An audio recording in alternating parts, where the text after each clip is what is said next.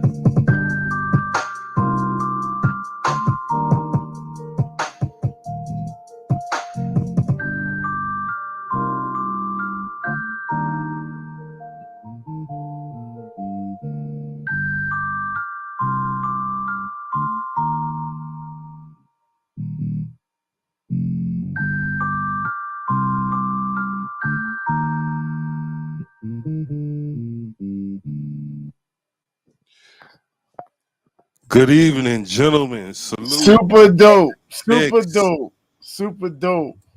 Salute GI. Appreciate it. Appreciate it. How y'all gentlemen doing this evening? What's good, Chuck? Bless, brother. Bless, bless, bless. That's good. That's good. That's good. Uncle Freezy hit me up. Was like, you want to jump on, have a little conversation? I said, sure. Let's do it. And I got my brothers here. Got Sergeant Nix, Ghetto Intellect. Shout out to Chris in the chat. SS Cash in the chat. So, gentlemen, how's your day? How's everything going?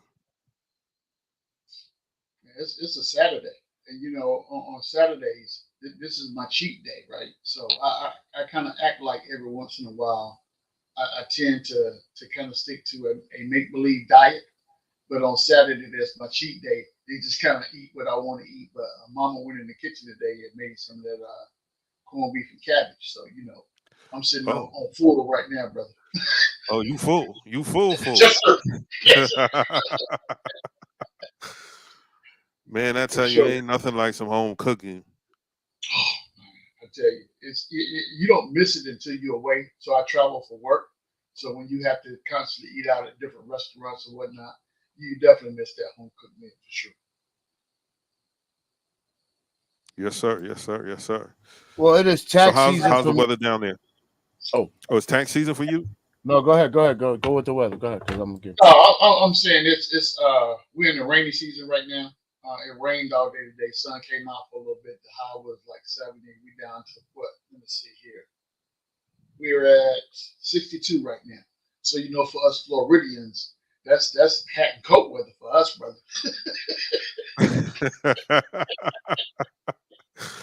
well, I'm not going to tell you it's 26 degrees here. Oh my God. Ooh, burn. And snow. And snow. and snow. Look, that's why I live in the South. I ain't gonna lie. That's why I live in the South, bro.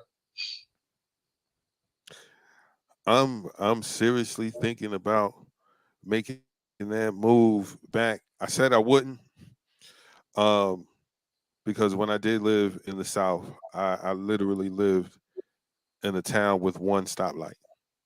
Oh wow. Wow. There really was a thing called Main Street. Yeah. There really was a five and dime store. Hey, Chuck, I ain't mad at you, brother, because when I was growing up, I lived in a place like that for a while. Hmm. You know what I'm saying? So that gives you a greater appreciation from when you're outside of that type of environment. You know what I'm saying? But remaining humble in those humble beginnings, knowing where you came from is important too. Absolutely, absolutely. I agree with you 100%. Growing up in that environment gave me appreciation for a heck of a lot. Um, to some of the people that are listening right now, uh, the luxury of a bathroom. Whew, If you inside, if in the you if you house. if you've never had to go out in the middle of the night and walk across some wet grass and be scared and be telling your older cousin, man, you coming in here with me, man. Is this civilization? This This can't is be Yeah, civilization, civilization. man. Yeah, yeah. man. Yeah, You man. sound like third world problems, bro. Man.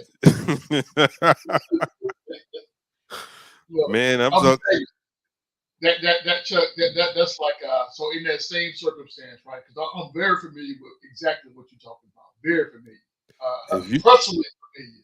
You know what I'm saying? So it, that goes into the same thing of people are very used to right now. Most people that you talk to have a washer and dryer in their household to go do their laundry, right? Back in the day, mm, the washing machine was outside, and it yep, was only the washing machine. So what you had to do, we had well water, a pump. So there's a pump you got outside you over got a to well prime it first. that you got to prime it first. That's right. You got to prime it first, and then you got to pump it. And then once the water come out, you get what you want. That's the water that you bathe with, the water that you cook with, the water that you drink, all of the above. So when you're washing clothes, you have to legit get what we used to call back in the day. If you're down south, when I tell you this, you're gonna know what I'm talking about. We call it a foot tub. Yep. So it's what it is. It's a great big, probably about 2.5, 3 gallons, a Mhm. big silver tub that you put water Yep. in, and that's the tub that you use to get a washboard, Chuck. A washboard. You had to put the washboard Man, in the tub and then take your clothes out after they come out of the washer and scrub them to get the soap out. Rinse them off, and then you put them on a clothes hanger outside. That you had to use a stick to but prop up so man, the you ain't wet do that. clothes wouldn't drag it down. Yep, man. If you didn't use if you didn't use that wash pan right, Oh, it would tear your knuckles up. boy, look. Man, I had to learn. Listen, listen, listen. Um, yeah, man. Certain things I know for sure. If you ain't never had to cut wood, Oh, man. Boy, stop it. if you ain't never had to take out a slop jar or a slop bucket, Boy, stop it, Chuck. Stop I it. don't want you I don't want you to tell me nothing about nothing. I don't want to hear you talk about no struggle to me. Hey, Not to me. exactly. What this turned Exactly. into? Tales of the Country Crips. The Yeah. hell? Uh, See, so GI has never. So you no. always lived in North? You always lived up north. So let me ask you a question, GI. During the summer, because we all have relatives that live down south. So where did you don't? You are an anomaly, brother. You are an anomaly. Because let me tell you, when I lived in Jersey, every summer we had to go to North Carolina, brother. Oh yeah, Every summer we no. had to go to North Carolina. We had family in the South, but everybody was coming north. They wanted to come up here for the I never went south for the summer. I'm with you. I'm with I you. didn't start going south till I got to college in my fraternity. Okay, I got First you. time I started going south. I got you. I got you. Well, I'm telling you, and I lived in both. I lived all over the world, but growing up, when you're young and you don't know, you know what I'm saying? And the thing was, I think at that time in my life, it was a benefit for me leaving, especially in the summer, because during the school year, you got to go to school, you got something to do. During the summer, you ain't got nothing to do but run the streets. And when you run in the streets, they ain't nothing out there but trouble. Because you ain't out there going, you ain't doing nothing about that. That's where 90% of your trouble came in for sure. I always got a summer job though, so I always behaved myself in that regard.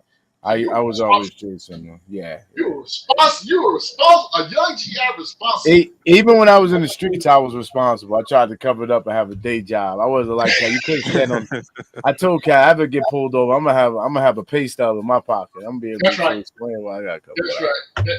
This is why I can wear this triple goose down because I got this pay stub in my pocket. That's right. Week, brother. That's right. That's right. I pay my taxes. I'm with you. Hell out of here. Yeah, that's what I'm talking about. But look, So we're not actually. We're just sitting in the back. We're not actually on the show. I just want to make sure. Oh no, I'm on the blowing stairs, man. I don't see it. Pull up. I'm looking at the chat right now, live. Oh, is it Vibes in there? Oh, we're on that other channel. Yeah, we on Vibes and stuff. We on Vibes and stuff. Oh, how come Vibes and stuff didn't come up for me? Did you subscribe? Yeah, I'm subscribed. I'm on every morning. Oh, okay.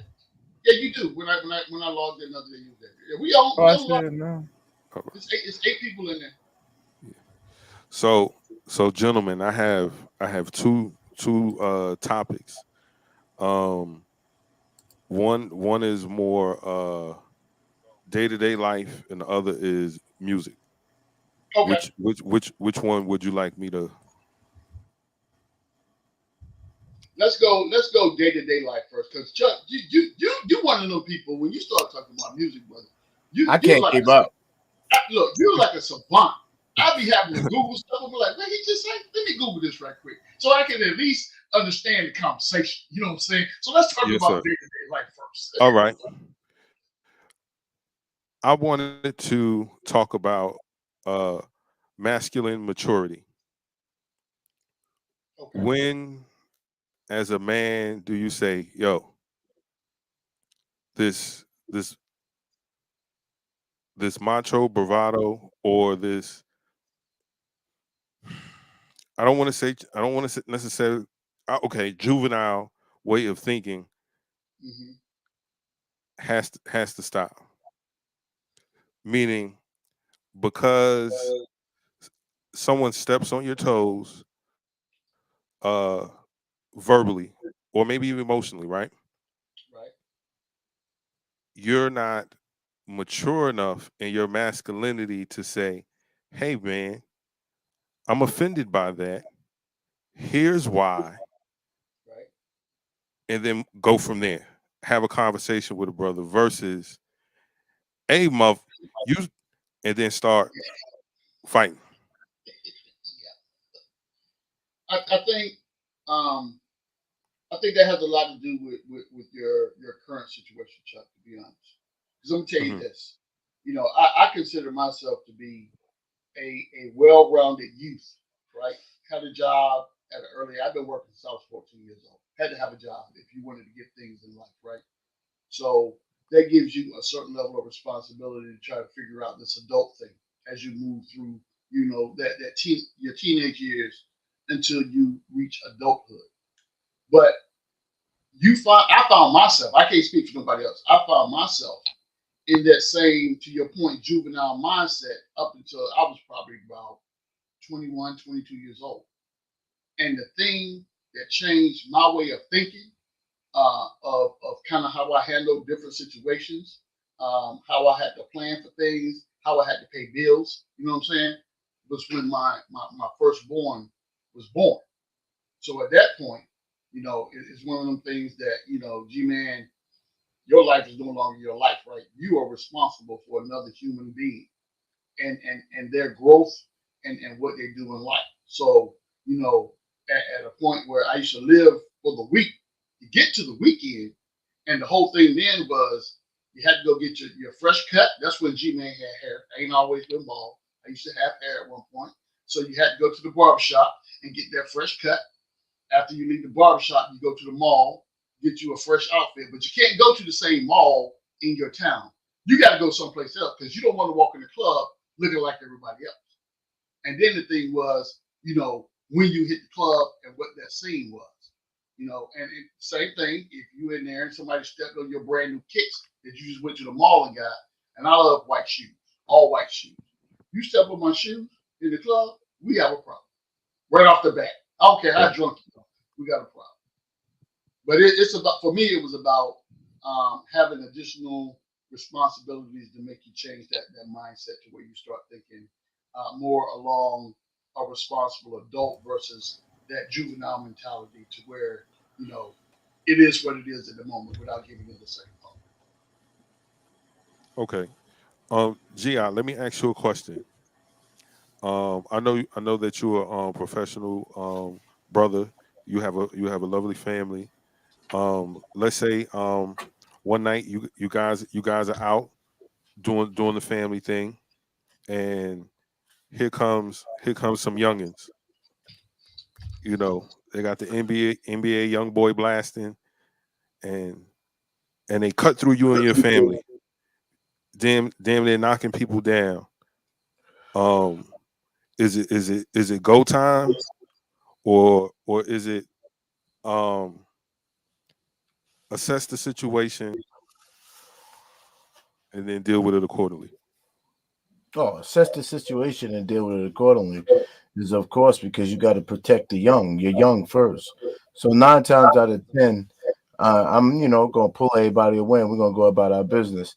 I'll probably be looking back and having some type of feeling. But my first, what I learned a long time ago in the streets, growing up in especially in the neighborhood I grew up in, is it's not about we were actually, you would think that the kids from the inner city of Newark, New Jersey wouldn't know about fancy books, but we learned about the art of war very early, where it's not about it's not about individual battles. You best believe sometimes you're gonna absolutely get your ass kicked, but whether you can weather the storm and be in the very last battle, that is the question. So in that regard, I'm saying, okay, they got that battle, but in the long run, I want to win the war. And you never know how that war ends, but 9 times out of 10, karma going to get somebody that's living their life that recklessly, that would walk through a random family, and that many kids not coming from a solid background.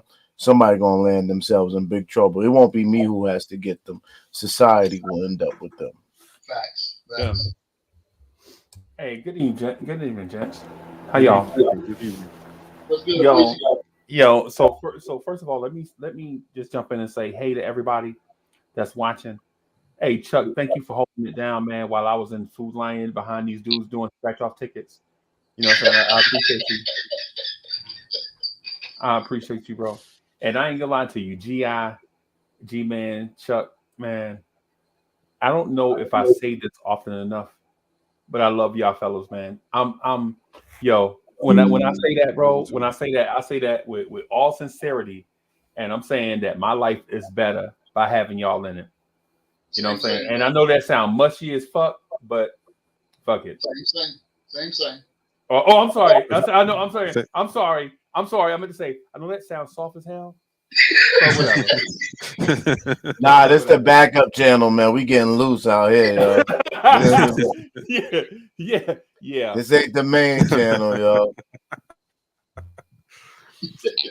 yo. Libations. Yeah. Uncle Freezy love the vibrate. Hey. Yeah, the libation is a plus. For sure. But but Chuck, I'll be honest though. I want that question that G-Man had, because and I want to put, not only do I want that question, but a little different spin on it. And not to the point where we feel like we need to react. Alpha males feel like they need to react in a masculine manner, when it becomes to disrespect man to man. When do we get to an age where we feel like conquering women is not such a badge of honor anymore? Do we ever get to that age? Or is that a taboo? Or is that a taboo thing? And you're not allowed to you sir, go sit in the corner. You're a simp. The game never ends until death. There's a manosphere. I don't know if y'all know about it. There's a manosphere, and I think these conversations, if one of them ever go viral, where we will end up is the manosphere. And I might not be the guy y'all want to take with you because I'm not with that manosphere stuff. I'm about generational wealth and pimps and players, child support. That don't get you to, because you once you drop the kid, ain't no player been better than child support. I done seen the best pimps get jammed up with child support. So you can't and Yes, you sir. can't have can't tell me you got child support and having generational wealth. In fact, those ball players would be like, oh yeah, I got a couple baby mamas, somewhat, and there's still people looking up to him like, oh, so what he got? I already know his story ends sad. That never ends good. He doesn't end up like Rockefeller. You don't hear about his kids. If anything, you hear about illegitimate kids who get that athletic gene and get a chance to make it for themselves, like Ron Harper Jr. down at Rutgers University. But let me shut up. I'm sorry, fellas. I just wanted to throw that out there. Right. No, I'm with you. Nah, on that. you was on one. I'm with you. Chuck, this is my guy. This is my guy. Like legit, I talked to GI. I had, you know how you want to get something from somebody. You don't want to overstep the bound because sometimes the respect comes into question. But the respect of the other person is, or the disrespect of the person is never something that's done intentional, right? But you want, like for instance, me and GI, right? I'd be wanting GI to get in his bag more, like say these things right here. But you have to ask in a certain way because you don't want it to come across as, yo, you soft right now, GI, because that ain't the thing. What I'm actually saying is, yo, I want to hear more of this stuff that you saying, but my fear is that you holding back because you don't want to offend somebody else. But I'm here, and I want to hear it. You know what I'm saying? You get what I'm getting at, Chuck? It's the same thing with G-Man. Like when people ask G-Man a question, they'll be like, G-Man such and such. Absolutely. And G-Man sometimes take them around the block because sometimes he know getting straight to the jugular may, the delivery of the message may overtake the message itself. You know what I'm saying? Right. And so sometimes G-Man like will hold a hand and walk them around the block. And my frustration is that you create that vehicle where you can't never get straight to the point with someone. You can't never keep it a beam with people because you're afraid to hurt their feelings. Right. You know what I'm saying? Yeah. So I feel like, you know, and like when G-Man says, like me and G-Man could legit. And see, I'm not a telephone talker. So if you get me on the phone for like 5 minutes or 10 minutes, you did something. You could put that on your resume. But if you talk with me on the telephone for like an hour, that means something. That means something. Like did G-Man know that? Like when I first talked to G-Man, I'd be like, G-Man, y'all ready? He like, yeah, we ready. Okay, get your ass off my phone. Goodbye. Yep. That would be the telephone call. That was it. Right? Right. That would be, and then so I said all of that, not getting away from the topic because I want to talk about what I want. Oh, I want to listen to what GI was getting into, right? But what I'm getting at is I would love to get GI to get in his bag about these topics because what it is the older this generation gets, the more we the more we pussyfoot around topics, to say it plain, because sometimes we look like because for instance, I watched this dude's channel. I watched this dude named Kevin Samuels. I listened to him talk, right? And I was like, yo, he talked mighty bold for a dude that got his nails done. Right? He talked mighty bold for a dude that's like tailored. I feel You're like about to spin us right into the manosphere. We're about to get at vibes and stuff. Yo, come hit our panel and talk that junk over here. yeah. We're about to spin right into the manosphere, boy. I'm just letting y'all know. I'm just saying, G. Like I legit saw. Especially with my name on the panel, as many views as I boy. got in the black sector. Here we Oh go. boy, here y'all buckle up. Y'all buckle up because we going and it might be faster than what you think. All right. All right.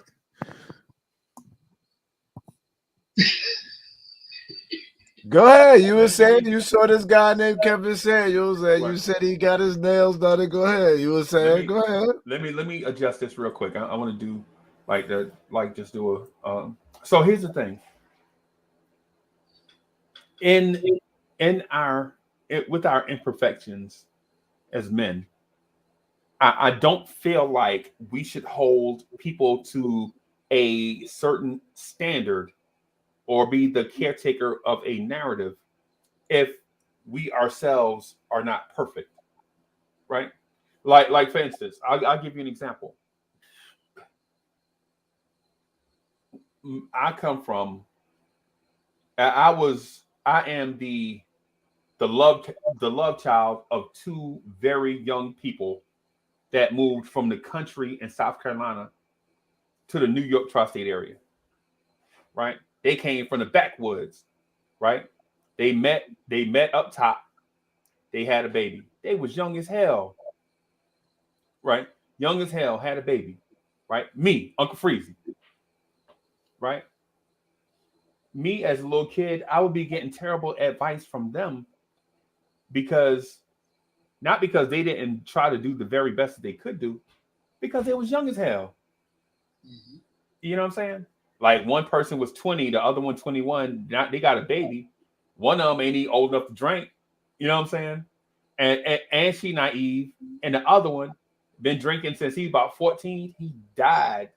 He died like 40 years later from that same habit he had from alcohol, running in the streets, doing all, you know what I'm saying, all this stuff that go with doing whatever you big and bold enough to do. So me coming up in that environment, I saw how to do it wrong my whole life, right? I get to a point where it's time for me to start being a decision maker. It's time for me to start wearing the big boy pants. Well, I don't want my generation, I don't want my seeds to come through the way that I came through. Like my father was like my pops was like, college for what? School. You better get a job. You better go get a job. You better go work for the man for 40 years and not miss no days from work. A promotion, a raise. You better be glad you got a job. Yeah. He worked at Ford Motor Companies for 30 years in one day. Mm-hmm. Right? He was like, yo, they told me 30 years was going to be on this day. I'm going to work to 30 years and I'm going to work one more day so they can't come to me later and say I can't get my retirement. You know what I'm saying? I'm like, yeah. No, I don't want to put doors on F-150s for my whole life. Right? That's what my pops did. So I took a different path. My mom was like, whatever the boss man say, hey, we got to lay y'all off this week. But they making overtime over here. How you gonna lay us off and they get overtime? Where was he at, Linden? Where was he at, Linden on 1 and 9? Maybe what Ford would Edison. He was at the Edison 1 and 9. Yeah. My aunt worked in Linden. My pops worked in Edison, right? So I said all of this to say that so my background is flawed, right? So when it came time for me to start picking my chicks, and when it came time for me to start playing the field, sowing seeds and all that stuff, I knew everybody wasn't perfect because I grew up in a background which stuff was crazy. Mm-hmm. You know what I'm saying? You know what I'm saying? Like my pops would lose his whole check on a pool table, and we got bills at home. You know what I'm saying? Lose his whole check, and this dude was making good money. This G-Man, this dude was making good money in the 70s. This dude was bringing home like $675 a week in the 70s. Oh yeah. Now, yeah, and so that don't sound like good money to some people, but $675 a week in the 70s, bruh. Yeah, and bruh, but and we was in the hood, we was on the hill, we lived on Woodlawn. Yeah. Between Ocean and Jackson, where we lived at. Yeah. Pops drove a brand new Buick Deuce and a Quarter, silver with the black rag. What? Gangster white walls. Yeah, you know what I'm saying? So, but we was living poor because this dude was burning up bread in the streets. Right. You know what I'm saying? He had problems. I didn't know what those problems was until I got older. When I was a man and my sons was coming up looking at me, asking me questions about me and him.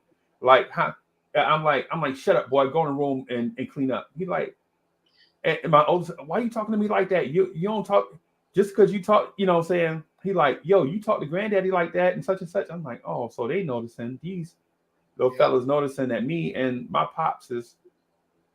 But anyway, I said all that G to say this. How can us with our very flawed backgrounds expect the chicks that we come along that come along in our lives to be perfect?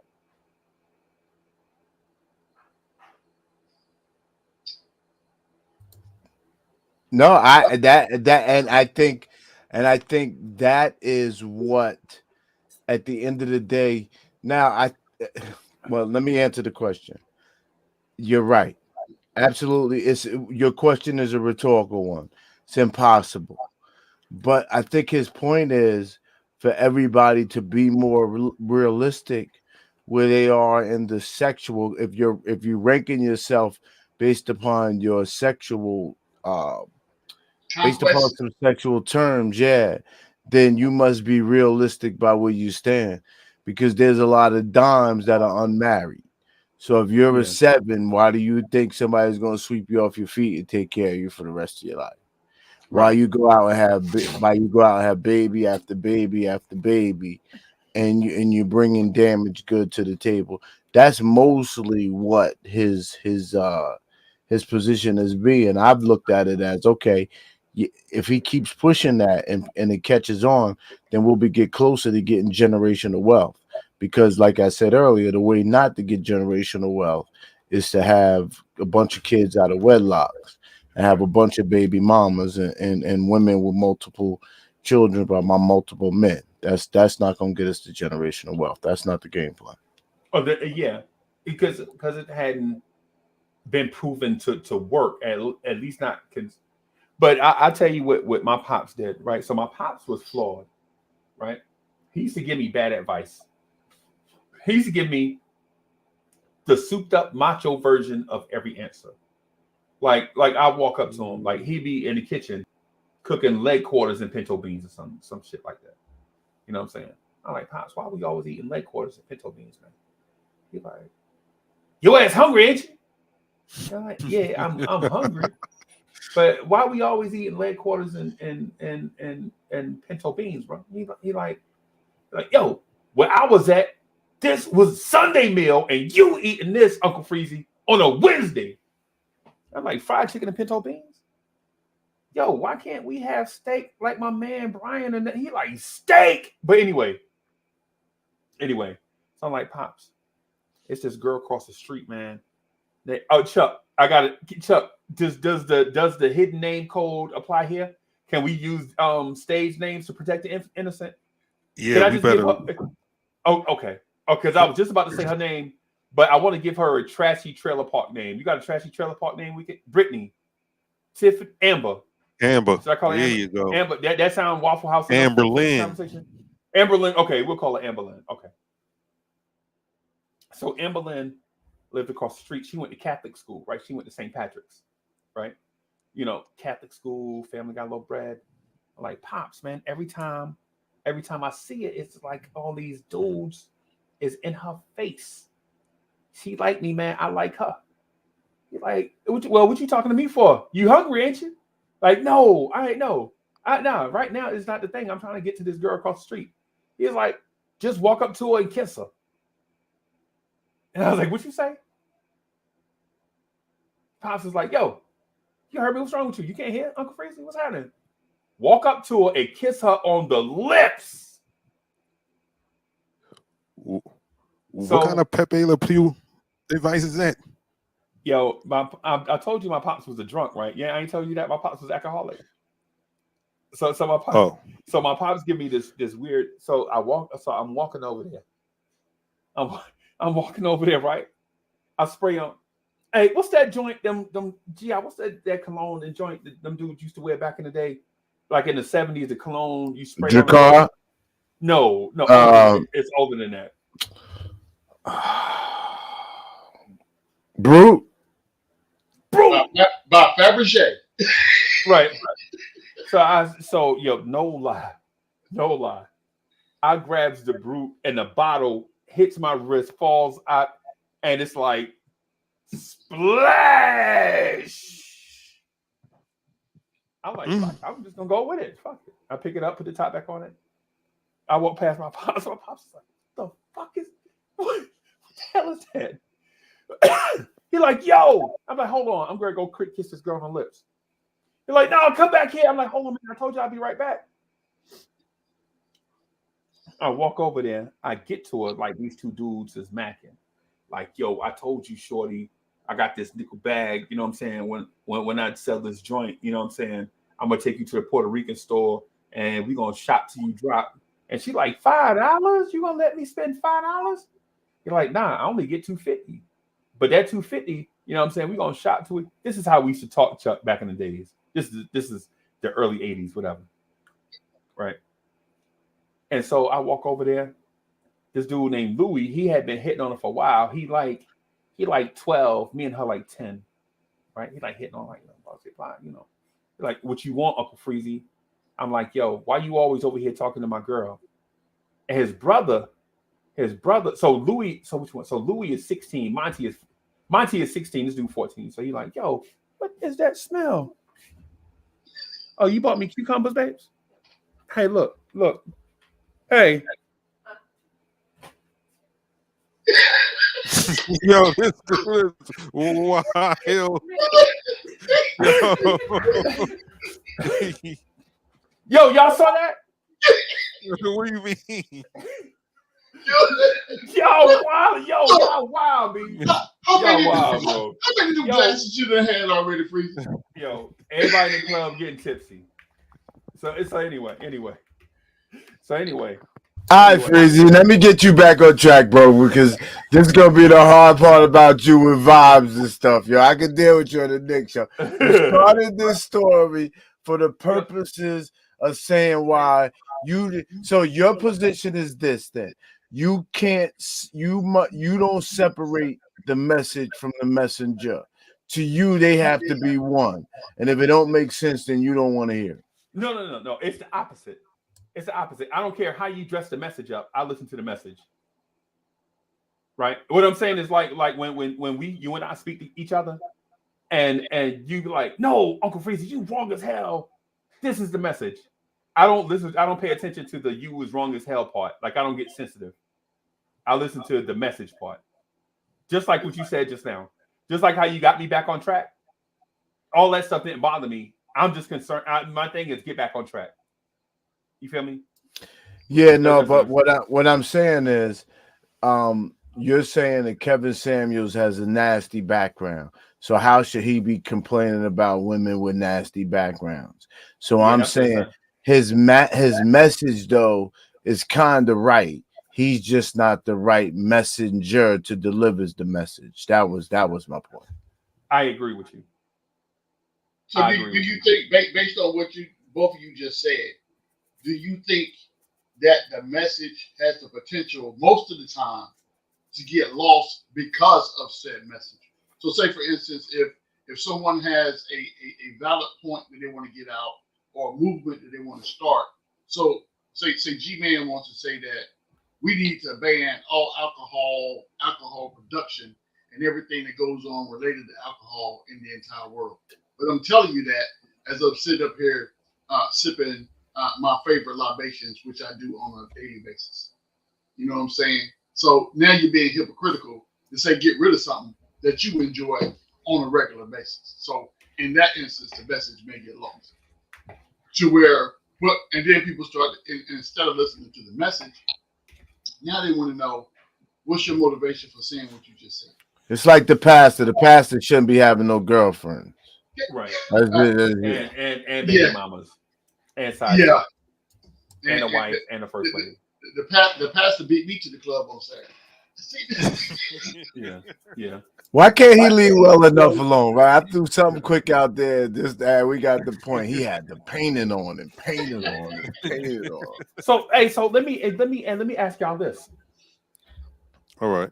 Why dudes is so sensitive? Now, GI. So I got some drama going on behind the scenes with Lawrence Tears. It's like some real. Say it. Go ahead and say So it. listen. So why is nowadays everybody so sensitive, bro?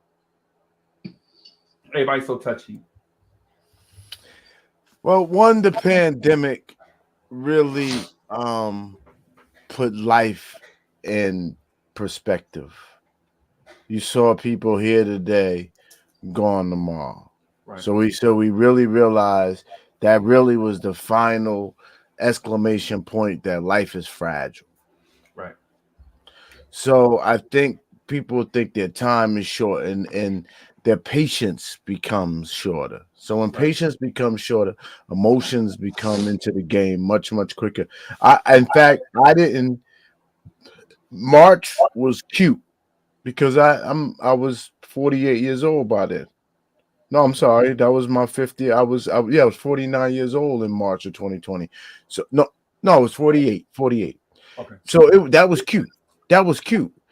I had worked hard for about 20 years.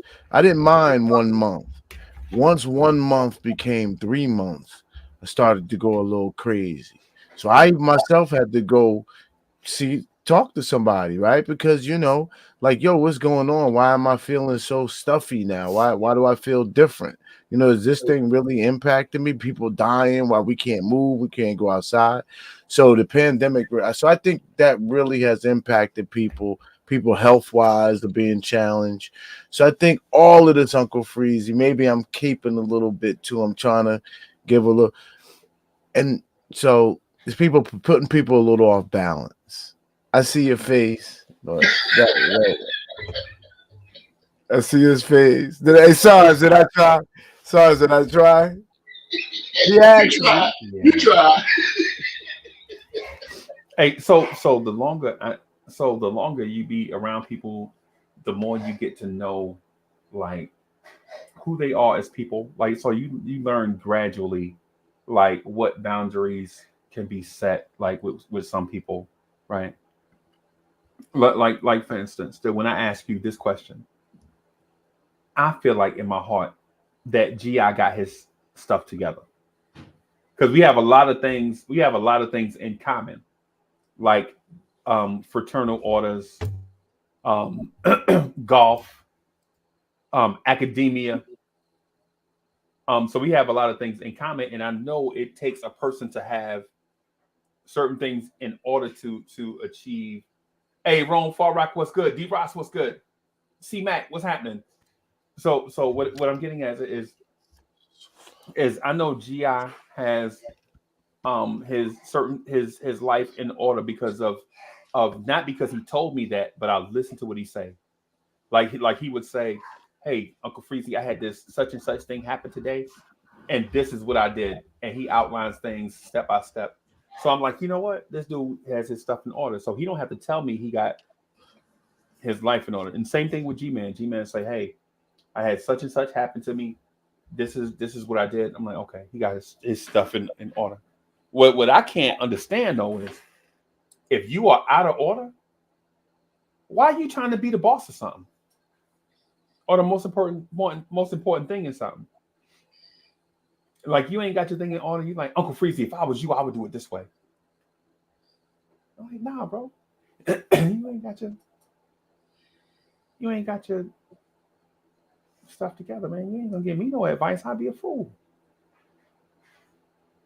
Is it so you saying the pandemic made people sensitive? Gee, I think people were sensitive before the pandemic. I thought people was touchy. I think people were soft as hell before the pandemic. These platforms didn't blow up before then, so we don't get to analyze, man. The way we getting to analyze people in real time. Are you serious, Freezy? See the personalities I met on this, just on your channel alone, since what was it, October 2020? Right.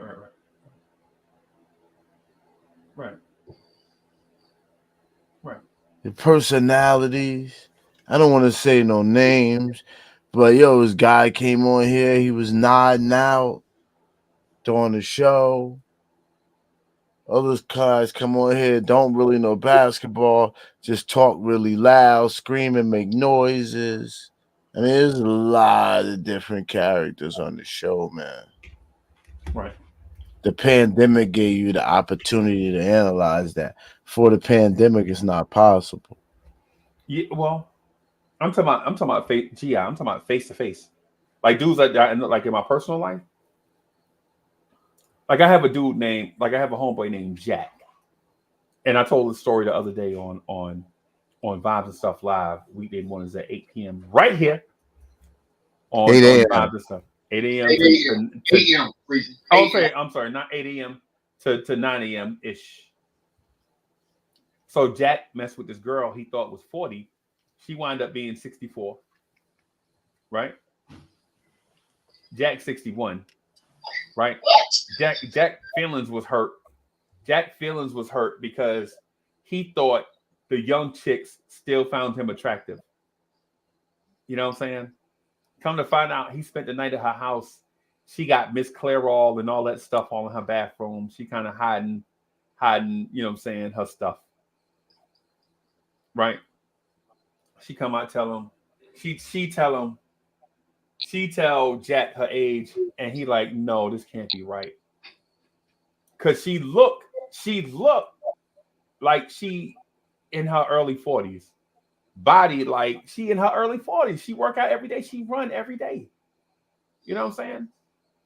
That ain't, but you know, and I'm not, you know, but I was like, so I asked Jack, I was like, Jack, how you not know she was not 40? Did y'all didn't bump uglies? You ain't hit the noonie?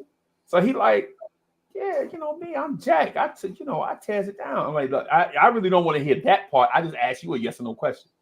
I don't really want to get into that. I don't care about what, you know what I'm saying? He's like, nah, she looked like she bad. You sound like a Jack of Spades. Might be. You know what I'm saying? It might be, you know. But the thing is, I was like, yo, you ain't seen her bucket naked? He's like, yes.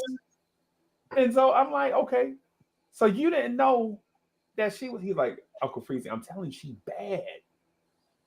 And I'm just like, so what's the problem then? He's like, she older than what I thought. I thought that I was still appealing to the younger chicks. So I'm like, oh, so this is less about her and her age and more about you wanting to still feel like you can still pull them. Like, you know what I'm saying? Like you still something. Like say if G-Man walk in a room and all these fine 20-somethings is looking at G-Man like, man, look at G-Man. Okay. They cat calling G-Man. They cat calling G-Man. Right? They're looking for a sugar daddy if they're doing that. Yeah, well, I mean, man. So yeah, I mean, so the thing is, my man went through something. He had been down, and he met a lady, and she is just the right thing to get his feelings back up, like to get him to get confidence back in himself, because his confidence was low, and it happens to a lot of us. Like our confidence get low, we go through something, and she meet him. They, you know, go out. He telling me like, yo, like I come to work, like we come to work. I'm like, yo, you got lunch? What you stayed at your mama's house last night? He like, no. This, you know what I'm saying? I had me a little company last night. She fixed me a little something to bring. I'm like, okay, you got Tupperware. You ain't got no aluminum foil. Because bachelors, right? They'll just throw some stuff together, put some aluminum foil and throw it in the car. You know what I'm saying? But when the lady there, She put separating all the stuff and put it in Tupperware. You know what I'm saying? All these different things, putting it in the lunch bag. A dude is gonna wrap up a bologna sandwich and put it in a food line in a food town bag, ShopRite bag, and walk in with it. He ain't supposed. I'm like, yo, okay. I'm like, you must have had a good night last night. He's like, yo, I had a great night last night. I smoked, hey, Uncle Freezy, I smoked 2 Newports. I'm like, what? You went outside and you took 2. I was, hey, and then smoked 1. And then I was like, I'm gonna go back in here and see if this real. Come back out, smoke another one. I was like, hey, you slept good as hell, boy. You look. So anyway, hey, Mo, what's good?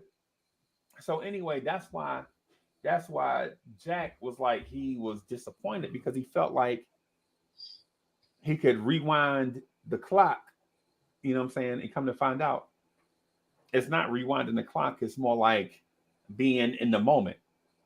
You know what I'm saying? It's about mortality, less than whatever. You get what I'm getting at, GI? No. I do. It's just I don't know, man. It's a thin line, but I could ride with you. I really could. I just I was texting Chuck. It wouldn't be worth trying to press an argument on the other side just for the sake of being a devil's advocate. Right. But I'm just not truly passionate about, I guess, the topic, I think. Okay. All right. We move on then. We'll move on then because we just chopping it up. Not like that, because you just came to GI. I didn't know why you ain't go to Chuck. He looked like he was ready to. You came and threw me under the bus. You was like, GI, and Chuck was ready to fire with you. Oh, I didn't know, because me and Chuck talked about this the other morning. I didn't know. My bad. Yeah, Chuck. we talked about this the other morning. Yeah. That's fine. My bad, Chuck. Nah, I don't really got anything to say. I said everything I wanted to say the other day. So for those who didn't see, go back and check out the vibes and stuff live in the morning. But from 9 a.m. from 8 a.m. to 9 a.m. But what I will say is this, gentlemen, ladies who are out there that are over 40,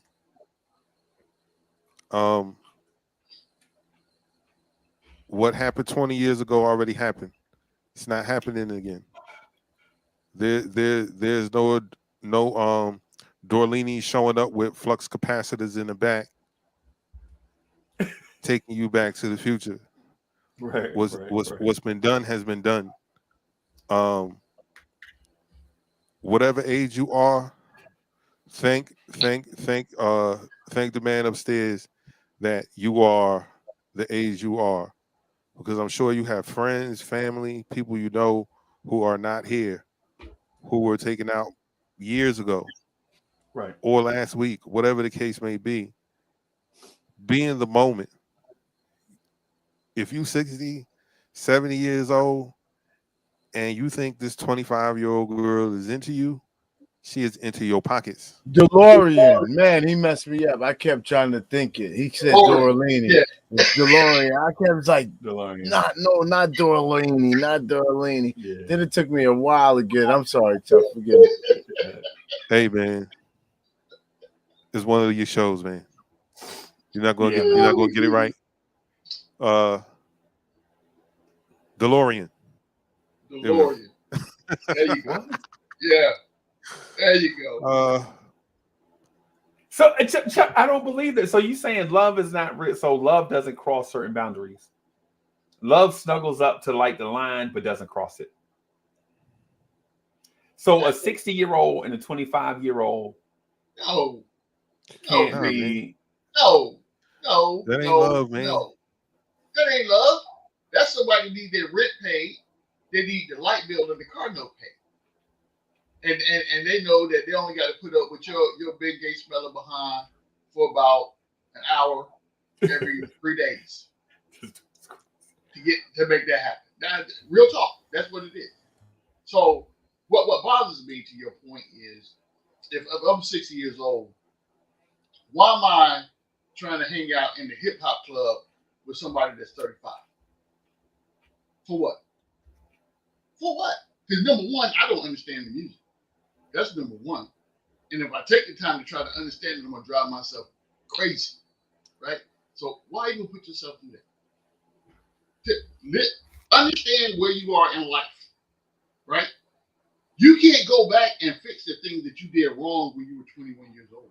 That's done and over with. Yeah, or the church. That's done. You can't go back and recreate that. Learn from that and move on. It's that simple. What?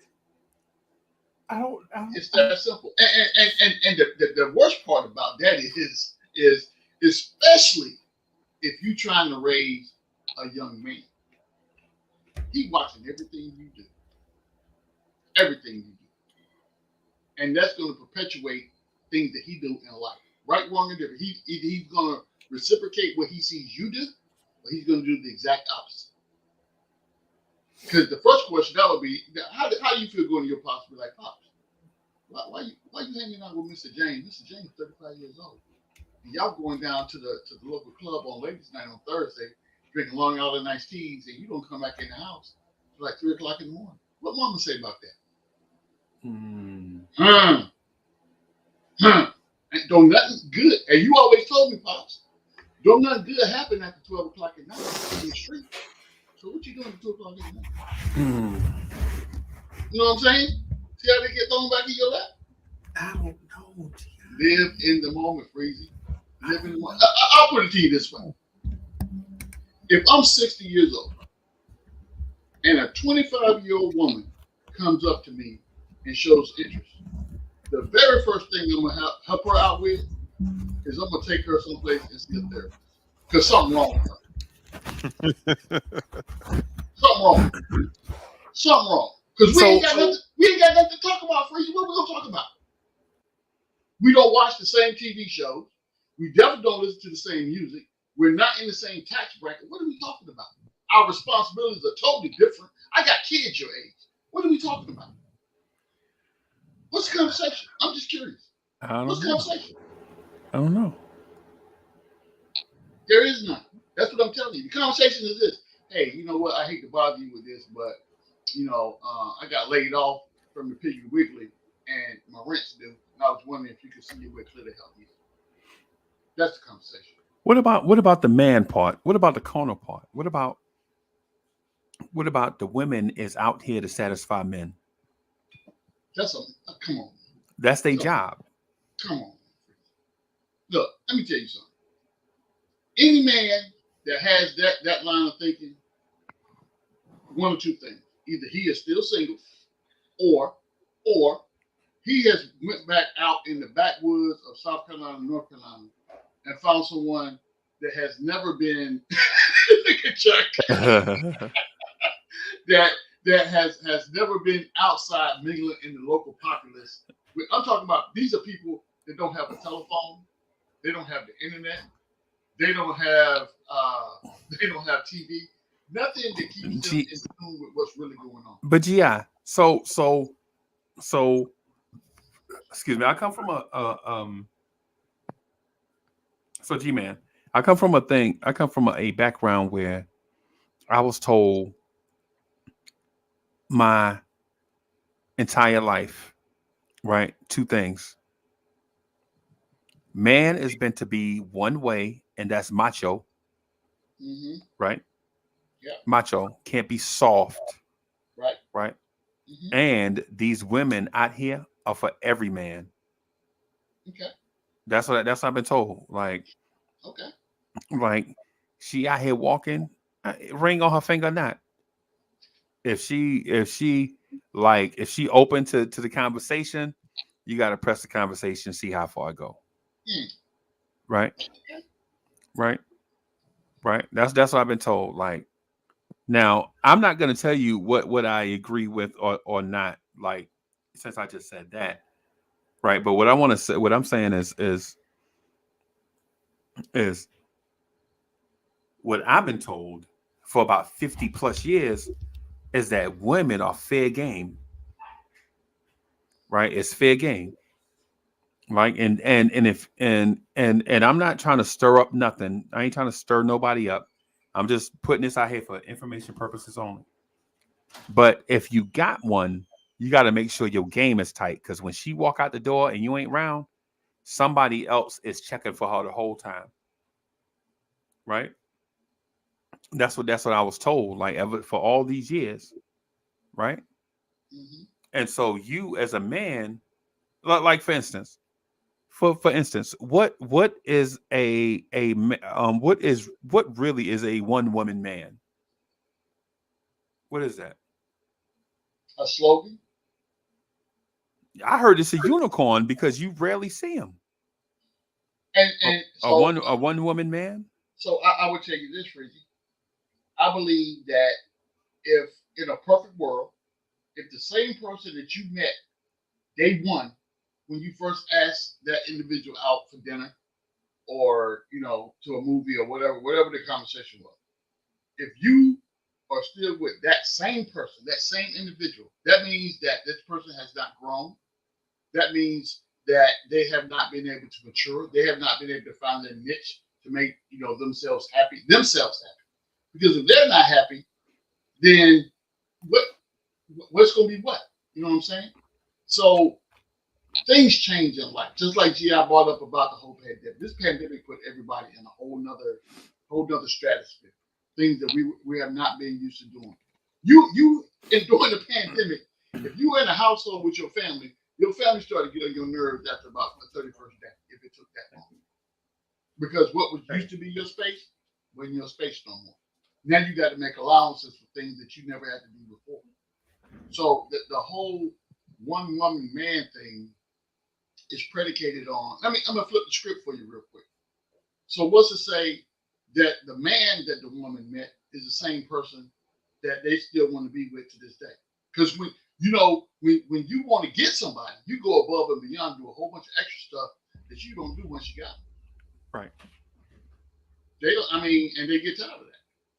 Huh. So, and to go back to, once you walk out of the house, you can't keep those who don't want to be kept. I'm gonna put it like that. That's as simple as I can put it. And it's not necessarily of saying, keeping somebody, but if you're in a relationship, then there's some mutual give and take there.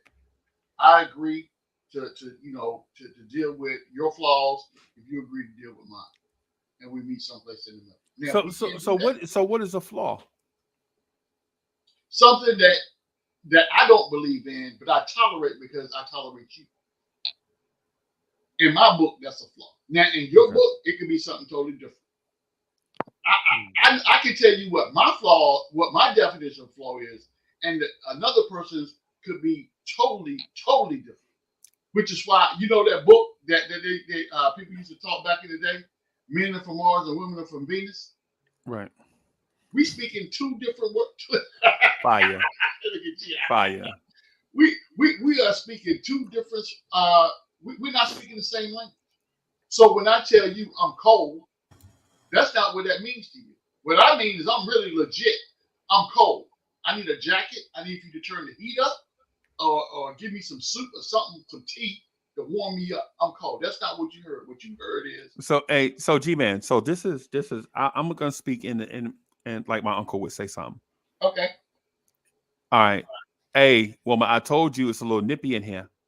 Now, either you're gonna turn this heat up, I'm gonna go get a jacket, or I'm gonna go find me somebody that can keep me nice and warm.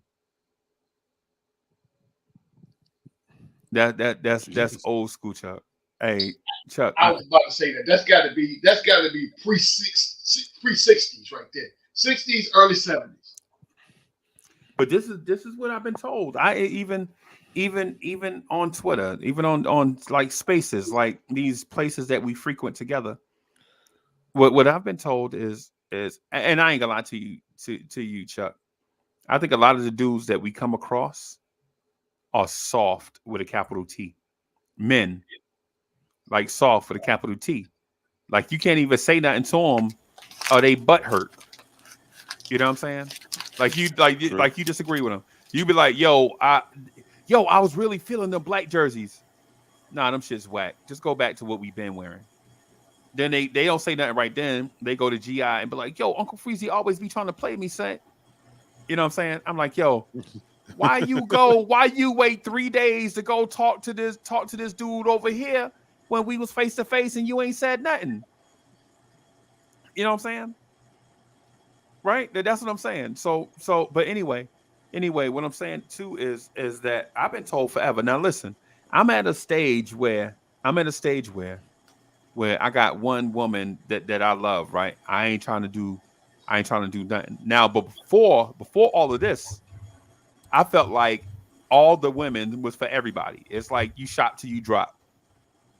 You know what I'm saying? That's just what it is. You shop till you drop. You out here, you in the food court in the mall, and she fine. You know what I'm saying? You're like, hey, you know what I'm saying? You just, hey, whatever. You just whatever.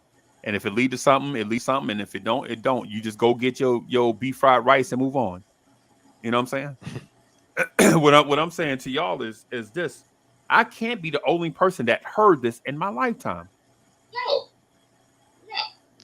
But No. are we at a point like for instance, is there a such thing as a man being loyal to one woman when we know that on this planet of almost 8 billion people, 8 billion humans, men are outnumbered 8-1? Yeah, there's such thing. There he is. Okay.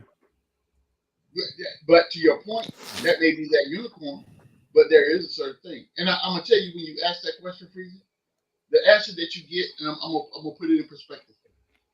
You have to ask that question to a father that does not have a daughter. So if a father has a daughter, the answer you're going to get is totally different. I promise you that. I promise you that. Right. Because no father wants to visualize their daughter being used as a plaything. Period. Right. Period. And I have a daughter.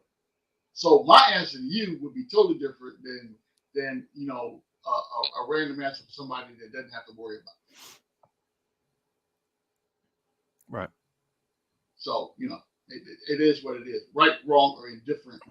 And again, I said this when Chuck first came on and we talked about the maturation process, and when you stop being a knucklehead and step up and start doing adult things when you're supposed to be an adult. My response was, when you have kids, your life is no longer your life. You're living for another person doing other things.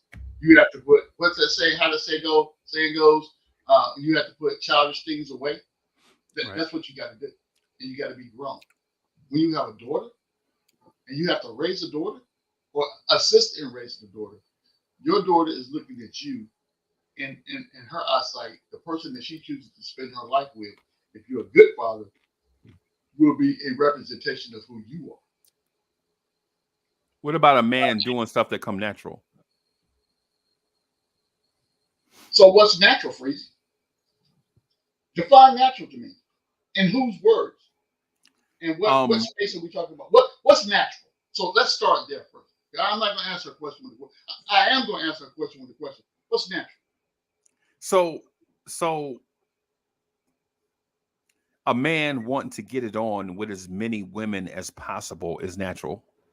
Okay. So, I'm going to flip the script on you real quick. Suppose that's not your lifestyle. Nah. A man who wants, that's a man who lacks self-control, because you shouldn't want to sleep with as many women as possible,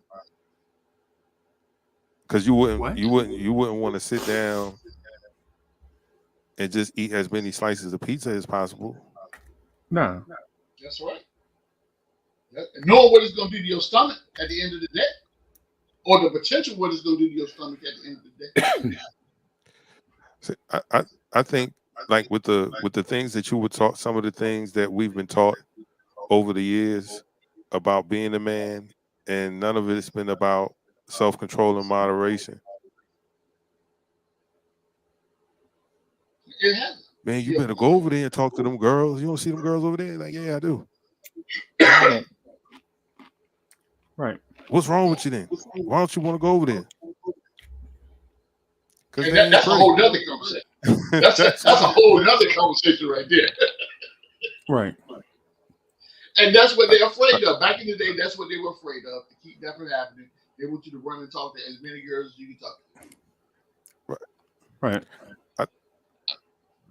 I believe that there's such a thing. I used to get mad at my older cousin over that. Like, yo, we're in high school, man. Like, why do you want a girlfriend? Like, what's wrong with you? But that was my selfishness because he had access to the older girls that I had no access to. I didn't have access to. Right.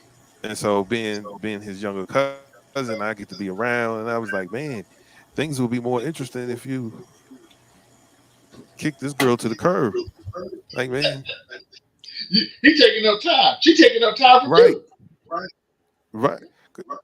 I'm okay. I'm gonna be very brief in this story.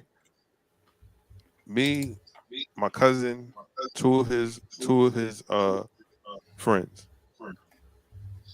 We went to this basketball game of a different another school.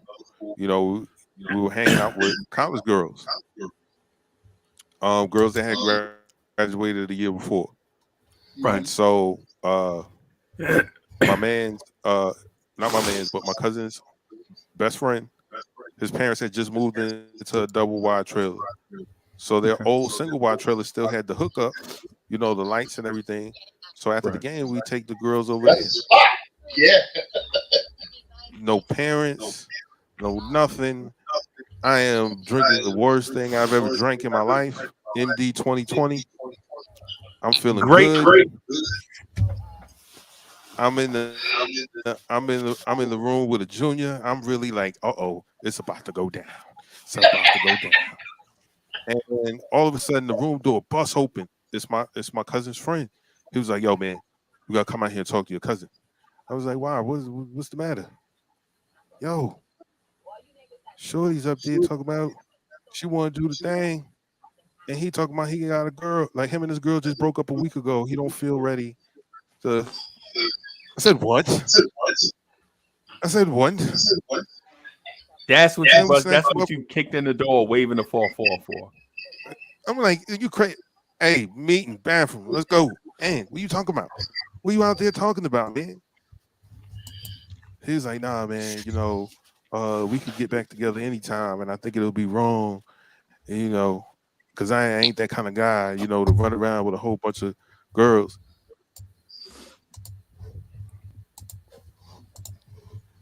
Hey, man, go in there and rub her feet, rub her back, or something. Because if she gets up and come around here, everything is over.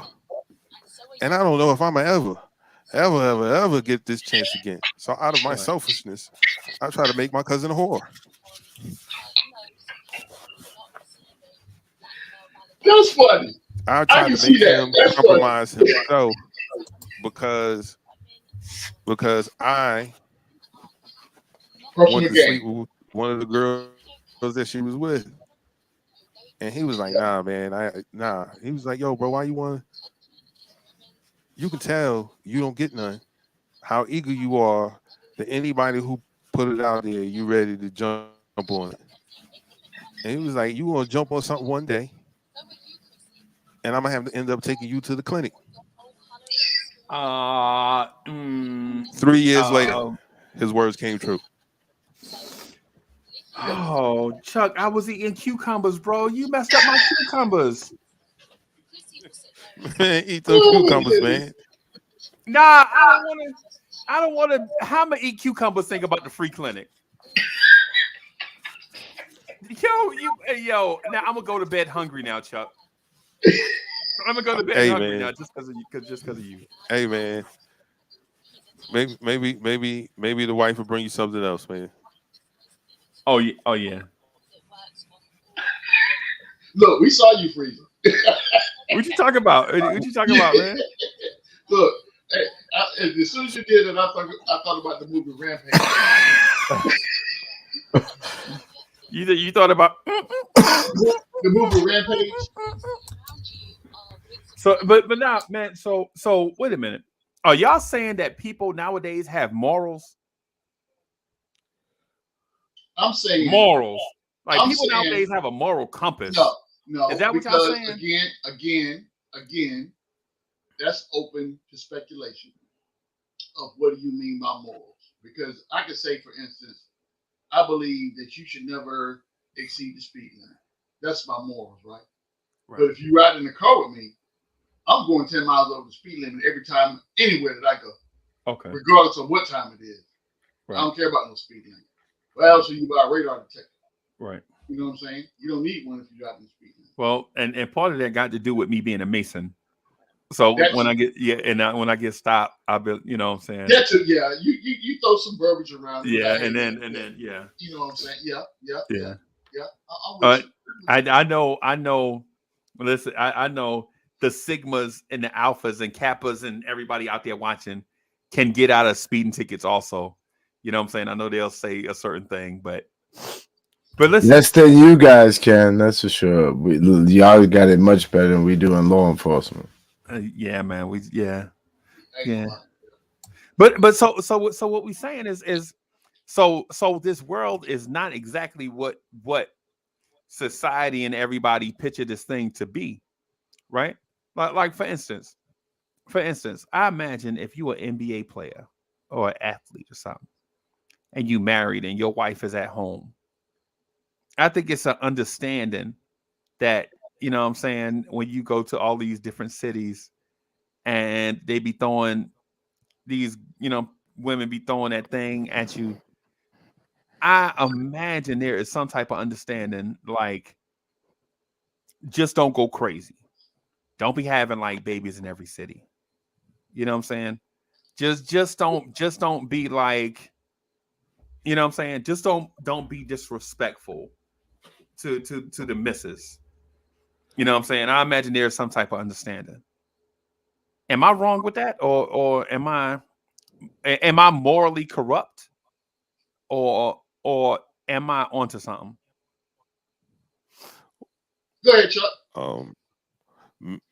Well, I do believe that people with money definitely have those types of arrangements or options. And I think some celebrity wives understand what comes along with the business. Right. Men and women are built different when it comes to sexual temptation. Like as soon as a girl's 12 or 13, there's somebody in her face trying to talk to her. So turning down men begins at a very young age. Boys don't turn down sex.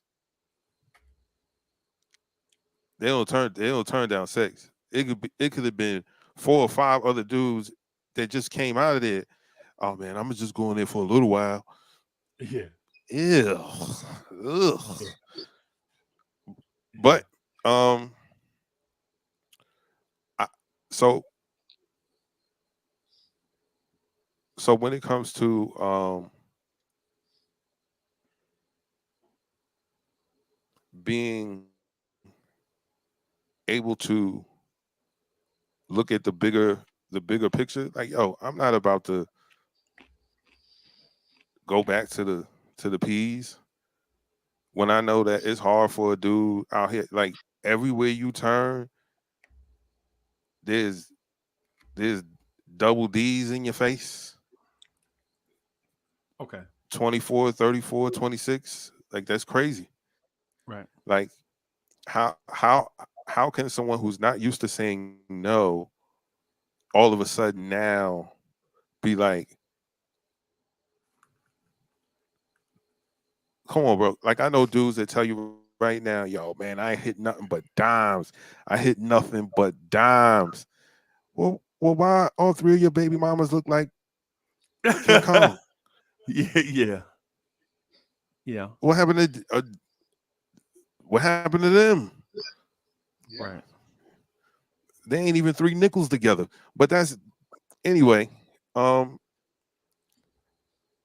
think when you don't learn self-control, and moderation, young, stuff like that is hard, man. It's very hard. And when women go, well, we can say no, y'all should be able to say no too. No.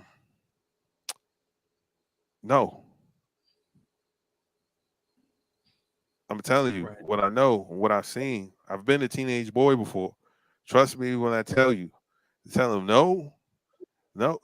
Oh, yo, Heather over down by the gym doing some things for some change. Yeah.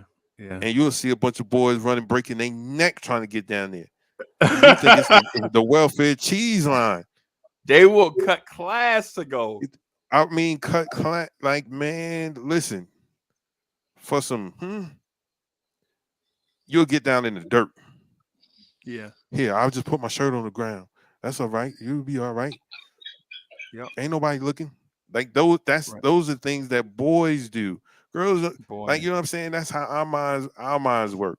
So guys who, because I also found out as a teenager, guys lie a lot.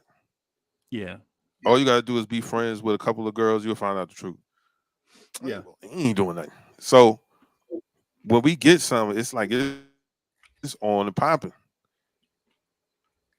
If you're not Right. used to being able to say no, and then now you got your pick, and it's not like you have to come with some extravagant game, you got to do all this.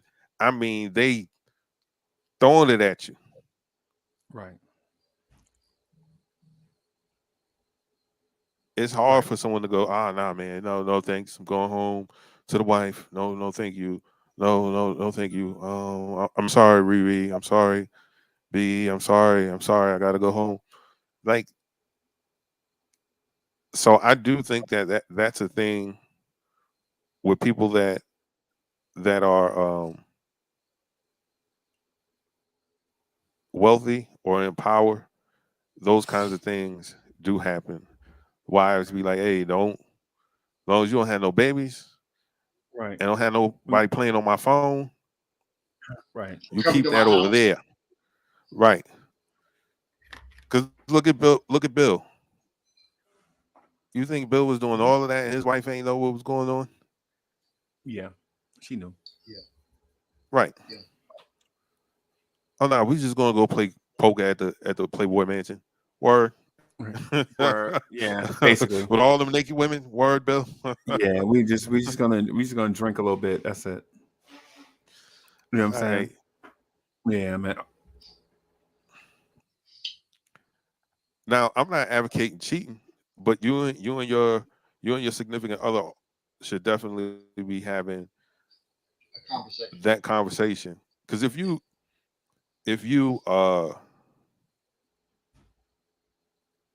know what's, man, I know what's out there. You know how scandalous, as a woman, then you should know how scandalous women can be. You know, and That's right. if you're not going to be with him 24/7, and he's not the kind of guy who practice the things that I was talking about, then that makes that much more difficult. Yeah. So, Right. Right. to answer your question,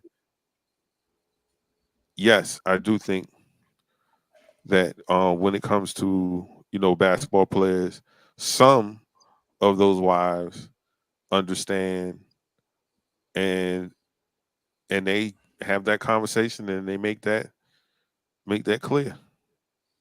You think they talk about it? Yeah. Yeah. It calls for being a boss. What about this? I want to ask this question to folks that have military experience. Those of y'all in the chat that have military experience, right? Because this is a different.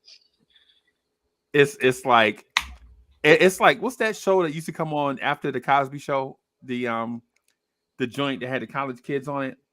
A different Different world. world. Yeah. Like the Cosby Show was one thing, right? But going off to college was a different world, Yes. right? So Uncle Freezy graduated from high school. You know what I'm saying? He, you know what I'm saying, a recruiter come to his house and he like, yo, Uncle Freezy, what you gonna do? You gonna go to college and graduate valedictorian? You gonna leave out of South Carolina and go work for IBM up in Raleigh, North Carolina, and to get a desk job, and in 20 years you're gonna be the CEO of IBM. I looked around in my mama house. That ain't happening. I talked to my pops on the phone. My pops was like, "You better get a job." I'm like, "Oh man." Right. So the recruiter's like, "Yo, we're gonna give you this bonus money. You scored high on the ASVAB. You got like a I forgot what it's 76, 67, something. You know, huh? You got a bonus? Yeah, I got a bonus. Yeah, because I wasn't gonna go without one. I got certain guarantees. I was like, because they was asking me, they was like, yo, you on the track team, you in the top 20 of your graduating class, you murdered the ASVAB on no sleep. Mind you, I took the ASVAB. I played a football game that night, right? The game was over. Left there, went and worked a 4-hour shift at McDonald's, right? Because the McDonald's where I was at, they, you know what I'm saying, they closed at 2. Oh no, the McDonald's near us closed at 2, and they needed somebody to come in and do like a 12 to 4 shift. So I came in and did like a 12 to 4, went home, played Nintendo to like 8 o'clock. 8:30, my cousin, he passed away now, he gone to glory, right? My cousin picked me up in his Jetta, right? We went and took the ASVAB, right? We went to, I forget where we took the ASVAB. I don't know if we took it in Florence or Columbia. Anyway, we drove and took the ASVAB with no sleep. I was so tired that my eyes was watering, right? Took the ASVAB. Recruiter come back to me like 2 weeks later. He's like, yo, whatever you want. Yo, what you want to do? I was like, yo, I want to jump out of airplanes. He's like, done. Right? He's like, done. I got you. He was like, yo, what else you want to do? I was like, yo, what's that thing that they jump out of airplanes on a rope and you slide down and you get to shoot at people? He was like, what? Done. What else you want? Money. Money. I need money because my mama working 2 jobs and she behind in her bills, and my sister and brother here, you know what I'm saying? And he like, I need to work on that part, but we'll see what we can do. Right. So so he was like, yo, let me work on a few things. I'll get back to you. So the bonus, G-Man, the bonus was like $1,200. Right. Oh wow. Okay. Back then, that was hell yeah. That's a lot of money. It was so much that they couldn't give it to me at one time. They had to spread it out over 4 checks. Yep. You know what I'm saying? Back then, right? Yep. So anyway, I leave, right? I go to, you know what I'm saying? I go to this thing called MEPS. I don't know if y'all know what MEPS, remember what MEPS is, right? So I go to the G-Man. It was like a fashion show for chicks in there. Right? And I meet a dude that will become a lifelong friend, a dude named Green. Hey, check out a dude named Green from Chicago. Everybody in the military has met a Green from Chicago. Right? Chicago. Yep. You know what I'm saying? So anyway, I'm like, yo. I'm like, yeah, man, these women in here are fine. They walk around with their nose up in the air. And I'm 18 at the time, right? You know what I'm saying? Just turned 18. And I'm like, look at all these older women. G-Man, they 19. I like older women. You know what I'm saying? I'm like, yo, I was like, yo, I'm gonna just pounce on one like the lion on the savannah. And he like, what? Like, yeah, I'm gonna pounce on one. I'm gonna wife her up, and we're gonna live in a big house, and we're gonna have a dog named Spot and 2 kids, a boy and a girl. Right? He like, yo, you naive as hell. You so naive. He like, yo, Uncle Freezy, while you do that, I'm gonna try to murder everything moving. I'm like, what? He's like, yeah, I'm gonna try to hit everything moving. We ain't staying here. We gonna be in Colombia for like a week, and after that, we look at the paper. We can't even pronounce the name. We going to Fort McClellan, Alabama. And we so naive. I don't even know. I think naive is honky tonk. Don't. You know, so that's because that's all I saw on TV, right? I ain't know. I'm naive. I'm 18. So we going through. Like girls be sitting by themselves at the table, right? And I'm like, I see this girl. She's sitting by herself. She trying to open a milk. You remember them stupid ass milk boxes where you gotta damn near have an engineering degree to get the milk box open. You know what I'm talking about, Chuck? You gotta push it one way, pull it, push it. Yeah. So she doing that. I'm like, yo, somebody sitting here? She was like, do you see anybody? And I'm like, yo, I see the girl of my dreams sitting over there with that milk. And she was like, you cute, you cute little boy. What else you got? Whoa. So hey, Chuck, she 19. She talking to me. I'm 18. She talking to me like I'm a little boy. She been in the service for like 8 months. You know what I'm saying? So I'm spitting my A game, right? She like, I don't talk to people younger than me. How old are you? And I'm like, I'm old enough to eat a biscuit without burning my tongue. You know what I'm saying? So she like, oh, really? You old enough to eat a biscuit without burning your tongue? Yeah, I can do other stuff too. This is me trying to spit this game to somebody who's older than me. Anyway, I go through all that, Chuck. Right? I go through all of that, and a dude come down, look like he 30, sit at the table, and I look at him like, "Hey, what you want?" He's like, "I want to have a lunch with my girl without dudes coming and trying to holler." So I get my little lunch and I take off. And I'm like, yo, it's a different world out here. It's Yeah, a we different can- world. 30, Yeah. be 30, look 30, right? Hollering at a 19-year-old. When I was in high school, it was a 2-grade rule. Like if you was a senior, you had to date seniors and juniors. If you dated a sophomore, people looked at you funny. They wouldn't say nothing, but it was a 2-grade rule, right? When I was in Rocky Mount, North Carolina, I went to this school called Northern Nash, right? I was at Northern Nash High. Northern Right. Nash Knights. Right, yeah, Northern green and gold, baby. Green and gold. You know what I'm saying? So this girl, she is a junior. Right? She is a senior. Beautiful. Got like these green eyes and stuff. And I'm naive. I don't know nothing about contacts and all that stuff. Right? All I know is her eyes, she got green eyes and shit.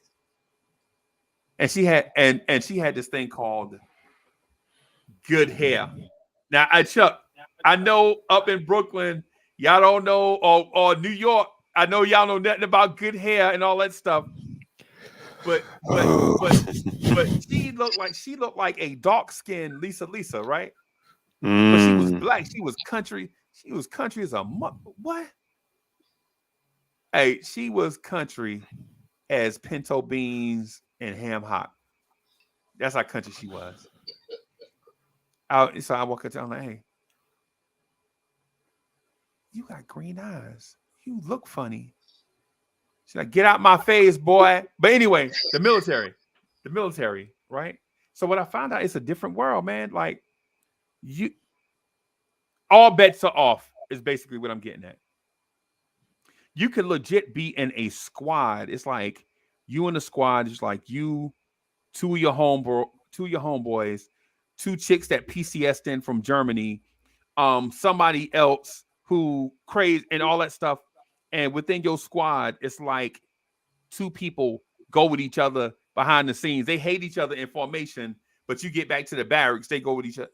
Like you coming in with you tipsy, you coming in from the local bar, you coming in, you walk in, you like, and you hear the door close and you see such and such coming out of such and such room, 2:00 in the morning. And I'm like, oh shit. These motherfuckers hate each other in the motor pool, but in the bricks, they back here getting it on. Now, Chuck, I know you ain't never been through nothing like that. I just want to open it up, see what somebody. I know you don't know nothing about the military and who bumping uglies and who ain't. Oh, In the same company, oh, in the same squad. Definitely no. All that's a no. No. it is, but it isn't. It is, but it isn't. It happens until you get caught. Cause it's been plenty of times I've been, oh, my bad. I didn't know y'all was in here. Yeah. I didn't know y'all was in here. My bad. Yeah. Yeah, I know y'all should Hey. probably lock the door, or put something in front of the door, something. right? Look, Right. that's a Well, bargaining somebody chip, should be Chuck. standing at the door. Listen, Chuck, that's a bargaining chip because I done seen something I wasn't supposed to see. So I'm just saying I could keep my mouth closed, but what's up with your home girl? You know what I'm saying? Could you put in a good word for a brother? You know what I'm saying? And my mouth, I ain't seen nothing. Right. I ain't seen nothing.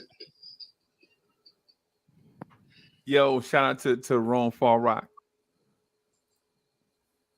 So, but G-Man, what I'm saying is this. Like, so listen, I'm not downgrading Uncle Sam. I loved my years with Uncle Sam, right? Loved most of them. Sometimes I had to do stuff that I regret. Yeah. You know what I'm saying? Like I'd be in the kitchen. Sometimes I'd be drifting off.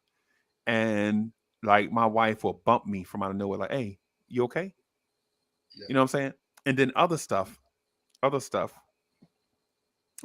legit, like I'll be in the kitchen doing something, the pan will be on. I ain't putting nothing in it, the pan start burning. I'll be done drifted off thinking about stuff. Right? And she'll come in there and bump me like, hey, you ain't got nothing in the pan. And I look at the pan. And it'll be like 2 or 3 minutes that went by. And I'll be thinking about some stuff that, you know what I'm saying, that whatever. Yep. And then there's other times I think about how at 21, 22 years old, you stand in morning formation, everybody got on PTs, and all you can think about is specialist something rump right in front of you. You know what I'm saying? Hey, you know what I'm saying? You're like, God damn, specialist such and such think this specialist such and such is thick as a kindergarten pencil. And you know what I'm saying? You're like, God. You're like, golly, boy. That's crazy. Yeah, specialist such and such thick as a Snicker. What? That's crazy. Saw you. What you say? So you've been talking for like 10 minutes. I ain't heard nothing. And then at the same time, the dude next to you, he keep bumping you. He rocking. He's still tipsy. He made it in at 4 o'clock. Private such and such. Yep. Mad because he ain't got promoted. Yo, pass the PT test. You pass the PT test, man. You probably get promoted. Yeah. You know what I'm saying? You know, all these things going on in formation, right? All these things going on in formation. I'm thinking about how I'm gonna get to the motor pool because the Saab that I bought, the transmission went bad last night. Now I got to bum a ride with somebody, you know what I'm saying, to the motor pool because it's like 1.5 miles. So it ain't that far to walk. In the military, 1.5 miles ain't really that far to walk when you're in the military. When you're a civilian, you're like 1.5 miles. I gotta take an Uber. You know what I'm saying? When you're a civilian, but when you know what I'm saying, when you're in the military, 1.5 miles, that ain't nothing. I just don't want to range walk. Cool. Yeah, range walk. Because we're gonna have a formation, You know what I'm saying? In the rear. You know what I'm saying? And then we're gonna have a formation in the motor pool to make sure everybody's there. Mm-hmm. You know. So anyway, you be in formation, you be like, oh, good Lord, I gotta holler at specialist such and such. When we get to the chow hall, I got to holler at them. God, good Claude have me. Yo, gray shorts ain't never had to work that hard. You know what I'm saying? So you like, we get to the chow hall, God. But anyway, Chuck, when you get in the military, it's like a different world. Like, bro, it's like college. It's like college, except you have adults there, but they think like juniors. Like the E5s, like bro, the dudes, the E5s, the people that's always the E5s, they like 21. Yeah. You 18. Yeah. Yeah. You know what I'm saying? So it's not like, bro, who you know have what 21-year-old can you get life advice from? None. Right. None. And the E6 is probably like got 8 years in, he probably like 26. 20, yeah. About 26. And the E7 probably like 20, 29, 28, 29, 30, So something I like get that. 30, 31. Yeah. Yeah, something like yeah. You know what I'm saying? And so G-Man, when you was 30, did you have it all figured out? Hell no. No, not even close. I was still trying, man, stop. No. But the crazy part about that, Freaky, is this. I think that the normal age range that you give a person, you have to take into consideration the experience that you generate in those years. Like dog years, right? So a civilian, 31, you ain't really did nothing. I mean, you've done, if you went to college, you went to college. If you've been working a dead-end job, you work a dead-end job. That's Right. it, right? But when you take a 18-year-old kid, strap a parachute to his back, Right. give him a weapon, you train them up as best you can. You do Right. all this for them. You put them on a plane. You fly them to a place far, far away that's a destination unknown until that door opens. Right. Say, jump out, go kill all these people, and take that building and hold Right. it till I get there. Right. That does something to your psyche. Right. So now that 18-year-old is not your average 18-year-old. Right. He has life experiences. Right. He He 50. now, yeah, exactly. He has things going on in his mind that your 30, 40-year-old don't even realize. Right. So whereas before you were in high school, you was out there trying to, I mean, you was in a shoot move, communicate mode then, and you didn't even know it. Right. And you were chasing every skirt that you could find. Right. But after you go through that experience, now you start putting I'm not calling it a price tag, but you start putting value on different aspects of your life. So now, while you're in that foxhole at 2 o'clock in the morning on guard duty, making sure nobody sneak up on the crew, Right. you're thinking about Michelle in high school Right. that you booked up the prom for, but she Right. was the one. Right. So in your mind, you making up all these scenarios to where you're gonna leave, go back home, and go get Michelle. And Right. Michelle's gonna be open because what? You in this little podunk town that you came from. Michelle ain't went nowhere. She's still Rocky Mount. Rocky Mount. She's still in Right. Rocky Mount. She probably could go into community college, working part-time at the grocery store, trying to work her way through school. Yeah. That's exactly what you're doing. So, and that brings you back to that movie, An Officer and a Gentleman. So you come back home in your dress uniform, and your parents got to pick you up from the bus station. You say, "Moms, let me borrow the car for about 5 minutes." You know what I'm saying? So you get in the car, and you go down to Edgecombe County Community College. Yeah. And you walk in there in your dress uniform and say, "Hey, who you here to see?" "I'm here to see Michelle." Right. Oh, now she the star of the show, bro. Yep. This is how, and you still 19 years old. You still 19. I'm just saying. That is not the life of a normal 19-year-old. So when you join the military, you go through these experiences. that accelerates your growth rate or your maturity rate. Right. You have to become more mature than your average 19-year-old. I said all that to say that. Yeah.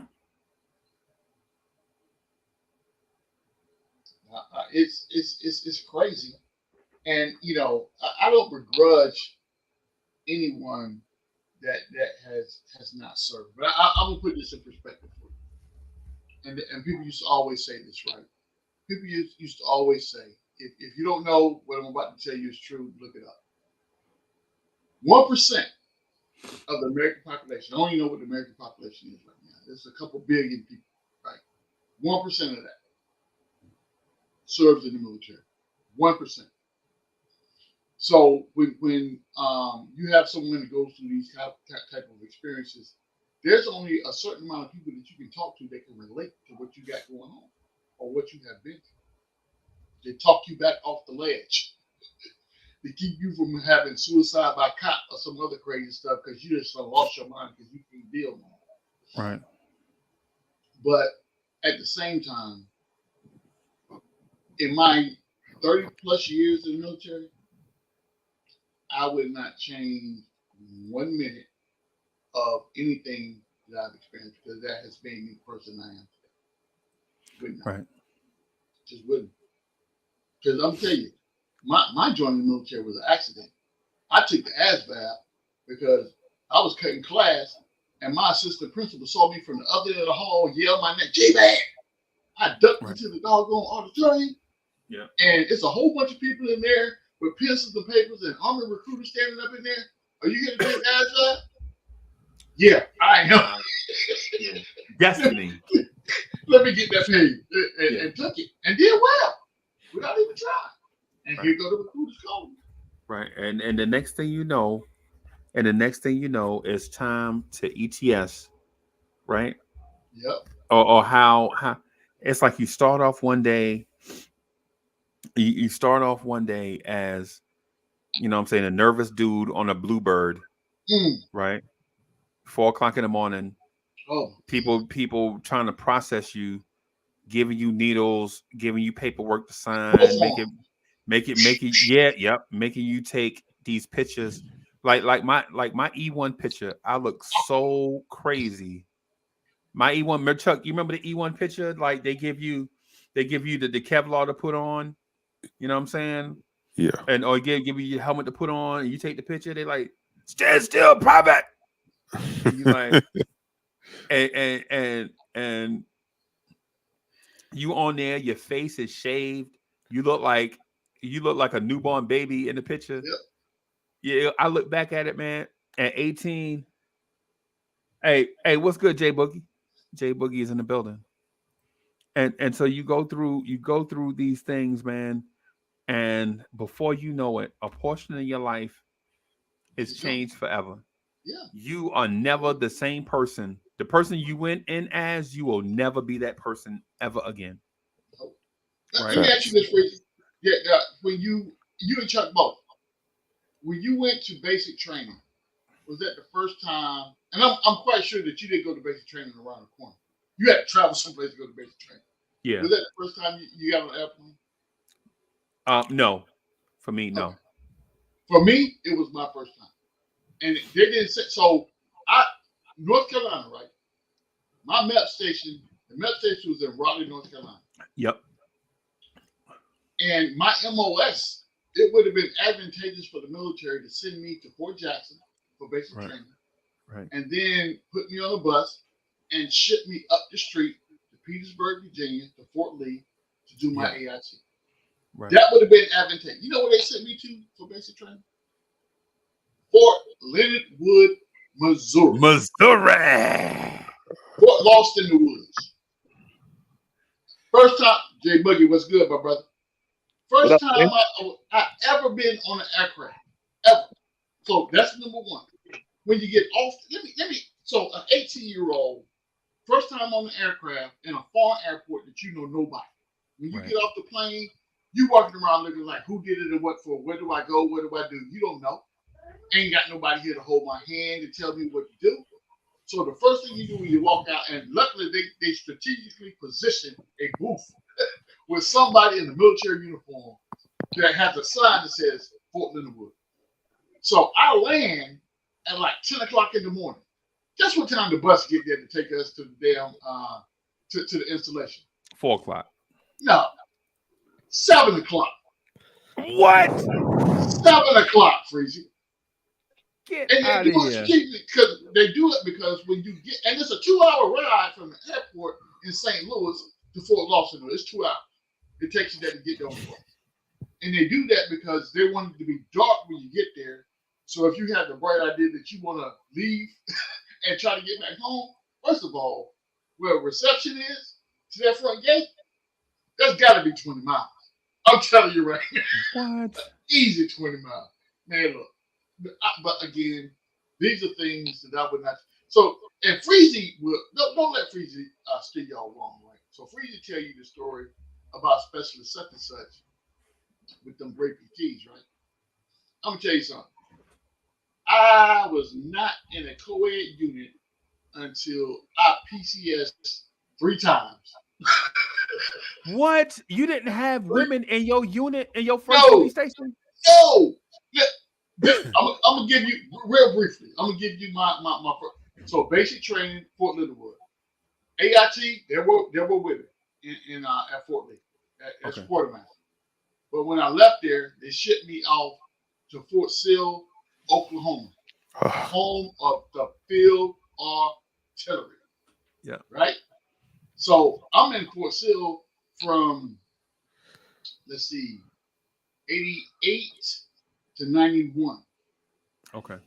And then 91, I leave Fort Sill, I PCS to Korea, and I go to an aviation unit. That's when I got my first interaction. What? with- In another country? You had to In go a to whole another other country country, to be around women. Yes.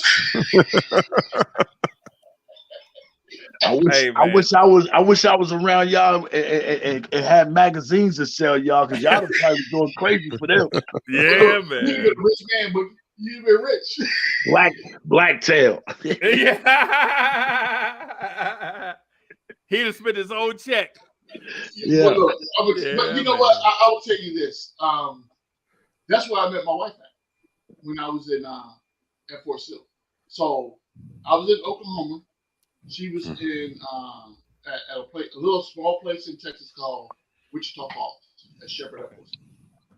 So because there was nothing going on in Lawton, Oklahoma, me and my posse used to posse up, and we get in the carpool and we drive 45 minutes to Texas. Boom, let's go. Yep. And when we look, I'm gonna tell you something. When a bunch of cannon cockers, 13 Bravos, roll up on the spot, and look, 13. If y'all don't know, I'm tell you about 13 Bravo real quick. I'm gonna make this real quick. This is field artillery, right? So these dudes have to be physically able to take a shell, Shells. Yep. an artillery shell that Yep. weighs probably about 110 pounds. Yep. You have to be able to move that from what they call a rack. You have to take it out of the rack. You have to put it in the breech into the tube for the gun, right? Repeatedly. Ram the powder in there, close the breech, fire the gun, right? Yep. So these are big dudes. Big dudes. So when you Right. roll up on this is They got Think 12 on the ASVAB. That was my joke. Yeah, These dudes exactly. is the dudes they got. These dudes is the dudes that got 6 on the ASVAB.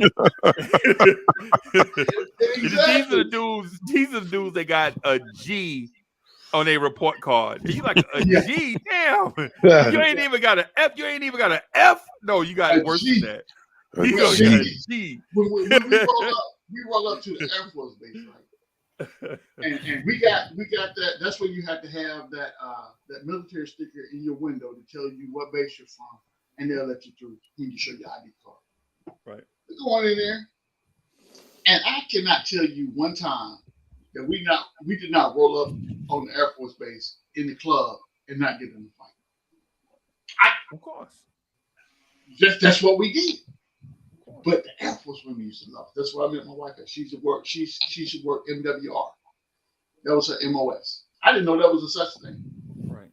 I'm like, I joined the wrong branch of service. MWR is the MOS? For real?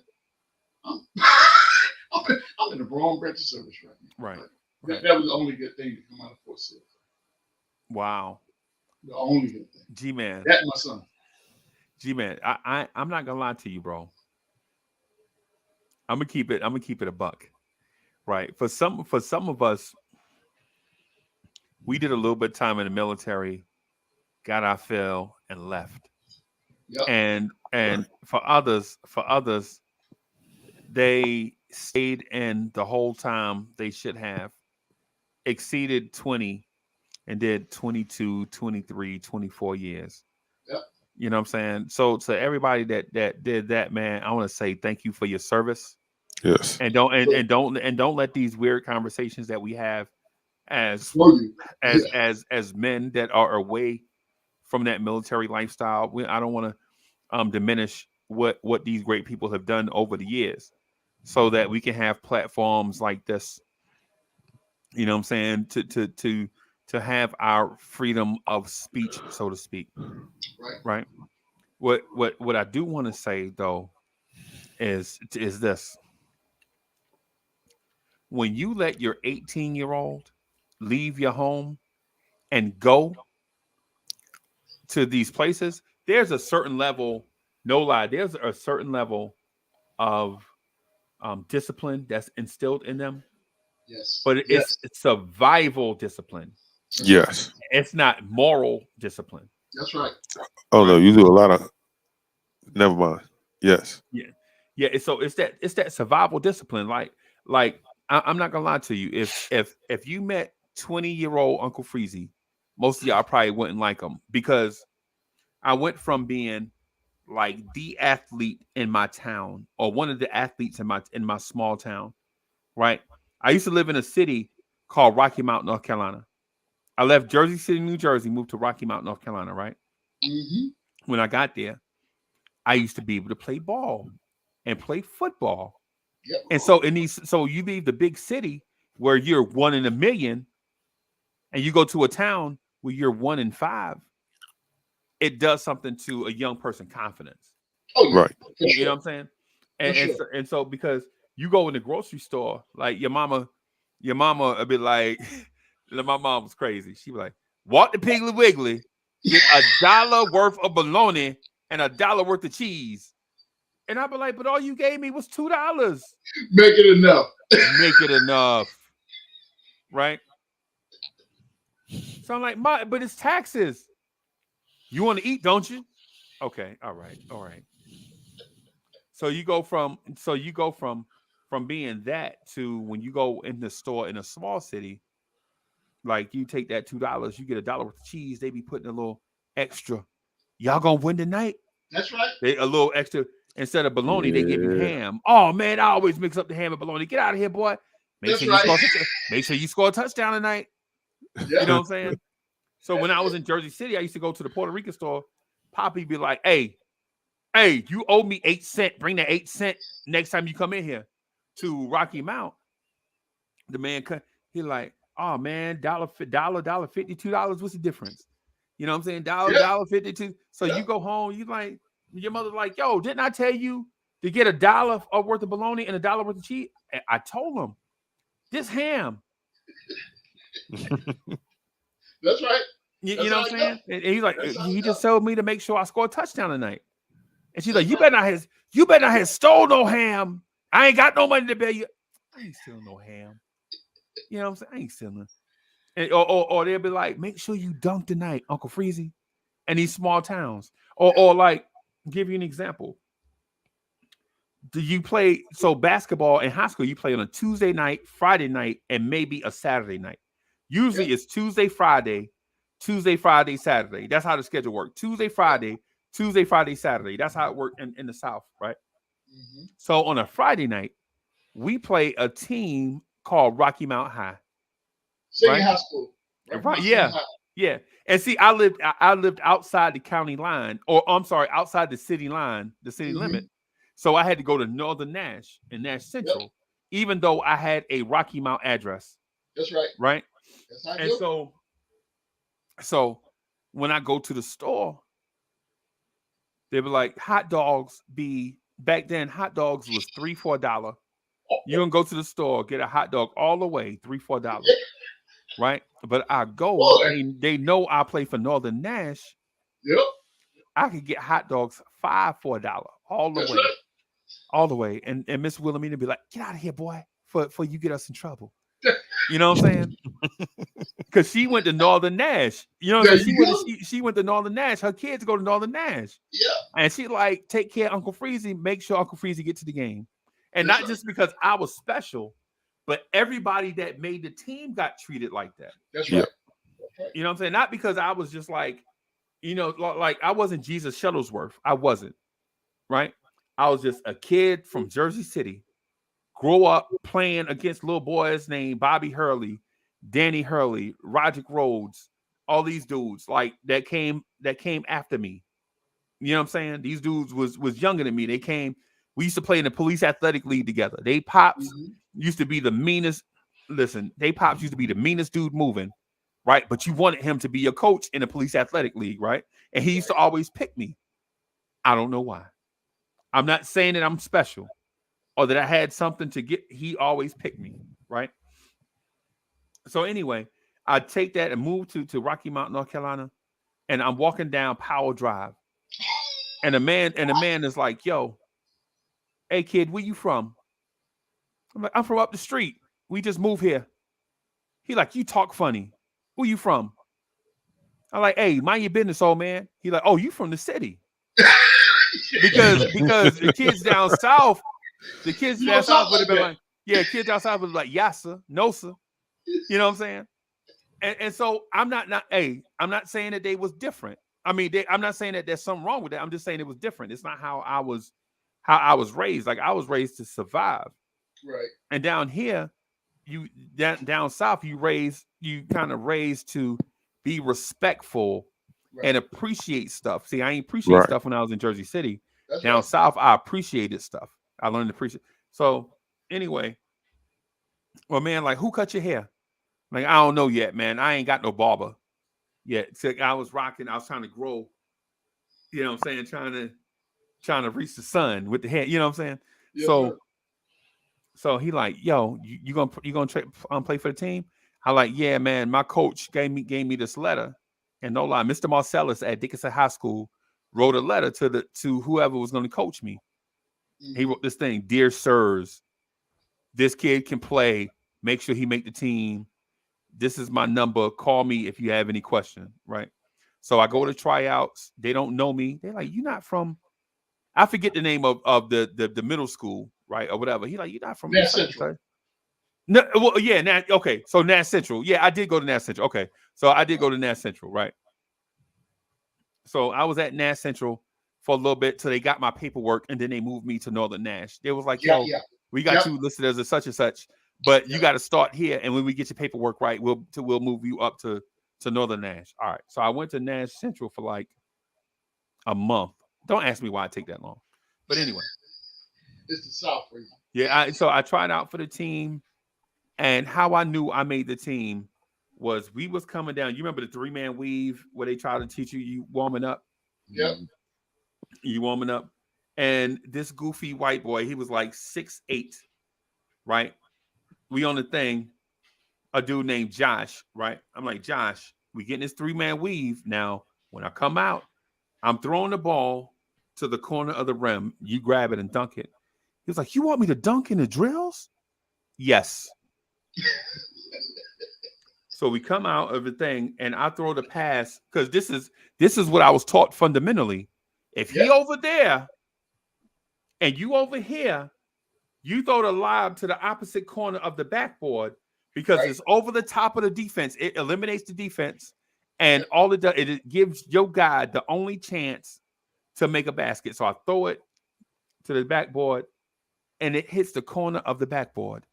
Josh don't even jump. He thought I was lying. The coach call a timeout. He make everybody run.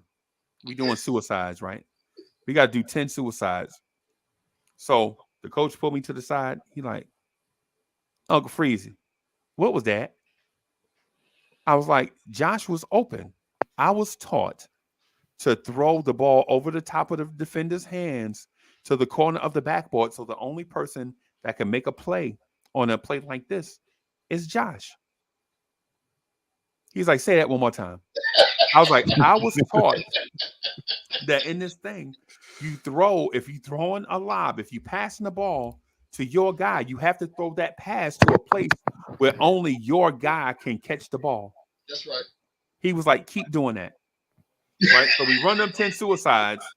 He was like, you still owe me 10 suicides. So we run them 10 suicides and we get back to practice. Right. And so we're in practice. Now, this is tryouts now. Now, mind you, of all the places that I ever lived, the most athletic kids that have ever been around is down south in the Carolinas. Right. I don't care what the kids from up top say. I don't care what they say. There are a bunch of great athletes in the New York tri-state area, right? But down south, they breed athletes different. Yeah. That's just what it is, right? Hey, And y'all, so- hey, I gotta go. I'm in the studio. I just jumped up because I seen G-Man for Life up here. I just want to come hang out with him. I'm tired of coming on the show and always being the oldest dude. So I just want to pop up for a minute. But yeah, I'm holding up some guys that's waiting on my verse and stuff. So I gotta go do what I gotta do, man. I just wanted to come up here for a minute and say what's Hey, up. no That's doubt. it. No You know doubt. what I'm Love saying? you, Doc. Good Love to see you, man. I'll holler back at y'all, man. Talk to y'all All right, either tomorrow or Monday. All right, brother. Be good, man. Hey, G-Man. Hey, so it's always good to have Jay Boogie around, bro. No doubt. No doubt. Hey, and so they put the roster up for the people that make the team, right? The first name on the list is my name, Uncle Freezy. So they got me listed, Uncle Freezy. They got my height and weight wrong. They got me listed as like 6'5.5". They got me listed at like 6'6", like 200 pounds. Truthfully, at that time, I was probably like 6'3", like 180. 145, 140. Oh, I'm like use a 6'3". string bean. Yeah. Oh, it's Yeah, the 80s. Height and weight was different back then. You know what I'm saying? And then plus Yeah. Chuck, I had just moved to the South. I wasn't born down there. So I wasn't used to eating tomato. I wasn't used to eating tomatoes and rice with fat back. Right. You know what I'm saying? I wasn't used to eating salmon and rice. You know what I'm saying? I had left the city, bro. Remember my pops? Remember the story I said about my pops? My pops was cooking leg quarters and pinto beans. Yeah. I didn't Yeah. used to eat that. You know what I'm saying? I used to eat city food, bro. You know what I'm saying? Yeah. So I wasn't used to getting 3 hot dogs for $1. You know what I'm saying? It was a different world. So anyway, so make the team. My name is up top. They have me listed, and this makes my day every time I talk about it. So they have me listed as SG/PG, right? I ain't never played point guard before in my life, right? Never. I'm not a point guard, bro. All right, I'm a point guard for vibes and stuff and blowing tears. I'm probably the point guard for that.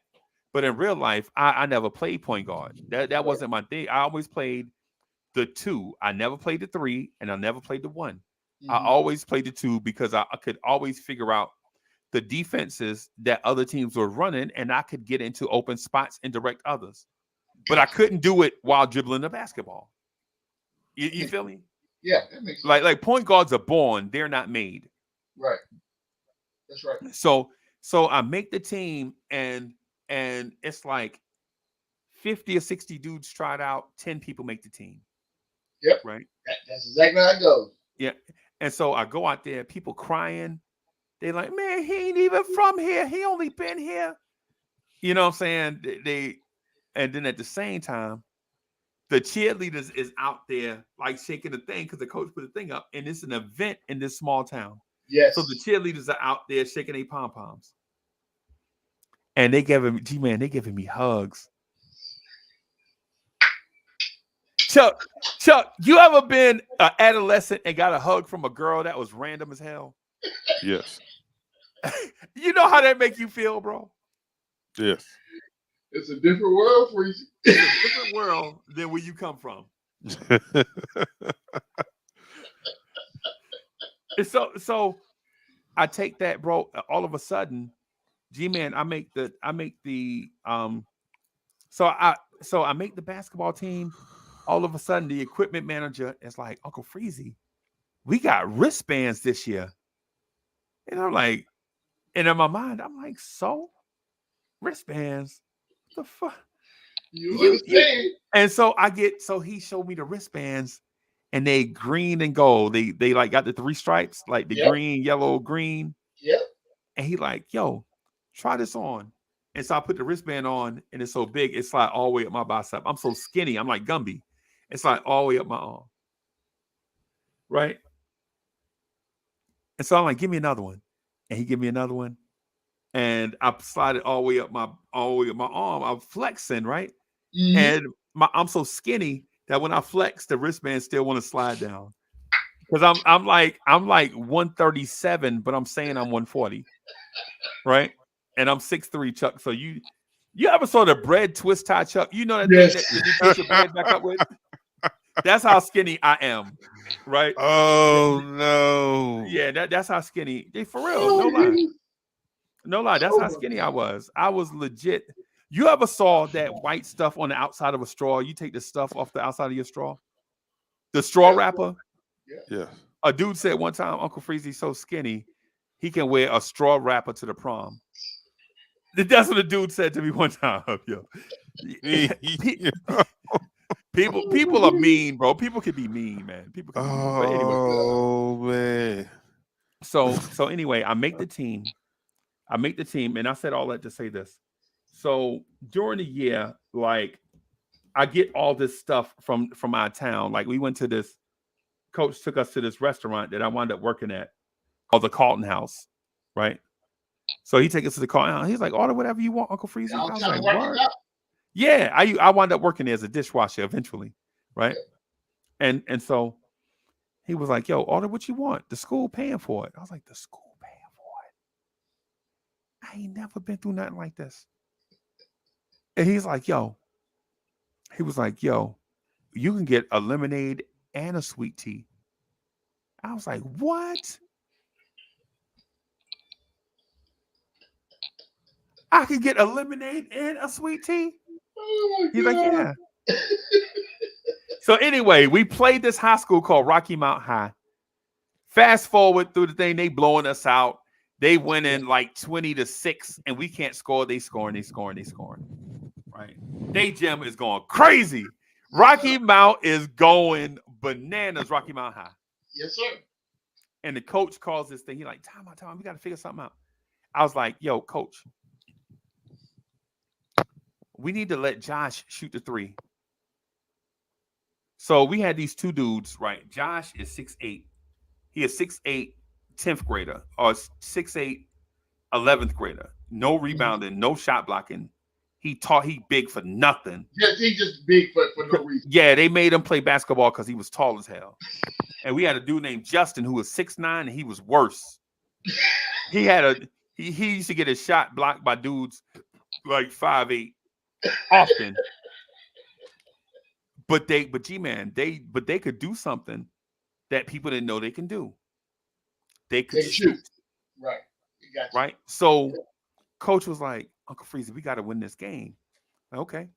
He's like, we got to win. What happened is the dude that was coaching Northern Nash at the time, they had been losing forever. And they kept losing a rivalry game to Rocky Mount because Rocky Mount had all the athletes. Right. All the athletes lived in the city. That's right. All of them. They running back was I think they running back at the time was being looked at by South Carolina, by Georgia, and by all these schools, and he played point guard for them, and they had all the athletes. Yep. Right. So they run this play, right? I catch the ball, I run an L, right? So I start off on one wing, run to the front of the rim, pop out on the other wing. And Rocky Mount defense don't bump me, rub me, touch me, or nothing. Right? So I do it again. They don't bump me, rub me, touch. You know what I'm saying? Because when you cut through a defense, they're supposed to do something, put a hand on you, redirect you, something. Yeah, something. They ain't do that. So I run through the defense. I flash my hands. The point guard don't see me. I run out the other side. Right? I'm like, yo, next time I do that, throw me the ball. I run through. He don't see me. He like, yo, I see you, but I can't get it in there. So I go to him and get the ball, and then I drive in there. And I'm getting scratched up the whole time. Everybody reaching, putting their hands up. And I kick it out to this dude named Josh, the dude that's 6'8" for nothing. Yep. He wide open on the wing. He takes a 3-pointer and it's wet. And it's wet. There you go. Right. So I'm like, okay. Justin's like, man, I can do that. So he go on the other side. I grabbed the ball from the point guard. He was a clown. He made the team because like he was like the coach's nephew or something like that. But they used to give money to the program. Oh yeah. They used to donate a lot of money to the program. He's a booster. Yeah. The son of a booster. Okay, perfect. That's what we'll call him. Yeah. Right. So I go in. I do the same thing. I kick it out to Josh. Josh makes like 4 3-pointers in a row. So the game is like tied up or it's close.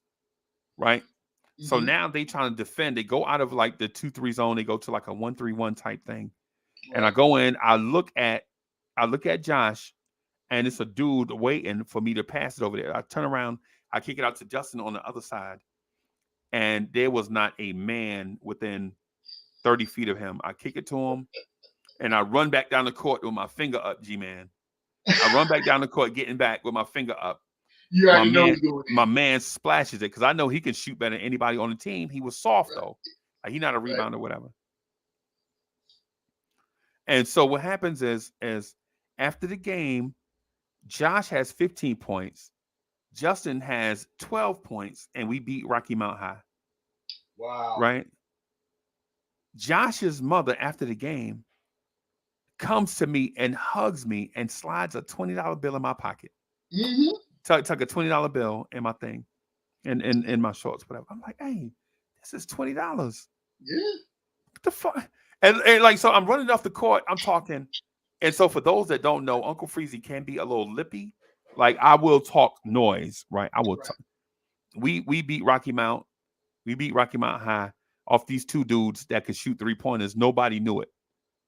Right? I'm giving the ball to them, and so after the game, I got like a handful of assists and like a little bit of points. And so when the box score come out in the paper, the dude that writes about the high school things, mm-hmm. he was like, and the miraculous performance from Uncle Freezy, he broke down what we did and whatever, it come out in the paper and all kind of stuff. And what I didn't know at the time was Josh, his father owned a dealership, a car dealership, sold cars. Oh, wow. Like such and such Lincoln Mercury, such and such. Oh, 301? I can't remember.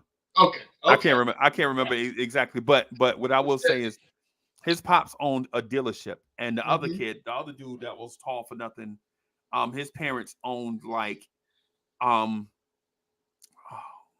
Shoney's. Yeah. And so they franchise. So they was into money also. They was inbred. Yeah. And so every time I would see them, they would be like, slide me bread. Like, you'll never know what this means to us and our family. You know what I'm saying? Just like the thing. I didn't know, bro, I was just playing basketball. I was just hooping. Did what came natural. The coach, G-Man, and then the coach, I forget the name of the channel, but you remember the name of, so there was a bunch of channels in Rocky Mount, right? But then there was like some obscure channel. They did news, and our coach was on there, and he was like, yo, Northern Nash is on the way. Because in that same year, we messed around and beat Rocky Mount High. We beat Wilson. You remember Wilson High? Yes. So we beat Wilson and some other schools. So the football program was looking good.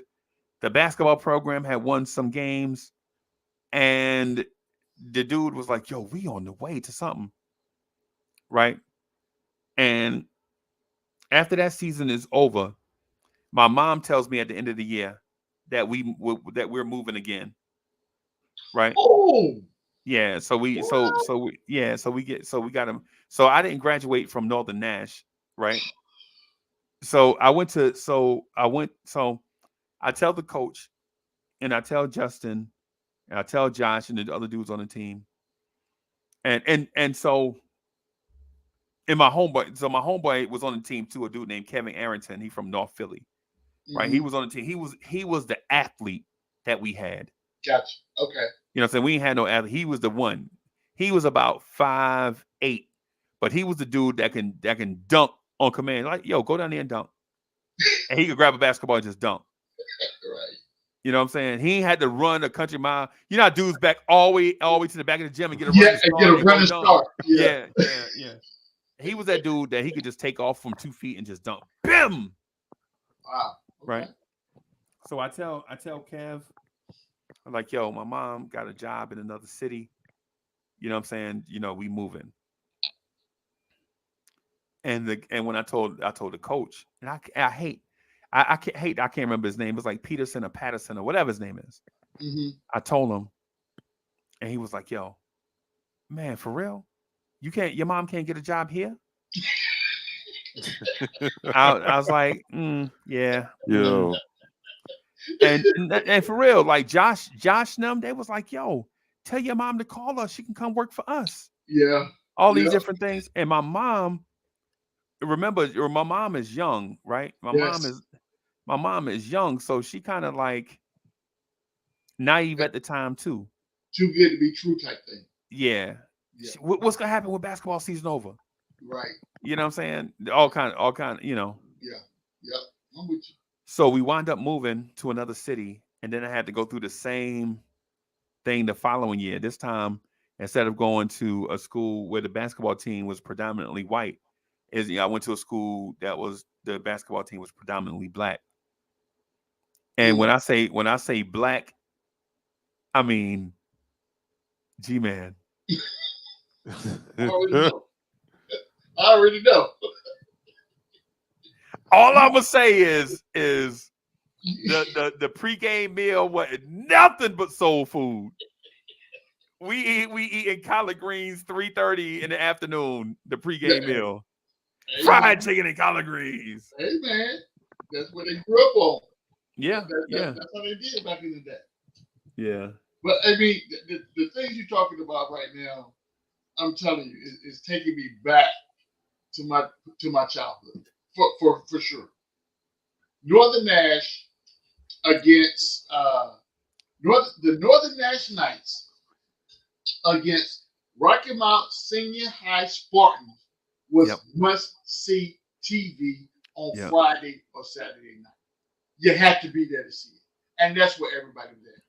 People legit closed businesses down because they wanted to go to this basketball game. That Friday night. Yep. That Friday night. Everything was closed. If your business was open, 8 o'clock was your usual closing time, you closed at 6 o'clock because the game started at 7:30. Chuck know what you talk about? Chuck know about that Lancaster versus Great Falls? Chuck know what you talking about?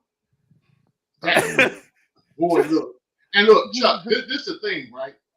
The whole time, and this is the lovely part of this whole conversation, right?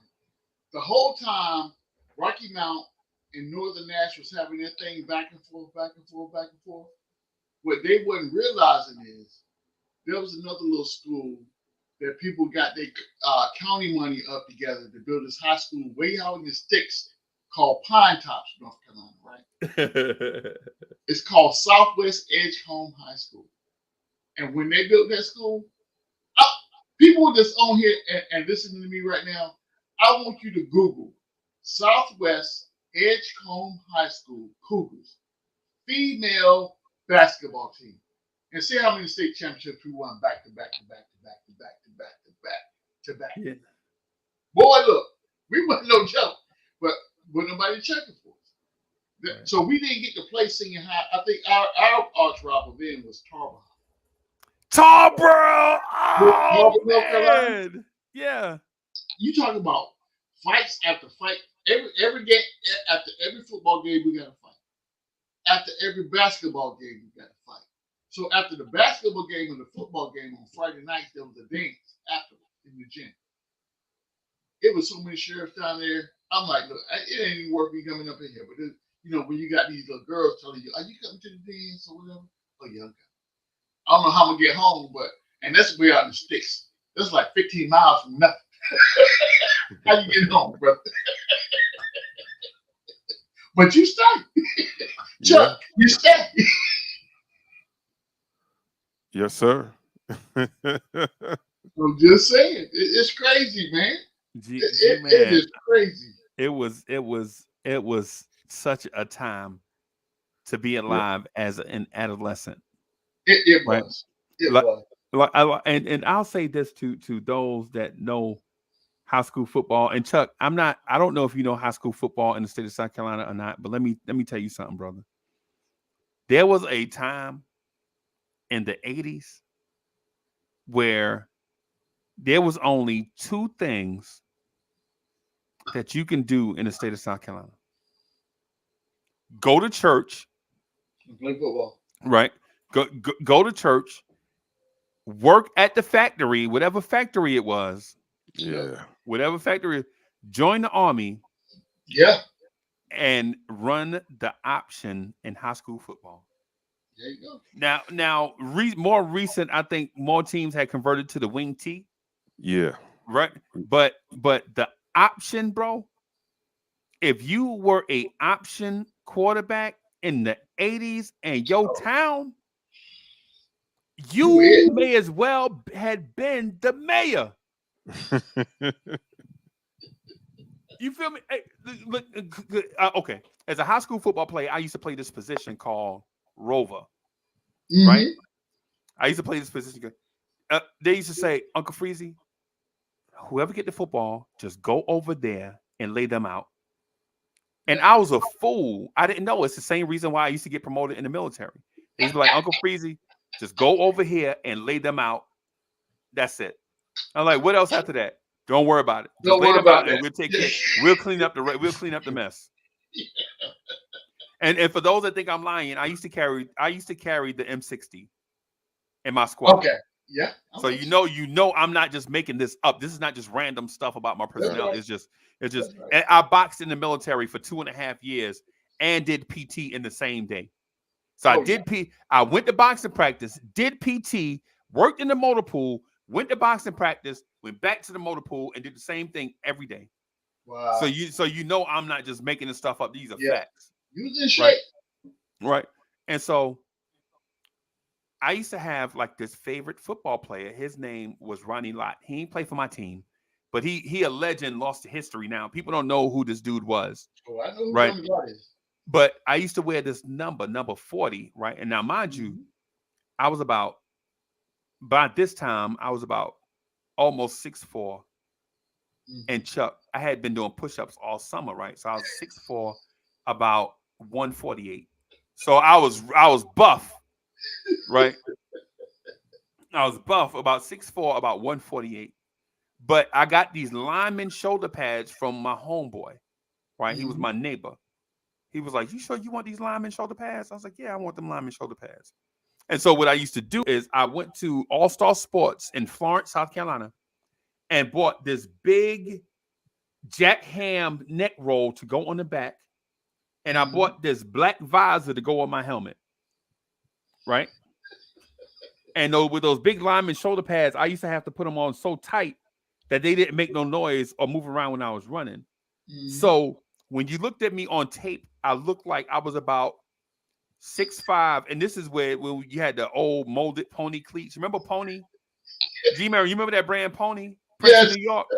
Yeah. I used to wear these old Pony cleats with gold shoelaces in them. Like we had black cleats with a white pony check, and I used to have gold shoelaces in them. What the world? And I bought these receiver gloves, right? And I remember they costed me $40 in 1986, 87. Wow. So you know them was expensive. That's expensive now. That's expensive now. So I bought these Newmans. They were gold, right? They were gold. Like the Notre Dame helmet gold. Right? And no undershirt, no none of that. No undershirt, no socks, none of that. And so when you saw me on tape, I looked like I was about 6'5", 220. Actually, I was about 6'4". And if I ate that day, I was about 148. If I ate that day. Chuck, we played this school right? We played this school called St. Andrews, right? They have a running back. He big for running back then. He about 6'1", about 210. That's huge. That's big for a running back right now, Yeah, for right? sure. Especially high school. Especially high school. Yeah, especially high school. Chuck, no lie. And I think this is scrimmaging. We scrimmaging, right? They're like, all we doing is wrapping up, Uncle Freezy. All we doing is wrapping up. And this dude they ran some kind of trick play. Chuck, they ran a trick play. They ran a screen pass. That tell you how long ago this was. They ran a screen pass, right? And it didn't work. I get to the pile, and the dude pushed me. Get out of here! Get off my man! And I'm like, he just pushed Uncle Freezy. So I grab him by his face mask. Next thing you know, it's a dog pile. He trying to punch me he punched me in the helmet, and he's so strong, I can't shake away. So I'm spitting on him. So he like, oh, you just spit on me? Yes, I did, sir. We're taking this to the streets. So he go to the coach. Call toss to his side. So we come up to the thing. We get in our base defense. At the snap, I'm walking to the line. I'm walking because I know the toss because we done watched it on tape. They ran the play the year before. They ran for like 400 yards on our defense. Running this toss play. Yes. Our team was trash. I never said we was good. I just said I played. So they run toss. He catches a toss. He takes about 5 steps. G-Man, I launched myself. I launched the crown of my helmet and I tried to knock his block off. Now, mind you, me at 148, bringing the load is not like a dude 200 pounds bringing the load. Right. So I launched myself, and I happened to hit him in his ribs. Ooh. It just happened. This is fate. This ain't skill. I'm not saying I'm the man. I'm lucky. I hit him in the ribs. The football go a mile up in the air. He laying down holding his ribs, right? And I'm standing. I get up, G-Man. So I never knew what a concussion was, right? Like you know how like back in the 80s, people used to joke about concussions. Yeah. Like, oh, he crazy. Look at him. He crazy. Yeah. Especially the 18. Remember, dudes used to get concussions and they walk around all wobbly. You know what I'm saying? So I walk around all wobbly. I take all these side steps and I fall down on my back. And all I can remember is this dude crying.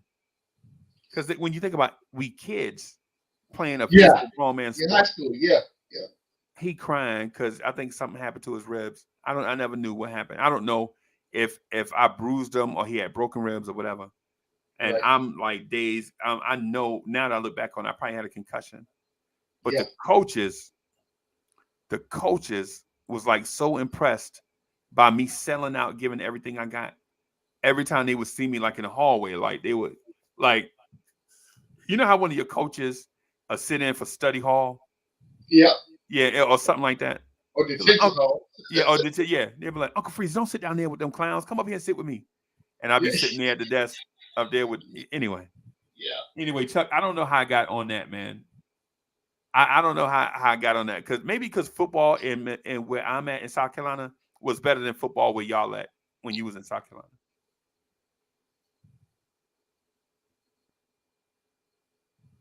Chuck, you don't doze off? Chuck done doze off. It's past Chuck bedtime, man. Yeah, man. Let me do. I'm gonna scare the hell out of Chuck. It's past Chuck bedtime. Chuck will be like, what? For sure. Yeah, man. Yeah, man. So, G-Man, what was the military like for you when you was in the military? Man, I'm gonna tell you something. Number one, I never thought I would see myself in the military. And when I finally figured out that this is what I was and what I was going to be doing, my whole thing was this, Freeze. I knew, number one, my grades were not good enough to get me into anybody's college. Why was that? Because you wasn't focused? I wasn't. Freeze, I was 18 years old, bro. The only thing I'm focused on these little girls running around. That's all. Look, this is when I first figured out what a slip, spot, lick, a bull was. Stop playing with me right now. I didn't know nothing about, at one point you thought you were grown when you were able to go out and drink a wine cooler that you get from your Arab store. You know what I'm saying? So no. So my thing was, okay, y'all done Buffalo me, and well, it was my fault because I was cutting class. I went and took the ASVAB by accident. I did well. So recruiters calling me. So to keep you from to stop you from calling my house, I'm gonna sign this paper in March that says when you graduate in June, you go into basic training in July. Okay, whatever. I'm like, yeah, it is what it is. So after I graduated in June, which I didn't think I was gonna do either. Right. But I did. After I graduated, now I'm thinking about, okay, if I go out and smoke a gang of weed, would they not take me in the military? And I can stay at home and go to work at Abbott's Laboratory or Meadowbrook Meat Company, something local. Right. No, dude, you sign this paperwork. I don't care what you do. You can get on this bus. We're going to take you to Raleigh, and we're going to put you on this plane, and we're going to send your butt to basic training. Right. So my thing at that point for you was this. I'm going to do these 4 years. Give me this college money that I want to get, right? Right. And then after that, I'm going to get out and I'm going to go to college. Chuck put Chuck like, you ain't going to get me. Yeah. But after it was all said and done, what ends up happening, and you know this, what ends up happening in the military is like anything else. Once you get to the point before you hit your expiration date, people start vibing about, could you still serve? So the recruiter, the in-house recruiter came to me and said, hey, if you do another 4 years, 4 to 6 years, you can go, we'll give you station of choice. You can go where you want to go. Right. Like, anywhere? Any place? Right. Like, yeah, anywhere you want to go. Right. Well, I want to go here. Oh, we don't have no opening there. You just told me I can go anywhere I want to go, but then you tell me I can't go here. So you're lying to me. No. Understand, you can go anywhere you want to go as long as we have a billet for you. I'm like, okay, well, you tell me where the billets are, and I tell you where I want to go. Right. It was like, well, we'll send you to an aviation unit in Korea. I'm like, Korea? I ain't never been to Korea. Ever. Right. And aviation? And I'm in Field Artillery now? And you gonna send me to aviation? Now, I've been to the airfield on Fort Sill Freezer. I see what goes on the airfield at Fort Sill. Okay, send me to Korea. I go to Korea. And then I've met people in the barracks that have been stationed in Korea. And they come back with these suits they got. When you open up the liner, their name, they got custom-made suits. Yeah, yeah. They got these custom-made sweatsuits with zippers on the sleeves and zippers on the legs, and your sweatsuit turns into a short sleeve, short set, and with matching sneakers with your name on them. Oh, you got to send me. I got to go get me some of this. I got to go see this for myself. I got to see what this is all about. So they told me on that. I re-enlisted for another 6 years. So now 4 years was my original enlistment, right? 6 years was my next enlistment. I always told myself, if you do 10 years in the military, why would you get out? When all you got to do is another 10 years and you can retire. Right. Why get out? So that. And what is left in Rocky Mount, North Carolina, for me to go see? Nothing. Or like my deal was, what's in Jersey City? Nothing. That's not gonna be there when I get out. Nothing. In 20 years. The crazy part about it, Freezy, and this is how I know you know what you're talking about, because this was the thing, right? I was a mama's boy for a long time. Right. So to the point to where I legit got in my car and drove from Fort Sill, Oklahoma to Rocky Mount, North Carolina, 19 hours on a 4-day weekend, bro. Right. On a 4-day weekend. Right. Just to turn around and go back. And go back. Look, I was there long enough, legit. I actually got there. I left after the evening formation. It was sergeant's time. So we got off at 3 o'clock. Right. I left then at 3 o'clock. I get there, it's early Friday morning. So I walk in the house. My mom had got a brand new Rottweiler I knew nothing about. So when I stick my kid in the door, the dog tried to bite my head off. And I was Right. terrorized from that point on. I'm like, oh, hell no. Somebody Right. can get up and come let me in this house. Right. So I'm there that day. I'm there Friday, Saturday afternoon, Saturday evening. I got to get in the car and go back and Sunday, be there Sunday, so I can be ready after Monday because I have to go back and get my uniform ready. I got to spit shine my boots and all Yep. this other stuff we got to Yep. do to be ready for formation the next day. So yeah, I'm with you. There was the same people I left doing the same things they were doing when I graduated 2 years earlier. Right. They're still in the same spot doing the same thing. But this is the crazy part, people. When they figure out you're in the military and you come around, you know, all of a sudden they're looking at you like you're a cash cow. Oh, You got to pay for everything. Yeah. we drinking tonight? I'm Yeah. drinking tonight. I don't know what y'all doing. I'm Yeah. drinking. What, Right. what G-Man, what you drinking, bro? You want to go get some small liquor? Bro, I don't drink that rock that no more. Nah, man. That's not what I do. Nah, That's man. not how I live. Yeah. Oh, Nah, man. you We don't big do time. that no more. You big. And every time, and this is probably my fault too, because every time I went back home, I had a brand new car. Right. Every time I went back home, I had a brand new car. They're Right. like, oh, the military treating you good. I'm like, no, I'm just managing my money. Right. Quiet as kept. I can't afford the car I'm driving right now. I'm living Right. paycheck to paycheck. Right. You know what I'm saying? I don't miss a meal when the DFAC open up. I got to be in the front of the line Right. and decide whether I'm going on the short of the side. I'm going on main side. Yeah. That's what I Yeah. got to do. You Yeah. know what I'm saying? I ain't got time to wait on short order though. Man, look, I'm just going through eating what everybody else eating. yeah, you know what? I got to that point too. But every once in a while, when short order, they start serving you that old refried, reheated crap. Like, you know, I'm gonna stand in this line right here. Give me a double cheeseburger and some fries, and let me Right. call it a day. But look, on the sneak tip, but I want you, and I was good with the mess daddy, right? Because I'm a quartermaster. So Right. you know, when they come to the motor pool and they want their vehicles fixed, they come to see me. So Right. when I come to the DFAC and I want that little special something, I go see the mess daddy. I'm like, look, that double cheeseburger I'm gonna come get. The only thing I want you to do is put some of that. I want you to put that chili that you make with the Yeah. onions mixed in there. I want you Yeah, to put man. that on top. Yeah, Oh, man. That's because you lived. That's because you lived in Rocky Mount. that's right. Not because you lived in New Jersey.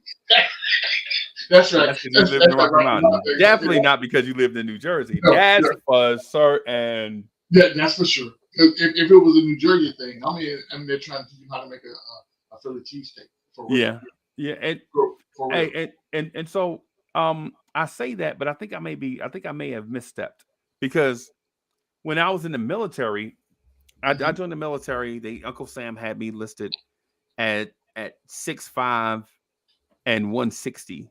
Oh no! Oh, I'm sorry, because I had a fat summer. So I was 6'5", 194. Right. So I graduated. Right. I didn't leave town. I didn't leave until August. So I graduated late June. Graduated late. Late May, early June, something like that. Yep.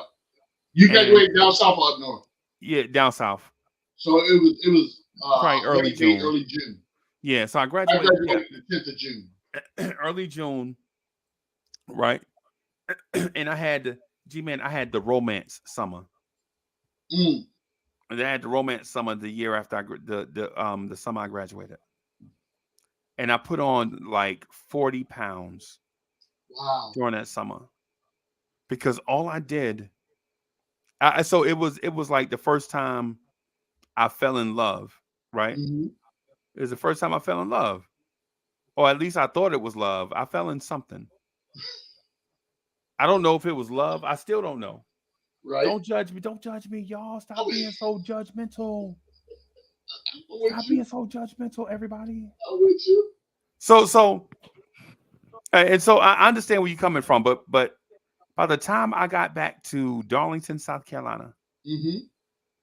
I was about 200 pounds. Okay.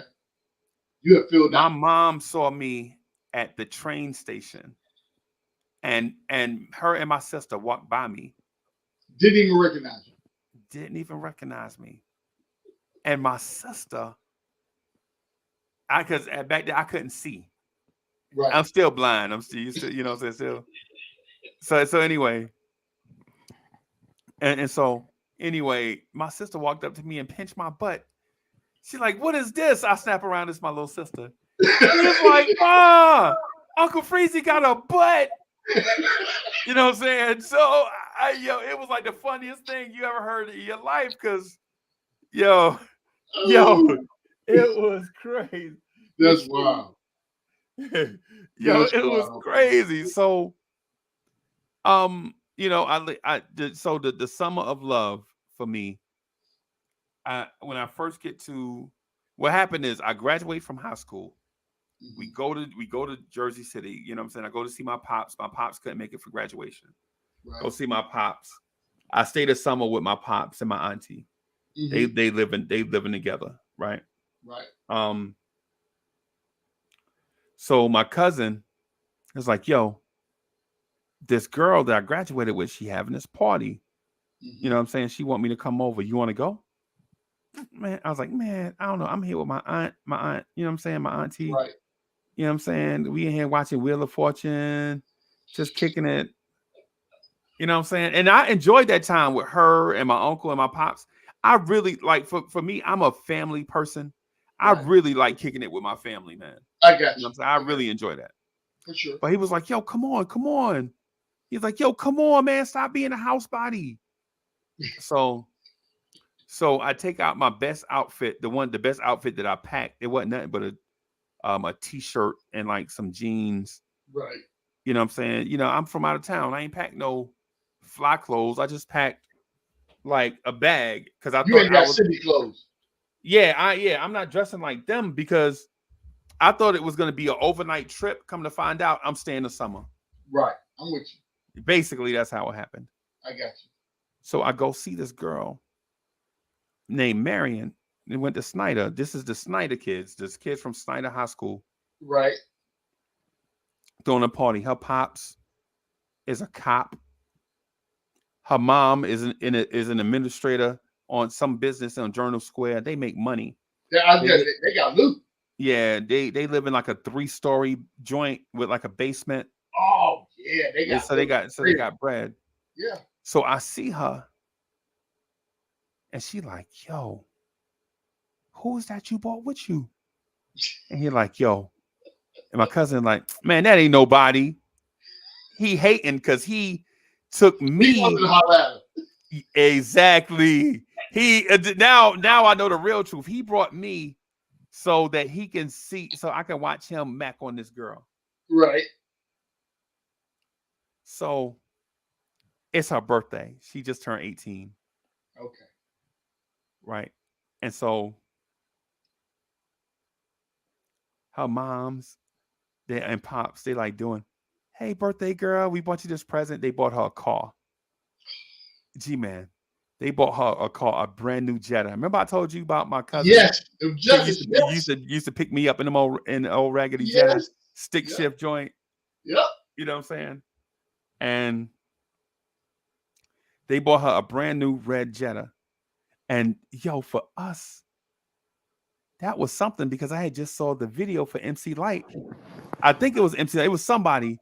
She was in a Jetta. I think that's if I got my timing right. If I got my timing right on the story, yeah, it might have been either MC Light or somebody else. So I see the Jetta. It's like a 1986 Volkswagen Jetta red.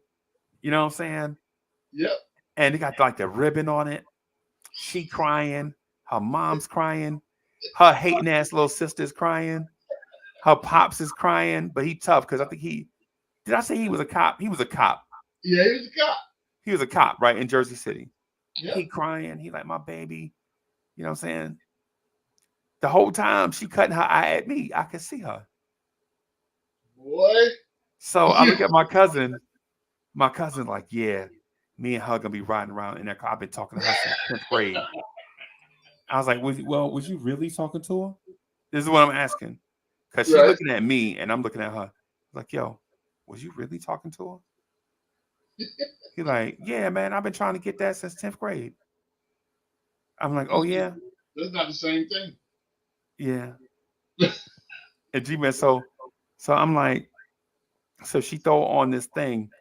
She like, yo, I'm gonna throw on the joint for my birthday. I'm gonna throw on a birthday song. So they got this whack DJ, right? When I say whack DJ, he was probably a family member that knew how to play records. Right? We all got him. Yeah. So he played this song called Always and Forever by this group called Heatwave. Heatwave. Yep. And she walks towards me and my cousin. And she's like, and so my cousin stepped in front of me. He like, I knew you was coming over here. You know what I'm saying? She's like, hey, I'm gonna dance with him since he knew. Right? What? Yeah, she grabbed my hand and put me on the floor. She was like, hey, what's your name? I'm like, hey, I'm Uncle Freezy. She's like, I'm Marion.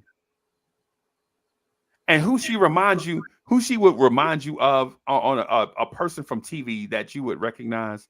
Mhm. She reminds you of Denise from the Cosby Show. The way she looked. Now Right.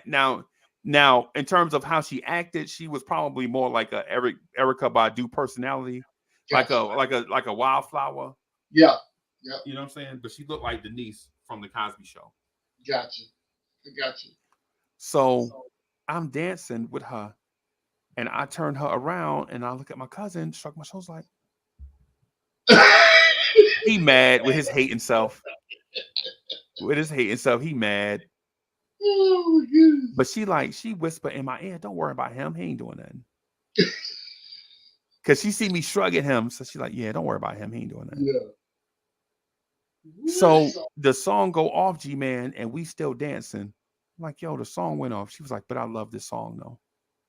I love this vibe, right? So and then I'm like, instead of pushing her off, I just let it go. I'd spin around, look at my cousin like,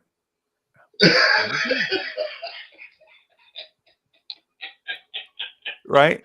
And her pops like, I need some help getting this ice cream machine. I need a strong man. And so I leave her and I go help Carrot. You ever seen the ice cream maker? You know how it's like a big tub, a big tub full of ice, and you sit a thing in it. You got to crank it up, and do all kind of stuff. Put the rock salt in there and the whole nine. Yeah. So I'm like, I'm trying to carry this thing.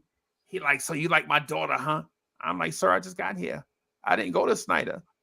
I went to Dickinson and then we moved down south. He like, well, who your parents? I'm like, man, we just met. I can't tell you who my parents are. You know what I'm saying? I'm like, I'm 18. You know what I'm saying? I'm grown. And he like, oh, and he like, I could tell that he, you know what I'm saying? So yeah. So I'm Jersey City with a little bit of country mixed in. I slipped up and said, sir, and then it got his attention, and it was like, you know what I'm saying? It was over after that. So we start talking, right? Mm-hmm. And her whack cousin, DJ, uncle, whoever, plays this song that everybody was doing, like, you remember this? Do you remember the Pee Wee Herman? Dun, dun, yes. Dun, dun, dun, Check it out for the party people dance. Yeah. So he playing. He playing joints like that, right? So we all laughing like, yo, this DJ is whack. What's good? And then he starts playing like all the old school joints. Right. And I wasn't in the old school. Right. I was like, whatever's new and popping. I'm 18. Yep. But she was an old soul. So anyway, she messed around and gave me a hug randomly. Like, I'm so excited. This is my birthday. She gave me a hug. And like the other dudes was in there, like walking up to get a hug, and she wouldn't hug him. She was like, nice. She get the Heisman. Nice. Just, yeah. So G-Man, so what happened is, it started getting dark because this was like a summertime party, right? Right. So it started getting dark or whatever. I live around, my aunt lived around the corner. Like, mm-hmm. My aunt lived on Carteret. She lived on Randolph. Mm-hmm. So my cousin's like, yo, it's time for us to get out of here. Right. You know what I'm saying? Because they got to walk all the way back to Dwight Street. Right. Or take the bus. But back then, we weren't paying no 50 cents to ride the bus No from bus, yeah. from Carteret to Dwight Street. We was gonna walk that.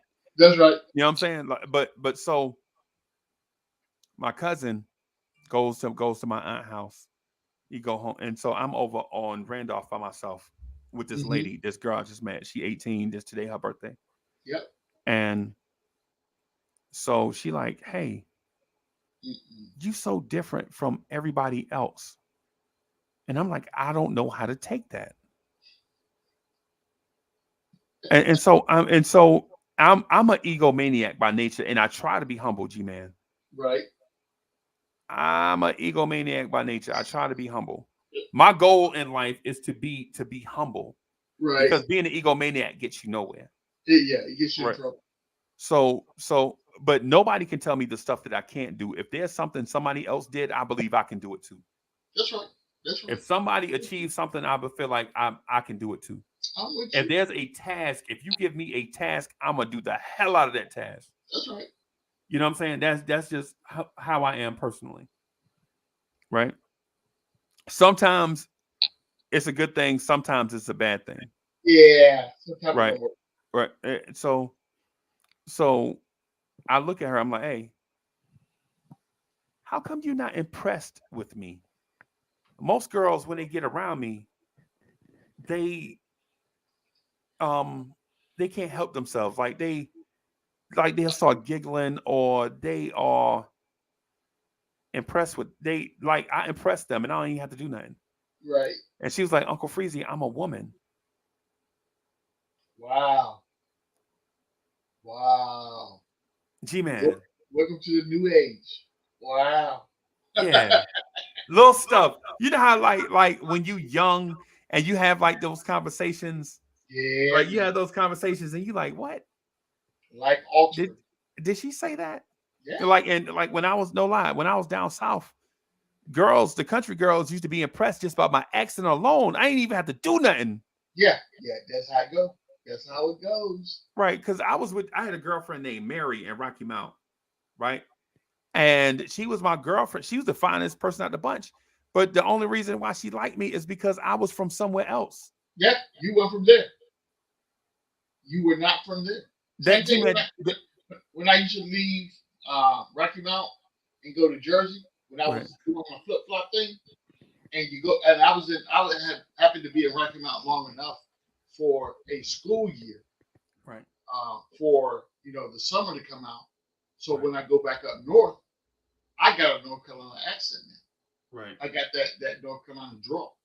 So when I walk out on the corner in Camden, and people are like, hey, my cousin G-Man is here. They're like, oh, I see the cutlass out there with the North Carolina tags on it. Is that your cutlass? That's on Mom's car. Just like, what? Say that again. Right. Say that again. Whose car is that? I'm like, that's my mom's Duke car. He's like, oh, you talk different. Right. You ain't from here, are you? Did I just tell you the license plate on the car said North Carolina? Right. Are you slow or stupid? Which one is it? Because both. Look, I lost that street thing I got when I lived in the city, right? So I know where you're coming from. But to your point, all you had to do is talk. Look, girl from down the street that I'm telling you, every summer I used to go up there. This little girl, boy, I tell you, boy, she was she was it. She was that thing right there. I should be like, hey, I need to holler at her. Right. My cousin was like, nah, bro. Right. Ain't letting you do that. You can't do that. I said, look, just put me in a situation to where we can talk. Right. I can take her over to the plateau and we can, sit out or something like that, go out to the river walk or yeah. Just, you know what I'm saying? I go out and get a cheesesteak because I got a little bit of bank, I worked for I had a little job before I came up north. Job. You can't be up north and have your pockets if they'll be asking. Nah, because you're a loser. Yeah, bro. So I was like, look, check this out. This is what we do. I went down there with my North Carolina slang. I told my moms, I was like, look, let me get the car. I'm gonna go ahead and gas it up. I'm gonna wash it, and I'll bring it back.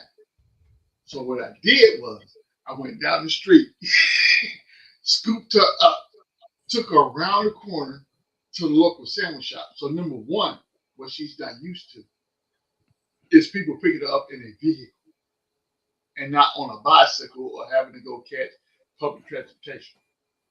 Right. So when you go around the corner, people see you get out of a car. Then you got somebody taking you into the sandwich shop and Right. order your. I ain't let her order for you. I already knew what she was. Hey, this what I'm gonna get her right here. This what she gonna get right here. She just stood back like, okay, all right, what you little North Carolina self? I'm like, okay, if that's what you want to call me, let's do that.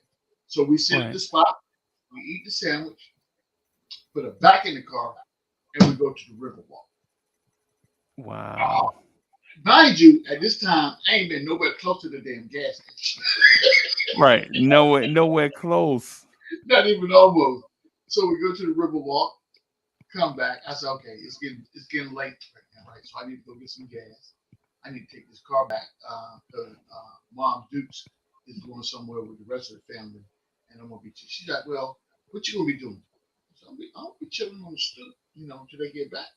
Right. She's like, well, can I come by? Yeah, if you want to. So I took her home. Right. I came back, dropped the car off. Then mind you, my cousins are the people that told me there is no way possible this girl gonna give you time of day. Right? They told me that. I said, okay, all right, I'm with you. So the adults leave the house. They go do their thing. But they ended up going in Uncle Buster's wagon. He had a safety wagon. So they ended up going in Uncle Buster's wagon. They left the car and left me the keys to my mom's car. So we sitting out there chilling, you know what I'm saying, doing that thing that we should do with the herbal factions. Right. So we doing a little bit of that. Yeah. we in Uncle Buster's liquor cabinet doing a little bit of that. So we just out there bugging out, right? Music pumping. That's when Dougie Fresh came out with the show. That was out.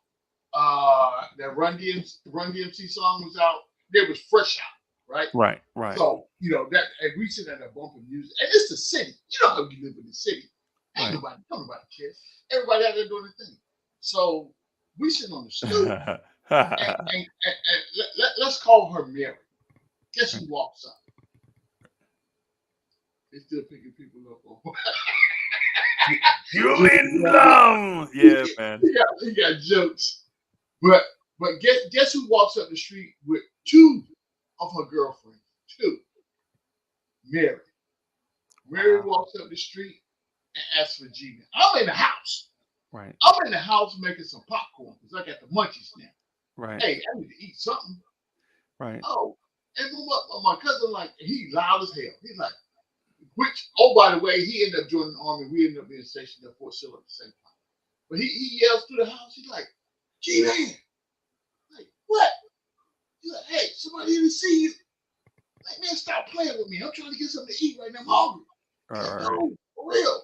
Come on, here's somebody here to see you. I'm like, if you play with me, I'm going to whoop your behind when I get out this door. I'm telling you right now. I'm going to have a problem with you. So I walk out. As soon as I open the door, I can't even open the door all the way. She's standing there. She's like, hey, how you doing? I'm like, what's up? I'm trying to play cool. Like, what you doing? I'm making some popcorn. Can I help? Sure. Come on, let's help. So G-Man, let me ask about the story. So what kind of popcorn was it? Was it Jiffy Pop? You had to shake it on the stove? No. Or did you put the kernels in the pot? Or did y'all have a microwave? Microwave. It was microwave. Okay. Because if I was not in the headspace to be able to cook popcorn on the stove without burning it up. You remember Jiffy Pop though, right? Remember Jiffy Pop? You used to put it on the eye and Jiffy Pop popcorn, yeah. And you got to shake it up like this, and then the thing, yeah. I'm with you. But no, it was in the microwave thing. So we got that done, went out, and was on the stoop. And the whole time we sitting here chilling, we just sitting here back and forth, not talking about nothing.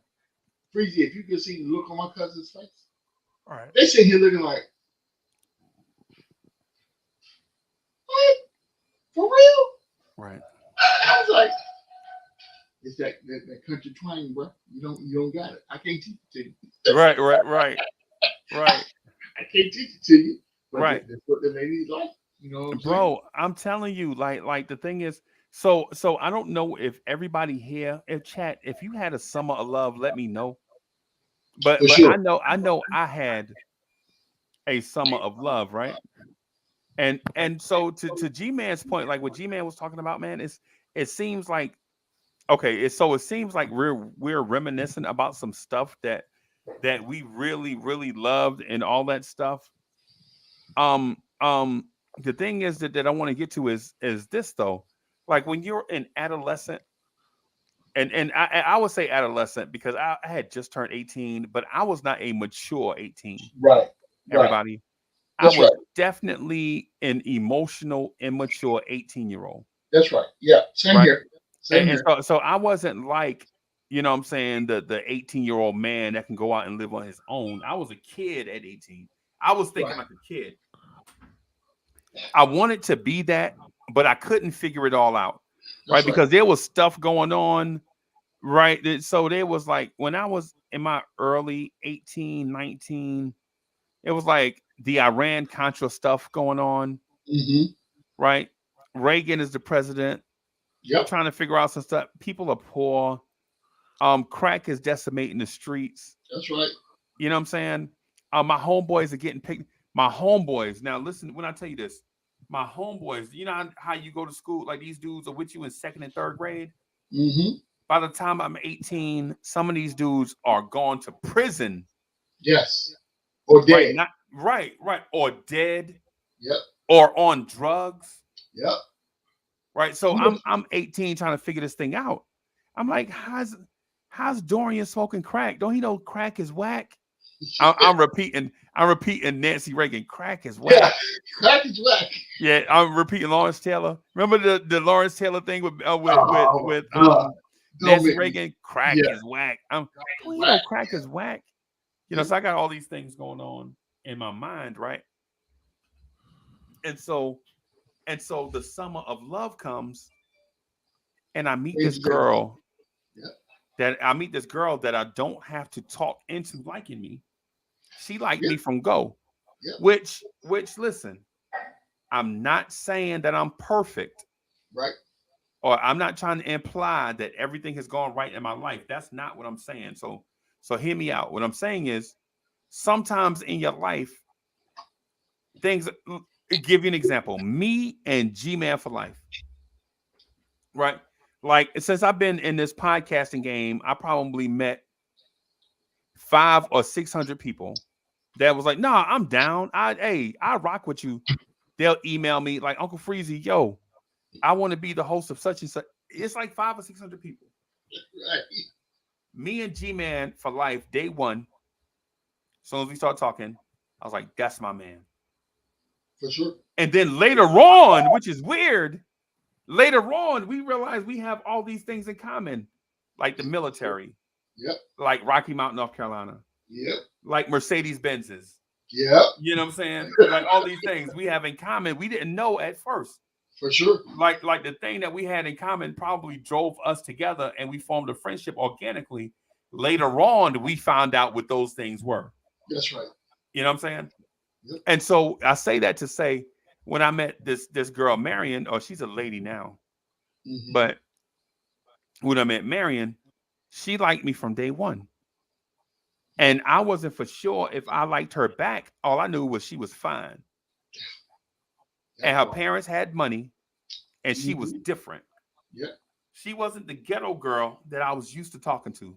That's right. Or she wasn't the country girl that I was used to talking to. Yep. Right? Yep. She was different. She was a Erykah Badu. She was a wildflower. She was a Rhapsody. I didn't know these girls existed.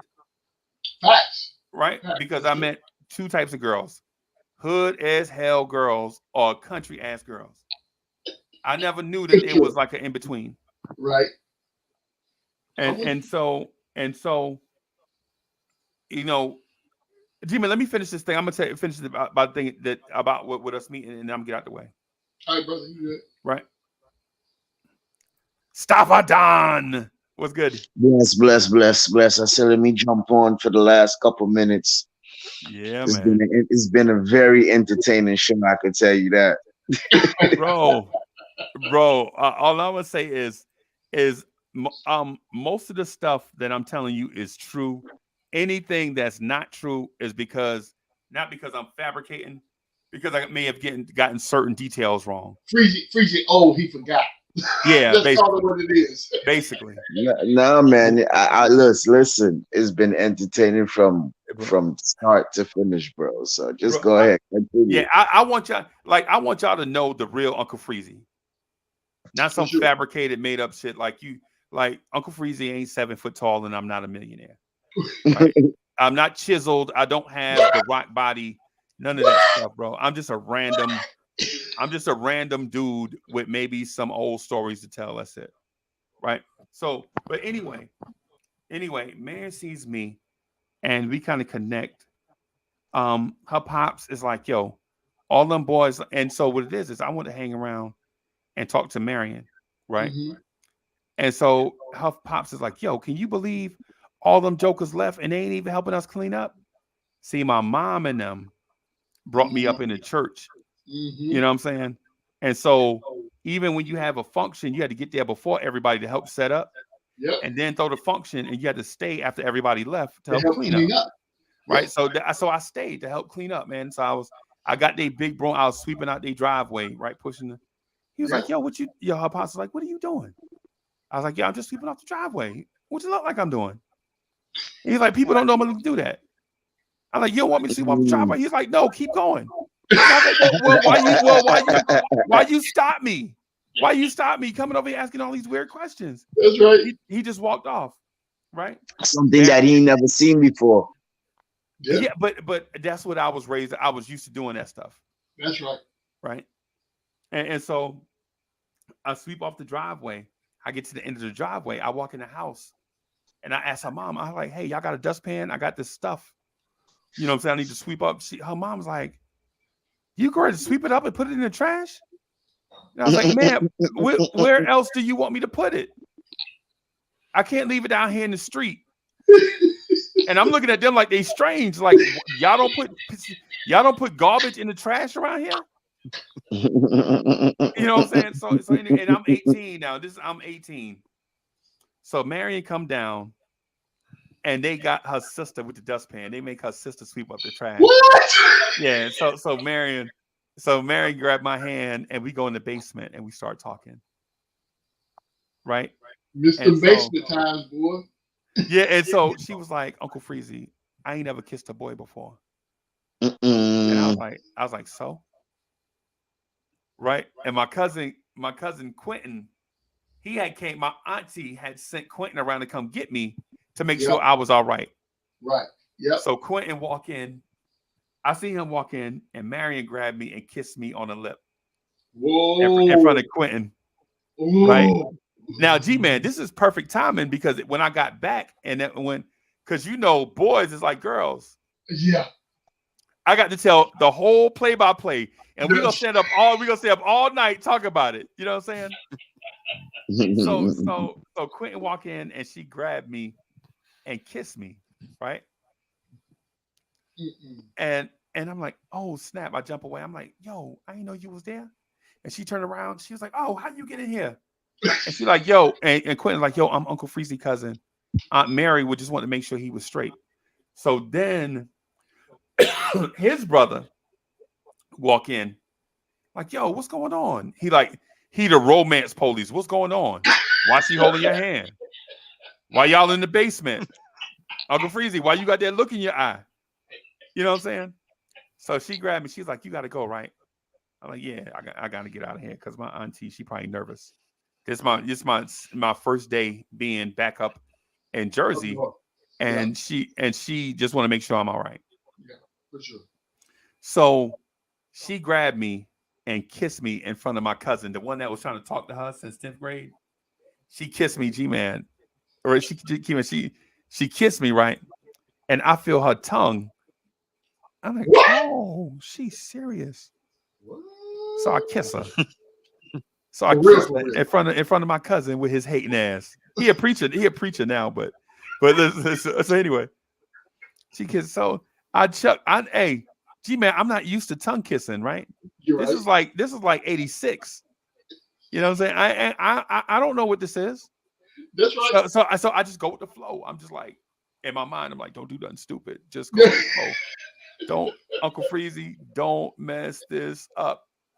We ain't know nothing about kissing no girls in the mouth, no romantic kiss. Yeah, man. We don't do Right. that. And I talked to her years later. We joke about that. She was like, you was the worst kisser ever, but I was into it. This is what she told me. I was like, well, I ain't had no practice. My thing, I come from macho dudes. You don't kiss no gal. What's wrong with you? You don't kiss no That's gal in the right. mouth. That's That's what they right. used to tell me. You kiss her in the mouth. You kissing 40 other men. You know, this is what they used to tell me. Right? So anyway. Yep. So anyway. Oh my goodness. So That's hilarious. I kiss her back, G-Man. Right. She hold my hands. She walked me to the corner. Right. The corner of Randolph and Carteret. So it's the three of us. The dope boys is out.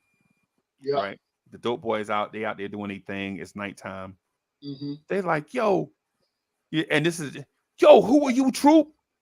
And I'm like, B. I'm like, B. This ain't your fight, B. I know it. Listen. Right. This is me because back then I still felt like I was nice off these hands, and I would show you back then.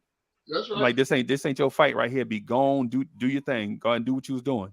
Mind your business. This is me because in Jersey City, anytime you show any bit of weakness, bro, they on you forever. Yeah, you done. Right? Mm-hmm. Yeah, you show anybody you weak a little bit, you can't even go to the store in sure. Jersey City, right? For sure. Yeah. So like this ain't your thing, B. It's like three of them. And that's like New York too. Yeah. It's three of them, and it's like, me and my cousins, they father was a preacher. They ain't gonna fight nobody, right? They ain't gonna fight. I knew that, right? But I couldn't let them know that, right? That's right. So I walked Marion. I'm like, yo, y'all going to the house, man? I'll be there in a minute. I walked Marion back to her house. She gave me like this long hug, man, and write her number in the palm of my hand. I was like, no, don't do that. Right? Write your number on my arm. Right? I got her to write her number on my arm because I had experience before, like, girl, write the number in your palm. You start sweating. Next thing you know, is that a 3 or an 8? Is that a 4 or a 9? You know what I'm saying? So you know what I'm saying? So I'm like, write it on my arm. Oh, for sure. She write her number on my arm, and I go up. I make it back to Carter. I pass the dudes. The dudes don't say nothing. I don't pay them no attention. I walk back down. It's like 2 blocks to my aunt's house. I walk them 2 blocks. Go in the thing. My aunt hugged me. She's like, boy, you out here so late. It's 9 o'clock at night. I thought I was gonna have to call the man. It's like 9 o'clock is late. Yeah. For her, because remember, she from down south, but she lived up north for all them. You know what I'm saying? You know how it is. I'm with you. So my cousins and them is there. They need a ride home. Right? They could take the bus. They could take the Garfield. They could take the Garfield bus from Carteret to the White Street. But then they would have had to walk from Garfield up cross Jackson. So anyway, they had to walk all the way up the street. Right. So, but they preacher kids. So you know what I'm saying? They stay street tough, but they ain't got that street thing in them. Street savvy. They ain't street savvy. My aunt calling over there, where them boys at? They said they was gonna be here at 8 o'clock. All that, you know what I'm saying? It's 9 o'clock. She trying to put them on punishment. My man 18. He like, how you gonna put me on punishment? I'm 18. Anyway. The next day they come to get me, right? G-Man, it's like 9 o'clock.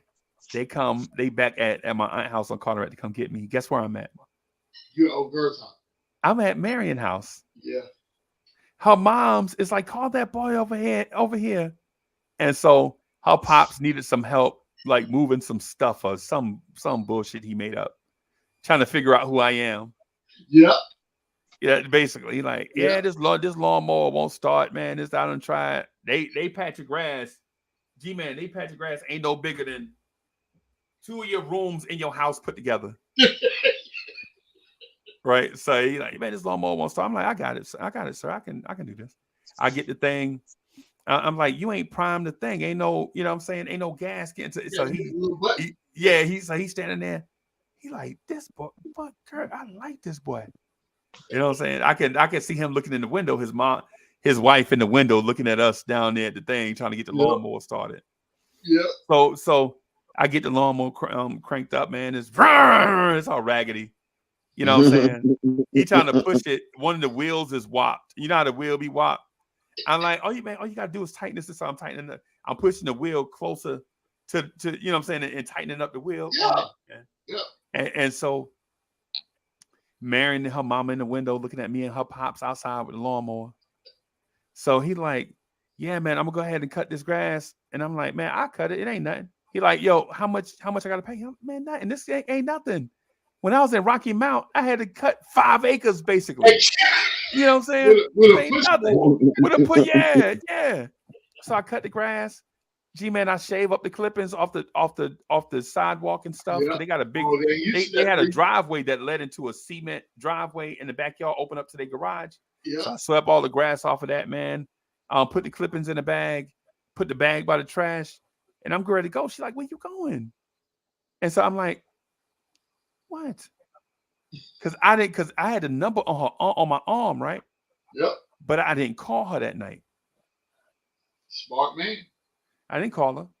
Smart You know what I'm saying? She come get me. She like, yo, what's such and such? She called my aunt's house. And then she asked me, like, I'm over. Like, she get the number from my cousin, the hater. They give her my aunt number. She called over there. Oh my So I come over. The phone rang like 7:45 in the morning. Yeah, ain't nobody calling that early. Yeah, it was her. She was like, hey, my pops need some help. Can you come help? I was like, I forgot the house. Like, forget the house. I'm like, yeah, I'm on the way. So I go and do all this stuff. But anyway, one thing led to another. So Staffordine, one thing led to another. And that began my summer of love. Okay. Right. Like I don't know if, because as an adolescent, a young man, I don't know if any of us ever had a summer of love, where it's the summer where you meet somebody early in the summer, Mm-hmm. and y'all spend like the next 2 months with each other. Yep. The whole summer. You spend the whole summer with each other, and it feels real. And they get separated.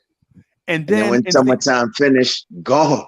Right. And so G-Man, you know what the reason why I had to leave. Yeah. Uncle Absolutely. Sam. Uncle Sam Uncle said, Sam. hey, bring your butt back over here. It's time for you to adhere to your commitment and go and do the thing that you swore to do. Right. And so that summer, so 5 or 6 years later, we wound up going to so a lot of stuff busts off in the Middle East, like 5 or 6 years later. Oh yeah. But during that time, it was like Great Britain was at war with somebody, and we didn't know. It was like some stuff in Honduras, and stuff going on, but it wasn't nothing major. Yeah, Panama. Yeah, it was some stuff. It wasn't nothing major. Right. So she like Uncle Freezy, but I don't want you to go and die. If you go and die, what am I gonna do with myself? I wouldn't know, because I don't know you like that. I was like, I don't know, because I'd be dead. How would I know? Sure. You know what I'm saying? So anyway, we treated that summer like that. Like every day of that summer that we talked to each other or we was around each other, we treated that day like it was the last day on earth. You know what I'm saying? Like we would go to the movies, G-Man. Like we go to the movies early, like the early show. Yeah. We went to go see She's Gotta Have It. You remember that? Yeah. Oh yeah, I remember that. That was my movie. She got yeah. So we'd stop at the Blimpie place. Like her pops would give her $10, Mm-hmm. and we go to the Blimpie place and go to the movies. Back then, when you can eat and see a movie for $10. Yeah. You can't even get the movie today for $10. You can't get in the movie by yourself for $10 now. But anyway, man, the average movie to go out and eat is about $40, and just that probably one person. Yeah, for sure. Yeah. I wait for it to come on. It's got a stream for me to go see. I ain't going to the movie. I ain't going to Hey, and G-Man, the irony is like the girl next door was in love with me. She had a crush on me since she was like 6 years old. Up north or down south? Up north. Wow. Wow. No, she was the one that I told you would like to fight my sister anytime my Yeah. sister wouldn't let me have my way. Yeah. Yeah. Wow. And this is my aunt house now. Mind you, we lived on the hill. My aunt, we was on the hill. We was at my aunt lived on Carteret. We lived on Van Nostrand at the time. So that was like Yeah. I got you. like 14, 15 blocks away. Yeah. But that was my favorite auntie. So on the weekends I would come over there. And the Yeah. girl next door had a crush on me or whatever. Wow. And it was like, so I was seeing Marion. And when I wasn't at Marion house, I'd be on the stoop with the girl next door. I don't want to say her name. Chuck, what's the rule for protecting the innocent? We gotta give them trailer park names, right? It was Miss Parker. Huh? You sit on the stoop with Miss Parker. Yeah. Oh no, she wasn't that. Oh, trust. Kinda off the wall. We got to give her a Waffle House name, right? Waffle House Day. Yeah, we gotta give. Sit on the porch with Trina. Trina. Mary Lou. Mary Lou. Let's go with Mary Lou. Right. So Mary Lou come and she was fine too. She got finer with age. She probably now G-Man right now she is Miss Parker because she 50. But boy, I mean, right now she, but back then she was a little girl, pigtails and stuff. Yeah, right. You know what I'm saying? She would come over like I'm 18, she's 16, right? I'm like, I can't do nothing with you, girl. You 16. Yeah. You know what I'm saying? Trouble. Yeah. So we should talk about Marion. Like Marion used to walk to the house during the daytime, and I walk her back to her house at night. And whatever her name, what's the made up name again? Mary Lou. Mary Lou would be so mad at me. Like, Mary Lou, we can't be together. You a kid. You 16. Right. You know what I'm saying? Right. But 5 years later. Mary Lou, you trying to holler. Look. Yeah. Mary Lou, what's up? So Stafadon, you laughing, man. You ain't had no summer love. Yeah, of course. One of my summer loves is my grandfather's son. It was around carnival time, and the tourists used to come down, and he brought over this chick from Sweden. But the chick from Sweden had a daughter named Sarah, and oh my God, Sarah was boy. Yeah, man. I was about 12, 13, and they came for that summer, man, and me and Sarah spent that whole summer together. But you see, when it was time to go back to Sweden, man, I was so heartbroken. What? So heartbroken. You know what I mean? Because I ain't never felt like this before. A blonde girl, blue-eyed girl, came all the way from Sweden in love with this black kid. But it wasn't ironic because her mom was with my grandfather's son, and he was blacker than me. You know what I mean? He was like tar with at that time dreads. I don't mean to say it like this, but to white people it was like they loved that type of stuff. You know what I mean? Dreadlocks, the Rasta thing, Right. So she, they were in love with that stuff. But for me now, a little, from Sweden, and me and her kicking it for the whole summer. We going to the beach. Were y'all the same age? Yeah. Okay. Yeah. Going to the beach, we drinking coconut water, we playing in the water, you know what I mean? A little touchy-feely, little kiss on the cheek. You're feeling like a man. Yeah. You know what I mean? But you see, when it was time to go, man, my heart fell out my chest, bro.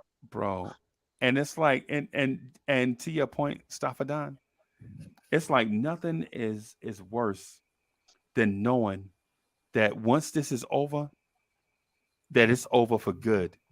Yeah. Bro, Right. I ain't never seen that girl again. Right. That's Right. Right. And right. But the march to that day, like like say for instance, like with me and Marion, I knew that I was going back to Darlington. I knew I knew I was coming home on August 1st. Right. Yep. So she graduates at the end of June. So basically we have 1 month, you know what I'm saying, to like go through this thing, right? Whatever, Yeah. whatever.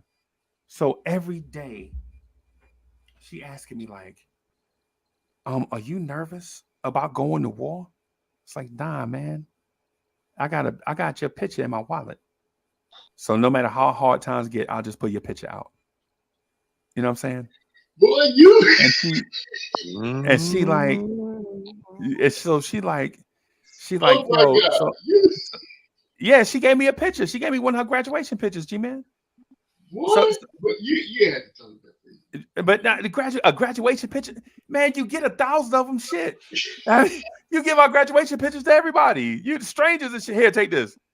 You know what I'm saying? G-Man, you know what I'm talking about, man. Don't act like that, G-Man. I do. You know I do. how you get your graduation package? You get your cap and your tassel, your gown, and you got a graduation picture. A whole sheet of pictures. Yeah. You get. Remember, you had to cut them out. Remember, they came all on one sheet. You got one picture and some little pictures you got to cut, and that little white part. Man, you know, G-Man be like ragging me, man. Yeah, I used to give out graduation pictures, mom, because I ain't even know. Here, take this with you. You know what I'm saying? But I was like, yo, and I'm sorry about cursing y'all. It's Stop a Dime fault. So I was like, yo, I ain't worried about going to war. You know what I'm saying? I got a picture of you that'll keep me safe. You know what I'm saying? And so the march up to the day I left, I remember being on the phone with her, and my aunt was like, yo, we leaving in the morning at such and such time. Mm-hmm. Make sure you and that gal done said what y'all gonna have to say, because once it's over, it's over. That's it. Ain't turning around. Ain't coming back. Right. So G-Man, no lie. I call her that night. G-Man. Now I don't know if you know this or not, but Carteret Ave is right down the street from Liberty Park. Right. You know where Statue of Liberty is and all that, right? Yeah. So me and her walk to Liberty Park. It's about 4 miles. Wow. We just walking and talking. We out there sitting on the grass, and she like, you know what I'm saying? And so she out there. Infamous New King talking about sitting dances. I'ma steal that, yo. That's my new joint. That's our new joint right there, Infamous New King. That's our new joint, yo. Not cursing, just sentence enhancers. That's our new joint, yo. So we walk to Liberty Park. We got to take a little sister with us, right? I guess it's her mom way of making sure that I don't beat down the noonie. Yeah. You know what I'm saying? Yeah. So make sure we don't bump uglies, because you send a little sister. Anytime you want everything to be on the up and up, send a little sister with you. So we go, and we just sitting out on the grass, and we just talking, like watching the water and watching the waves come in, all that. And she was like, yo, don't it seem like when we be together, the world just stopped for us? It's just me and you. And I'm like, and so this is stop it. This is me. I'm like, I did that on purpose. I'm glad you noticed. Right. And so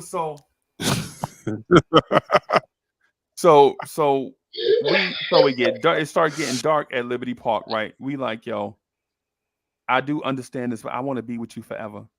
But this is Jersey City, right? We got to hurry up and get back before we have to fight our way all the way home. That's right. This is Jersey City now. So we walking and talking, And we finally make it to her house, and I'm dirt tired, bro. I'm dirt tired because think about it, that's 8 miles of walking. Walk there, sit on the thing, and then walk back. Yep. Right. So we get there, man. I'm so exhausted, and she give me this hug like she don't want to let me go, and I'm hugging her too. But remember, I'm a awkward 18-year-old boy who really don't know what to do. You know what I'm saying? I don't know whether to grab her. You know what I'm saying? I don't know what to do right here. Because I ain't never been through this. Like, I ain't never been in love. And I ain't never been through, like, a separation, like, walking away. You're right. And why y'all judging me, bro? Y'all been there, too. Y'all acting like, yo, Uncle Freezy was a nerd. Uncle Freezy was awkward. I'm with you. I'm feeling what you. I'm picking up what you're putting down. Yeah. Sure. No, I am. I mean, think about it. I'm about to walk away from this girl that I had the summer of love with.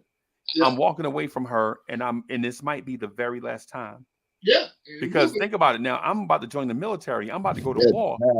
And in my mind, I'm like, yo, you about to go to war.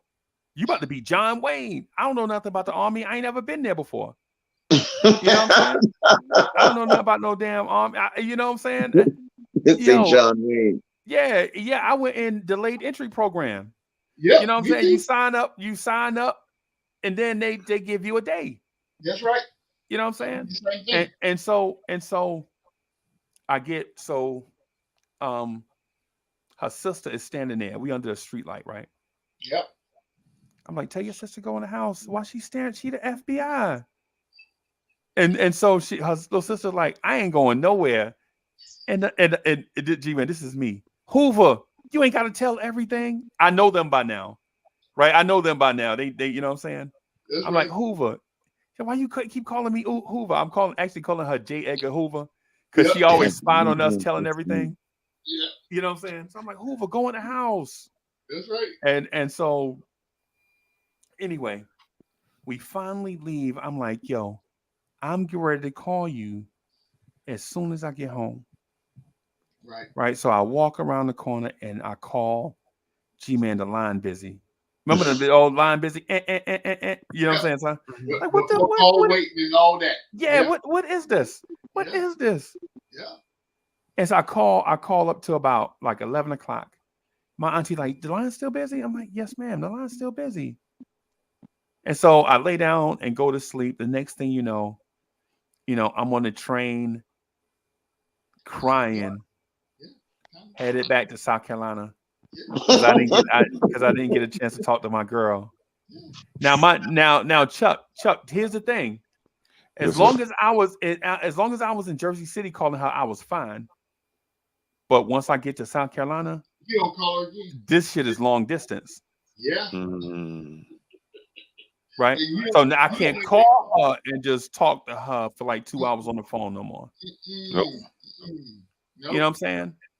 So now, so I wrote her a letter. I was writing her letters, man. And the thing about it, I wrote her a letter. And you know what I'm saying? I talked to her on the phone. She's like, I'm going to write you a letter back. By the time her letter came, you gone. I was gone. Yeah. Right. I was gone. Right. And so I get to Columbia and I meet this dude named Green from Chicago. How come everybody know a dude named Green from Chicago? That's how it works out, bro. Yo. And I see this girl sitting at a table and I'm like, yo, I'm gonna go holler. And Green tells me I'm gonna murder everything moving. And so I forget about our girl from Jersey City. The summer of love. Because it was a summer of love and we all have to move on. DSJ was good. Salute. Does not take long, for sure. Yeah, man. For sure. G-Man, you ain't never had no summer love, bro? Me? Of love. Not trying to bump uglies. I'm talking about the summer of love. I'm thinking now. I'm way older than you, so no, I have not. You ain't had you 50. No, you ain't no way older. What you? Oh, I ain't gonna ask you what. I ain't gonna ask you what year you came out. Are you a half a century old right now? Me? Yes. Yes. Okay. Are you a half a century +3 right now. G-Man, I promise you, you was in that gym at that Nash Central Rocky Mount game. You was in that gym. We probably around the same age. Yeah, for sure. you was in that gym. You was in that. You was in the skating rink when Eric B and Rakim got beat up in Rocky Mount. I was there. How you know that? I was there. Because don't nothing else go on in Rocky Mount. That was the thing. They had been saying it on the radio for like 2 weeks. Eric B and Rakim gonna be at such and such golden rating ring Saturday night. Oh, Be there. Eric B and Rakim beat up in Sports World. Yeah, man. That was crazy. That was This dude crazy. and Chuck Howard started is an old country boy. Grab Eric B. Chain. Yeah, that's exactly. And Rakim and this dude and the great Rakim punches this dude with a dragon punch straight out of a Jean-Claude Van Damme movie. And this dude flies back about 10 feet, and Rakim was about to talk that noise. You ain't gonna do, and then he looked, and it's about 90 dudes staring him in his face like they about to stomp the shit. Listen, I don't care what kind of record you got out. You ain't gonna come down here and punch one of our homeboys in the face. No. And no lie, this dude, he a big dude, a dude named Coogee Rap was there.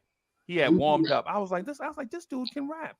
This dude named Coogee Rap sees them 90 dudes and runs like Shaggy from Scooby-Doo. You can hear his feet. You remember the old Scooby-Doo movie? Yeah. Coogee Rap.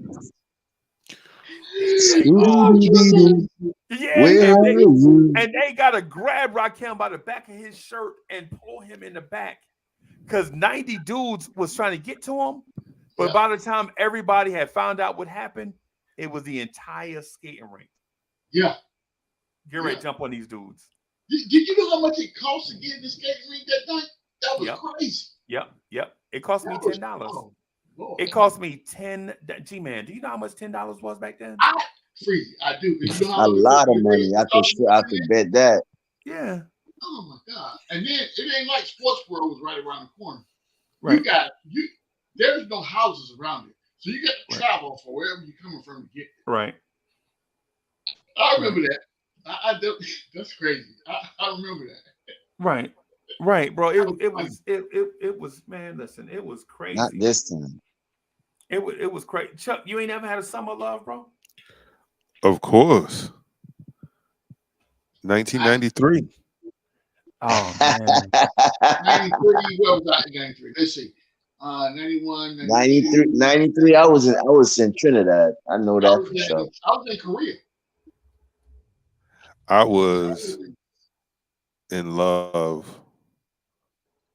with a young lady with the hugest gap between her teeth. I bet you she can whistle like a. Anyway, I'm just joking. So that's the Bud Light talking, y'all. So,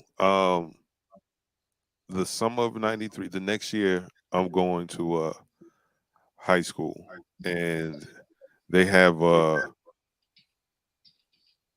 early entrance program over the summer where you come get familiar with the high school, you take some classes, that kind of thing.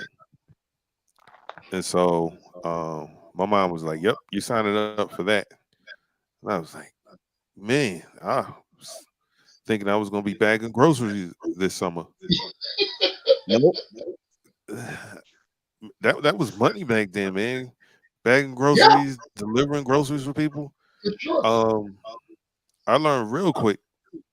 I don't like getting sneakers from Favor. Right. Yeah, man. That's a real talk. I like Nikes. I want these Cortez. No doubt. And they're more than the $20 that my mom gonna give me for sneakers. Nah, buddy. That's right. So I would bag groceries. So but this summer, up to this point, I never had to take public transportation.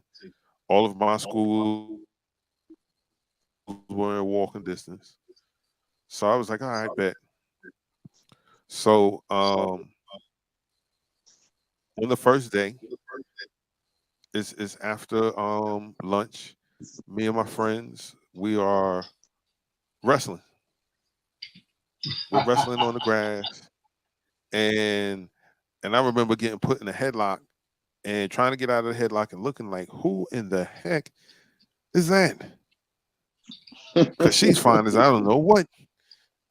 And so I go. I was like, hold on, Eric, y'all got to chill. Fix my clothes. I walk over there, start talking to her, and most of my friends, including myself, we still, little boys at heart. Because after all, we're wrestling. Like full out wrestling in front of the high school on the grass. Wow, that's what While everybody else is looking at us like, what is wrong with these? What is wrong with these little kids? Where do these little kids come from? That's right. So I'm over there talking to. I'm trying to talk to the girl, and so my friends, they surround me, and they're adolescents. So everyone has jokes.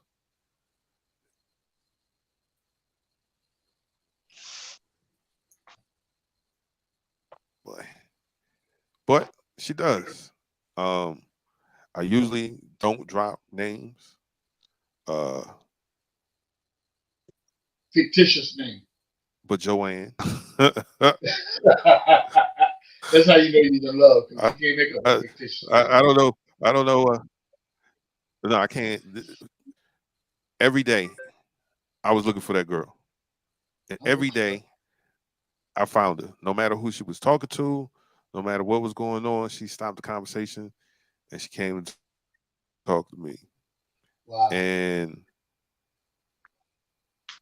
the only reason she was there because she was coming with her cousin.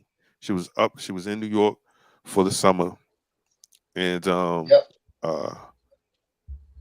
because her cousin had to go to summer school, her aunt made her come with her. And this is back when, if you were from out of state, they didn't ask no questions. Like, oh yeah, you can go to class with your cousin. Yeah, like no problem. They ain't ask for no type of documentation, no ID, nothing. So I just remember waking up every morning like, yo, forget school. Forget school, forget what's going on, forget all this nonsense. What about Joanne? Word. That's what's up. That's what's up for sure. Hey, fellas, I'm gonna have to jump off here. Hey, it's been a pleasure, and I'm gonna have to come through more frequently than this because this has been a joy for me for sure. Yeah, man. Yeah, man. Hey, G-Man. Hey, man. You are hilarious, bro. You are hilarious. I'm not. All I'm saying is the stories that you shared with us, they ain't going no further than us. We ain't gonna repeat them.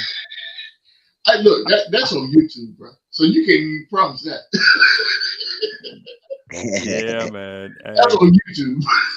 Hey, man, you notice we ain't asked for no validation or nothing. We ain't was like, yo, I'm saying that. Nothing. We ain't trying. We don't need no receipt. You know what I'm saying? We like, yo. For sure. You know what I'm saying? For sure. We asked where your brother was at or nothing. No doubt. No doubt. I would tell you this though. This type of environment right here is refreshing, and it allows to have just a conversation without any pressure about anything else.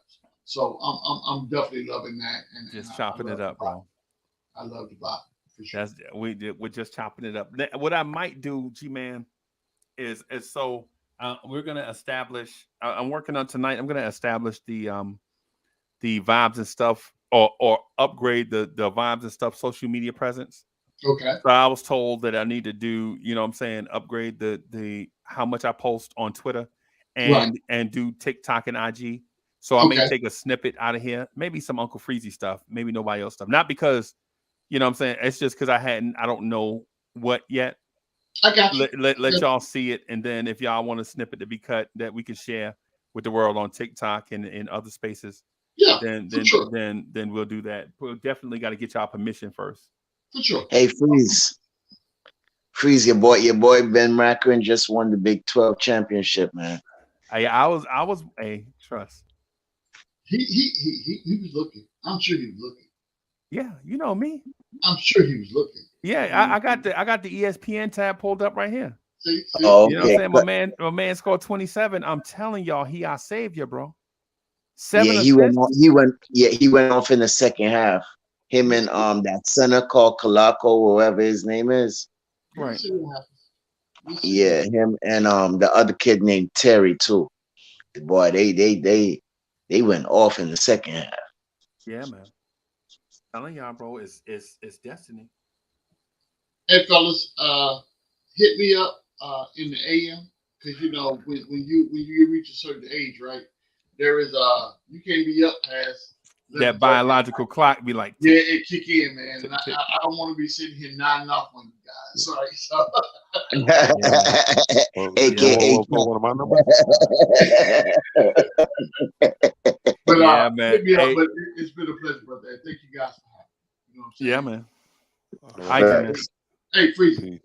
get you a real cut, brother. For what? To throw up in? Yeah. That's why you my brother. Yeah. Right. Peace, fellas. All right, hey, boss. All right, peace. So Freeze, Chuck, you having a show with AD in the morning too? I hadn't talked to AD yet. I hadn't talked to him. Okay. Yeah, because I've been wanting to, man. But here lately, we've been kind of the energy been not right with a bunch of us, and so I'm trying to figure it out. Like, you know what I'm saying? So, yeah, man. Y'all, you and Soulfinger good? Yeah, we good for tomorrow. We got Ron and John coming on tomorrow. Okay. Yeah. 4:00, right? Yeah, 4. Okay. I was thinking if we should move it down to 4:30 because the only reason why I said 4:30 is because after the Knicks game is going to be a lot of Knicks content. Yeah. So I was thinking if we probably give it like an hour and a half for them to like die down and then come in at 4:30. What do you think? Probably need some time to think about it. With me, I don't know, man. I don't know, bro. I don't know what to tell you about that per se. Because you might want to come on right after they go off to keep that energy. All right, so we could still stay at 4. I was just asking your opinion on that, but we could still come on at 4. I don't got no problem. Yeah, I see. I don't know. Do you want to capture the energy from them things, man? And then, you know what I'm saying? Because people will still be around their computer. It depends on what you want to do. No, I'm gonna still jump on at 4. I'm still jumping at 4 because Ron did advertise it on this show early at 4. So, you know. Okay. So we keep it at 4. Okay. Yo, shifting gears a little bit. I didn't get the chance. Hector, come on, bro. I was waiting for Hector to hit the link. Heck, come on, man. Project. Yeah, heck, hit the link. I was waiting on you. I thought you was saying that you was jumping in. Yeah, but what we was talking about, man, is the summer of love, and before that, we was just chopping it up about random stuff, right? But Chuck, you got something that you want to? Because I'm good. Whether y'all do, you know what I'm saying? If y'all gotta go, man, I ain't gonna hold you, but I'm gonna just rock for a little bit. You know what I'm saying? I'm good, man. Okay. I done got my second win, so I'm good. Okay. Yeah, man. That summer of love thing is something that I want to kind of touch on because the thing about being a man of my age, you really don't get the stage or the platform to talk about the boys to men years. Like the legit when you go from being a boy to a man. Most of the Most of the time, every time you say something like, man, when I was your age, everybody tuned you out. You feel me? Like, like Staffa, I don't know if you go through this or not, but when you say, man, when I was your age, you young whippersnapper, I used to, and everybody tune you out because for some of y'all, that's like 20 years ago. For me, that was like, for me, that's 40 years ago. It's funny that you say that because the other day I was talking to my supervisor and this young cat was listening, and I'm telling her that, yo, the last time I ain't eat some neck bones, because she was talking about neck bones, was in the 80s. And I was like, yo, she was talking about cookies, but I was saying it's been since in the 80s I ain't eat neck bones. And he was like, damn, I wasn't even born at them time yet. I said, yeah, young boy. I see you wasn't even crawling at the time. Yeah. You know what I mean? So I could definitely understand what you say when you make that type of statement, you know. Yeah, man. Yeah, man. I'm not gonna call them days the good old days. Because the good old days, well, it may have been. It was to me because it's dog. These days now, all right, put it like this. These days is more of the internet, social media era. Back then for us, it's more like go outside, have fun, play with the kids, climb trees, all these things. These days now, you can't even get the kids to do that. They want to be on social media, the PlayStation 4s, the PS this, do that. You know what I mean? They hardly interact with kids like that now. You know what I mean? As far as going outside and doing things. Right. You know what I'm saying? You ain't gonna get that these days. You know what I mean? They go outside a little sweat. Oh my God, I'm sweaty. Right. What? Wow. You understand what I'm saying? So, you know, the generation today and the generation that we came up from, is totally different, bro. Totally different, man. Totally different. Totally different, man. I salute to everybody in the chat and salute to the panel, all-star panel. I'm gonna tell this story real quick because my break is over and the embarrassment kind of still stings to this day. So I visit family down in Texas for the summer, right? And of course, you know, that whole accent thing is like, it's like a chick magnet. So my cousin takes me to the ball courts and I'm hooping and we're all having a blast and everything. It's a female, her name is Ayana. She wanted to know about me. So we was talking. Next thing you know, where you from? And I was like, I'm from New York. I'm from Brooklyn. And I think that was like, that's all it took. It's like, no game needed to be spit. No game needed. Nothing else after that. We were boyfriend and girlfriend right after that. I said that. About 2 days after, I go to the ball court. We're playing the game of 21. I get the rebound. I go up. The dude tried to block my shot. He ends up elbowing me in the face. I catch it right in the eye. My eye is swollen. No. So we're talking about at least 4 days with me with this big puffer right above my nose. No, bro. Yeah. Then she comes by the first 2 days to see how I'm doing. And my aunt, she lets her come in and everything. She gave me a couple of kisses. It was all good. So I'm thinking, okay, the next day she didn't come, no big deal. Second day she didn't come, no big deal. I finally get good enough to get to the court, and she's talking to one of the hoopers that was playing with me. Not the one that elbowed me in the face, but it was another one that was there. Looked like Kenny from the Parenthood. Oh no! and we were cool, you know. So of course, you know, I go up to him, Kenny, what's up, man? How you doing? All that stuff. You know, his name's not Kenny, but you know, it's like, what's going on, man? Yeah, changing names to protect the innocent. Yeah. Yeah, but Ayana, she's there, and she looks extra guilty, like I did something wrong or whatever. And then he kisses her on the cheek. Right. And again, it's like, oh wow, in my face like that. Wow. And after that, I think me and him played the game on one-on-one. I won the game. But she ended up consoling Kenny on that loss. What? Yeah. So She was a groupie. Hey, about what I'm age? sorry. I'm sorry, DSJ. About what age is this? Oh, I was 11 when this happened. Okay. So she was a groupie. Yeah, Oh man.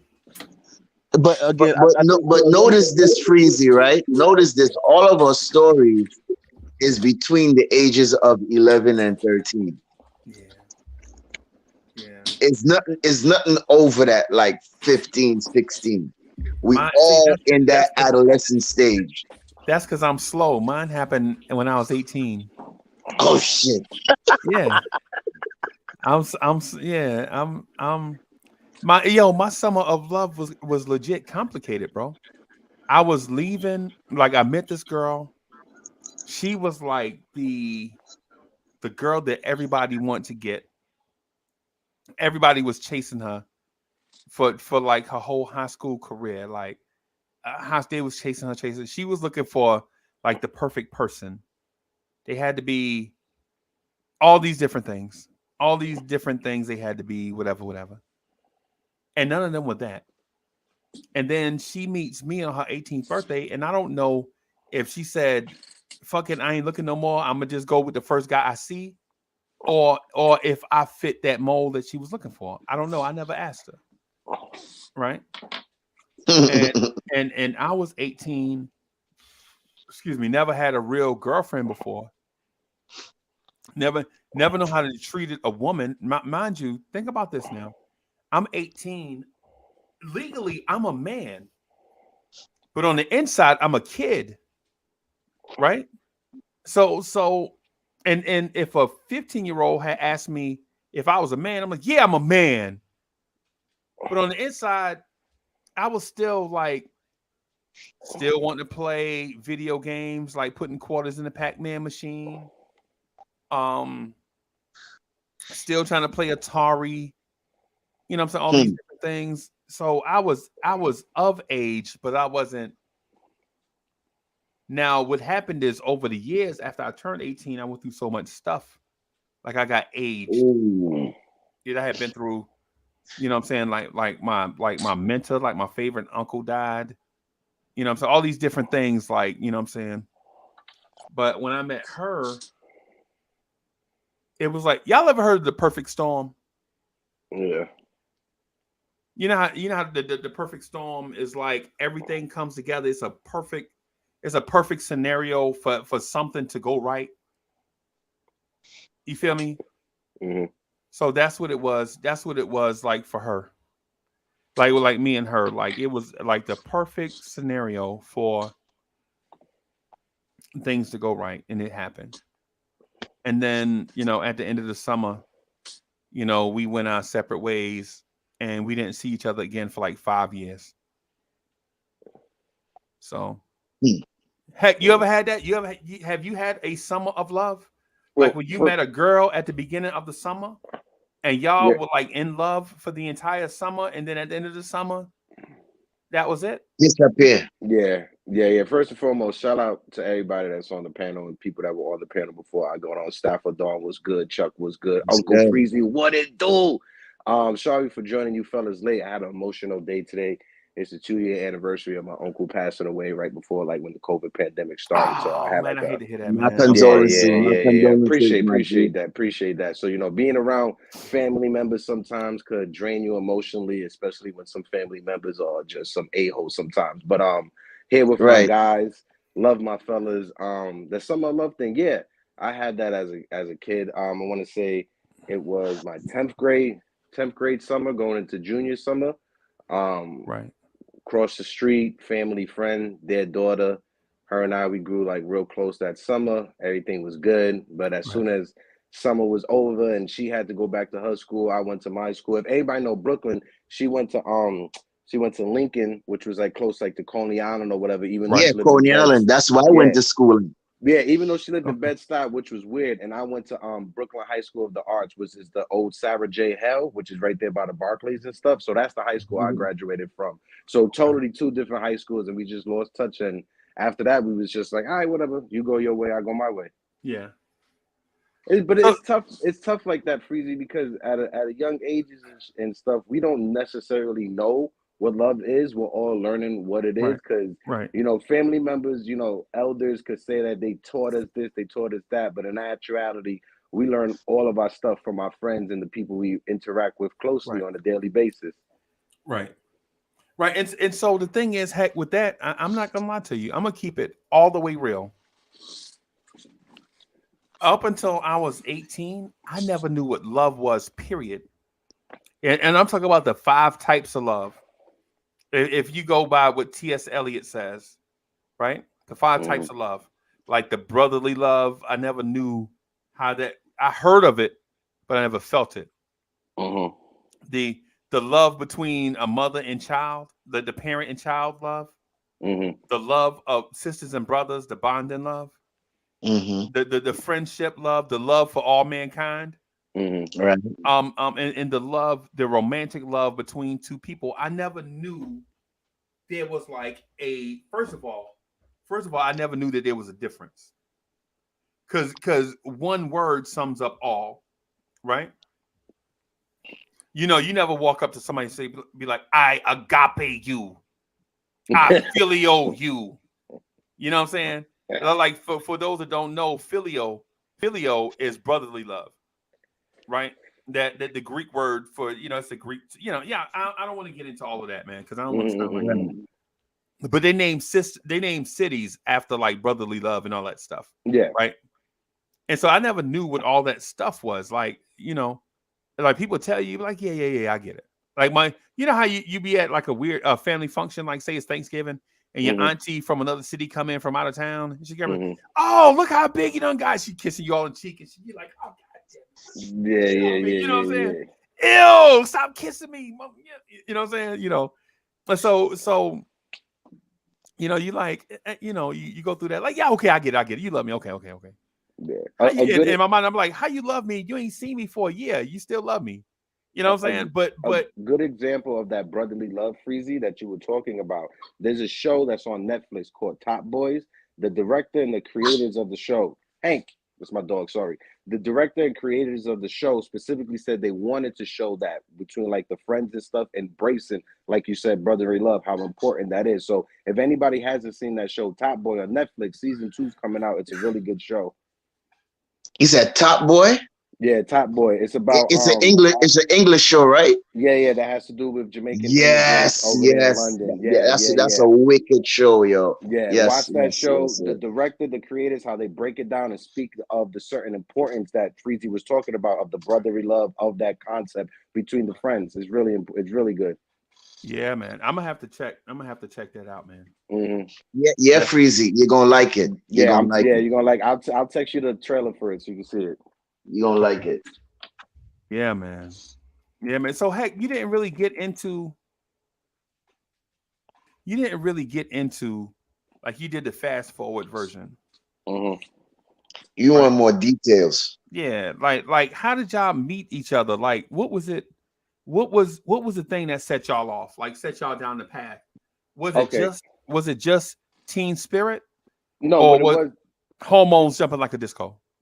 The hormones jumping like a disco, but on top of it as well, you know, growing up in Bed-Stuy, where I grew up, if anybody is familiar with the streets, Lefferts Place between Clausen and Grand has a lot of brownstones, limestones, apartment buildings, complexes and stuff. So I lived in a limestone with like 16, 17 of my family members. So we had a stoop. She lived across the street. You know, like I said, her grandfather was close friends with my grandfather, Mr. Harris and Mr. Smith. My grandfather was from Trinidad. Her grandfather was from Trinidad as well. That's why they connected. So off of that, that's how we became friends. So my grandmother didn't like to let me leave the stoop because of the environment at the time where Bed-Stuy was. So it was literally just going across the street to hang out with Mr. Harris' granddaughter and just chopping it up, chilling. And we just built a friendship and a bond over that summer. Okay. So what'd you say to her when you saw her? Just, you know, it was weird at first because it's like you try to imitate relationships that you've seen, whether they've been on TV or whether it's like close family relationships, because at that age you really don't know what a boyfriend girlfriend conversation really is. So I based all my interactions with her on like the relationships I've seen with my sister and her boyfriends. So just like what's up, chilling, going out, walking to the corner store, going to Coney Island to, just go on the boardwalk and stuff, little stuff like that. But it's like learning and becoming a preteen at the same time. Okay. Mm-hmm. Did Man, y'all like had a little when y'all went to Coney Island, hold hands, go on the Of Ferris course. wheel? Yeah, little You know what I stuff like mean? that. Yeah, You know, little did the whole Nathan hot dog thing and all of that too. Yeah, absolutely. And at that time, I was one that I always wanted to keep a fresh shape up. So every Friday I was going right over to St. James and Fulton to the barbershop to go get my hair cut right every Friday. So that was like a ritual of it, getting my shape up, then meeting up with her, hanging out. And heck, that whole leaving the stoop, yo, that's Trinidadian parents in a nutshell. They don't want you to leave at all, bro, because they so overprotective, man. So I get when they say they don't even want you to leave, because when I was living on Troy Avenue, right close there to Wingate, man, I couldn't even leave. We was living in a house. I couldn't even leave the steps. Same, bro. Same. Much less a stoop. I couldn't leave the steps. And then if I had to leave, if I left the steps, they had to come outside on the porch while I'm outside playing. Right. Yeah. You know what I'm saying? How many times you be with your friend Stopper, right? And they'll point out like, yo, Stopper, it's 5 o'clock. It's time to go home. Yeah, you mean you gotta come inside. Yeah. And sometimes it'd be embarrassing because they still outside playing, but you gotta come inside. And you looking out the window and the sun's still out. Bruh, it had times where my friends came up to the door, ring the doorbell. Oh, can Stopper come outside? Nah, it's still too early. Right. Yeah. You know what I'm saying? And it's like 3 or 4 o'clock, bro. Right. And I still can't go outside. Yeah. It's just Caribbean parents or just immigrant parents. They're super protective, because they've been fed certain issues that, especially at that time in the 90s, Stopper, in the earlys or the 80s, the early 2000s. Going on the train, like everybody thought if you got on the train, you was going to be in what was that movie? Oh man, where they clicking the bottles? Oh man, I'm blanking. Freezy, help me out. Warriors. Hey, yeah, everybody thought that if you take the MTA, you're going to be in the movie Warriors at that time. So yeah, Stopper, it was scary. Yeah. But back then was like, honestly, back then I can say that, the adults and the elders in my neighborhood, they were all like parents to us. Like I bring up Mr. Harris and stuff. Like Mr. Harris will look out for me. Miss O'Neill will look out for me. So it's like certain elders in your neighborhood were like chosen family members that your family members gave them the responsibility of checking you if you was out of place when you was outside. And this is a thing too. They gotta know the parents too. Yeah.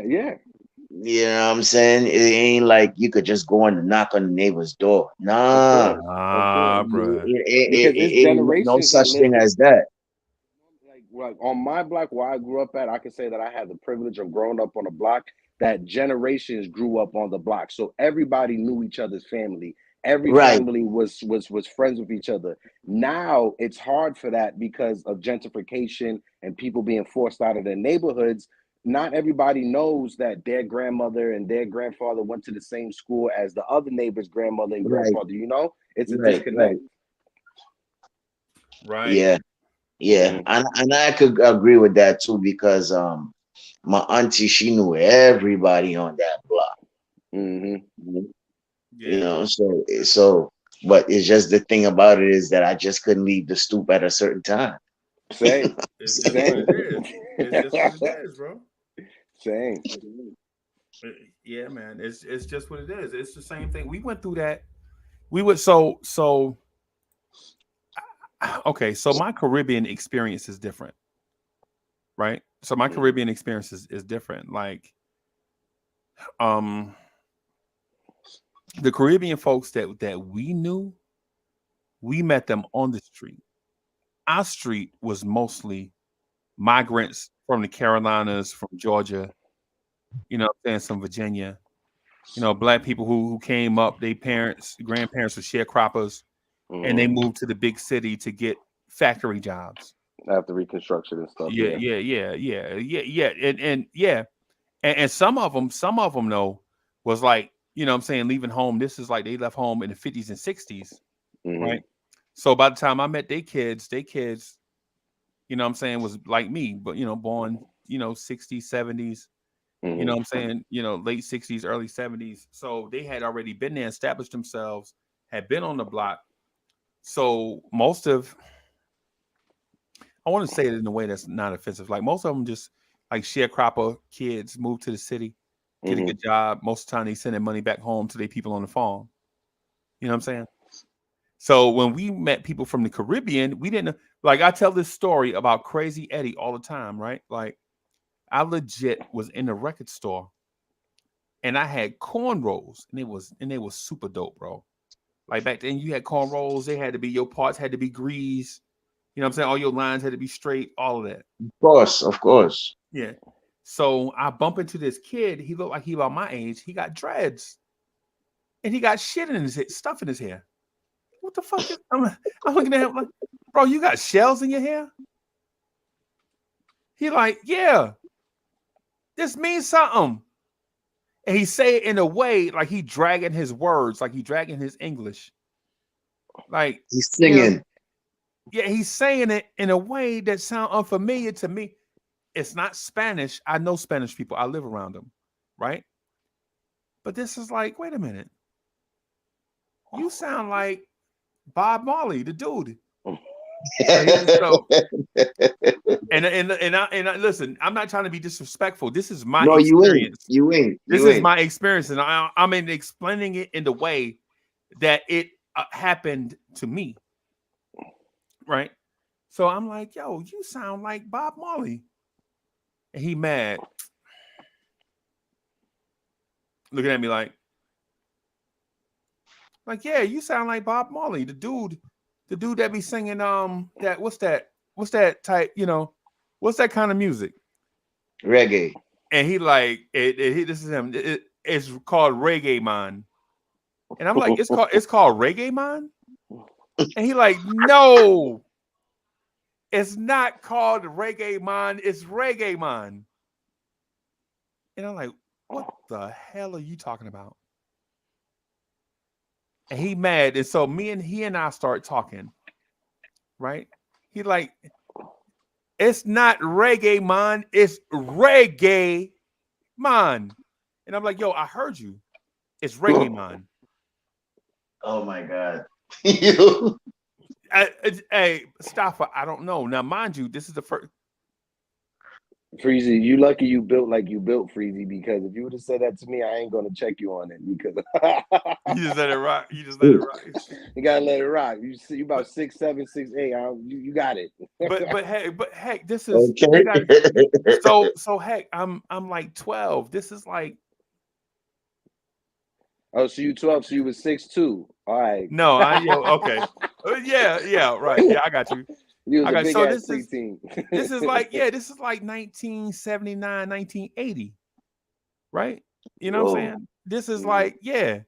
And in our hood, we didn't have. Okay, so in the late 70s, early 80s, the neighborhoods wasn't integrated. All the neighborhoods were segregated, right? Not by the government, but by the communities themselves, right? There was a small Jamaican area where there was nothing but people from Jamaica lived in the area. Nobody from Haiti, right? Nobody from Trinidad lived in that area. It was all Jamaicans. There was a Chinatown, right? Not people from Laos or nothing like that. It was people from China lived in this area together, and they made sure there was an Irish section, and this is Jersey City, the place that I live. Irish section. No Italians lived there.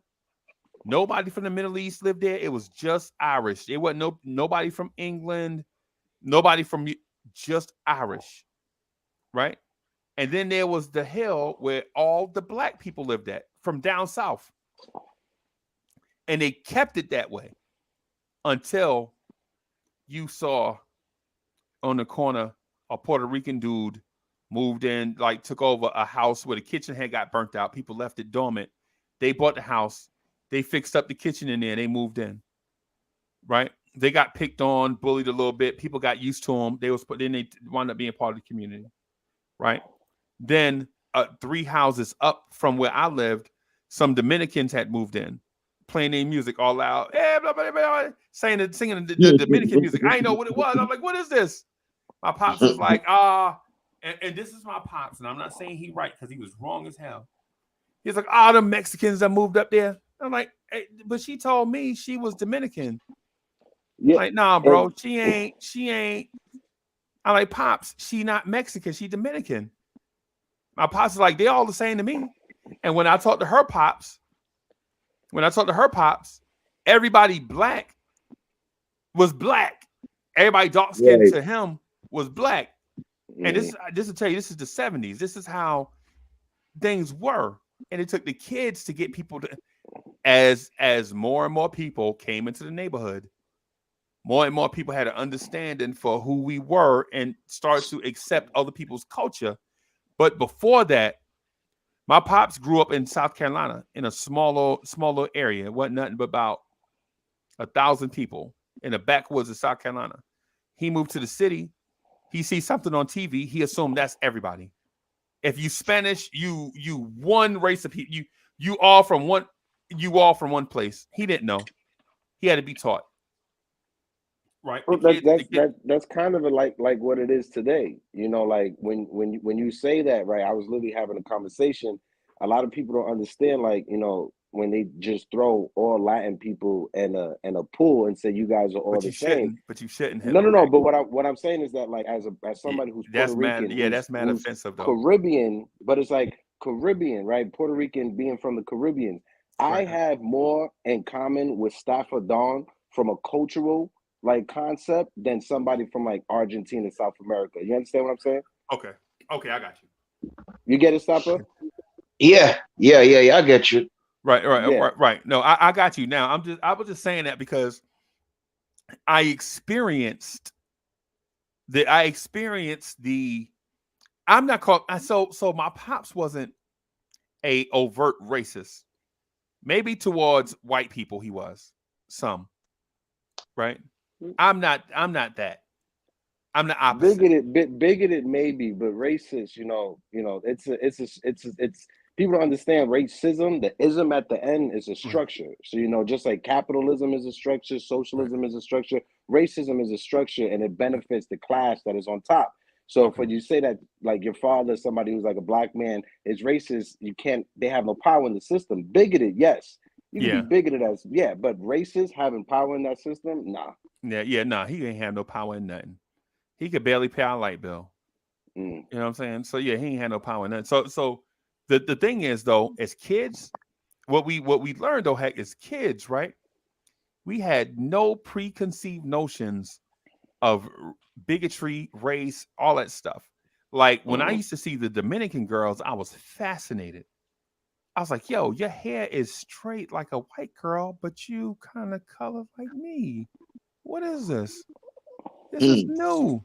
Because up until that point, like Staffa, I ain't gonna lie to you. Like the people from the Caribbean, they were like they were like our complexion, but they talk funny.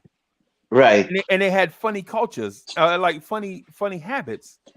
And I was like, yo, what is like for instance, no lie, right?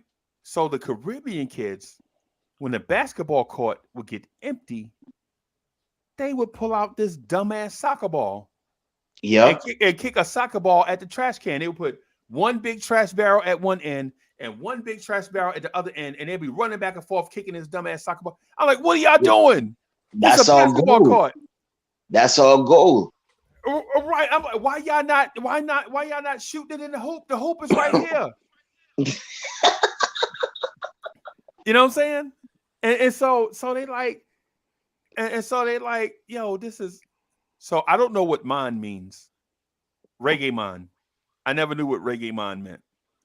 Right? Like reggae man. What the fuck? Reggae man? What is that? So anyway, I'm like, yo, what? So dude's like, yo, it's soccer man. Like, what is a soccer man? Heck, can you help me with this, bro? Nah, what is a soccer man? All right. Let me Stopper, explain it. Right? Stopper, help him out, Stopper. Rosetta Stone. He they saying soccer, but at the same time he trying to say, yo, it's soccer, man. It's like, yo, man.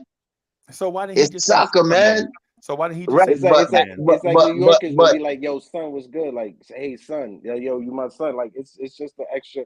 This is a part of of the slang. I just didn't get it. It's just they telling you like, yo, man, it's soccer, man.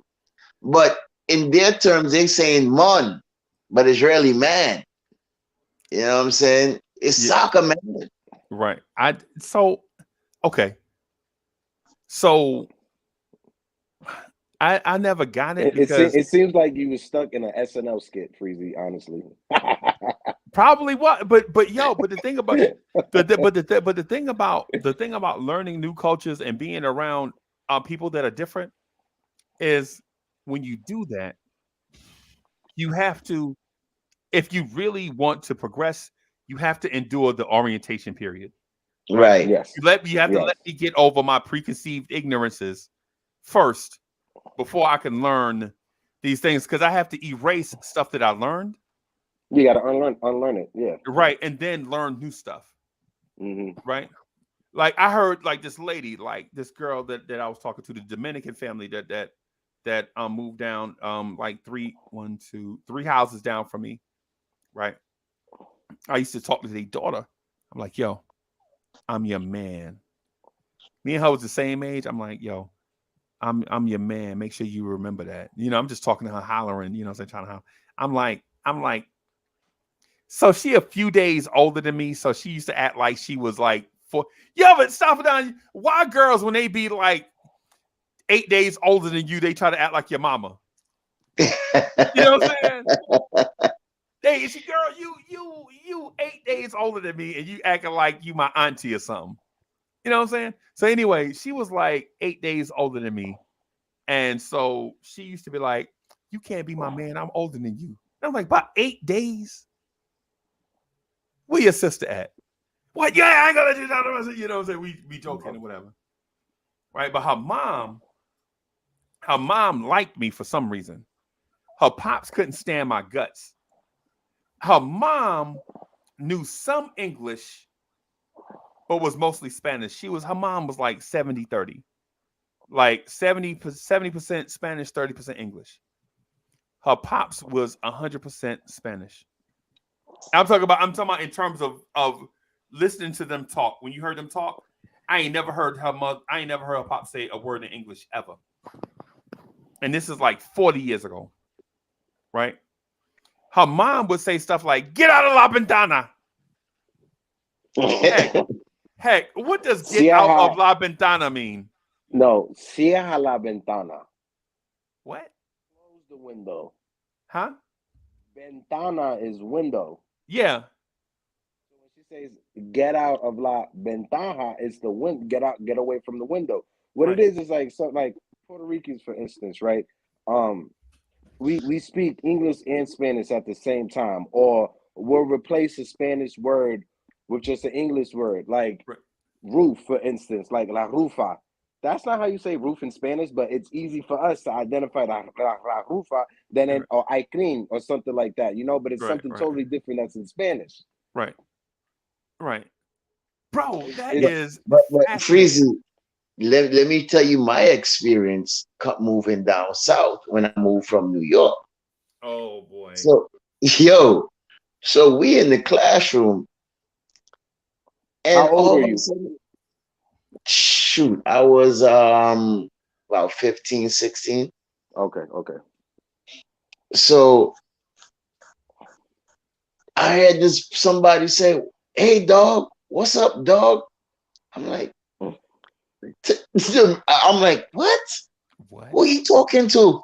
You know me already. I'm an island. I'm ignorant, so I'm like, who are you talking to? You call me a dog? Right. I'm like, yo, I ain't your dog, but what kind of dog? I'm Pitbull, Doberman. What kind of dog you talking about, yo? Right. So my brethren next to me, you know what I'm saying? He Jamaican. He been living in Florida for a while. He's like, no, yo, that's just the way how you say what's a homeboy. Like, Right. you understand what I'm saying? So for a while, I had to adjust to that type of slang. And then the next thing that kind of confused me was like, yo, I'm about to go to my old lady house. I'm like, what? Yeah. And then they might say I'm about to go to my old girl house. Right. I'm like, what's the difference? Right.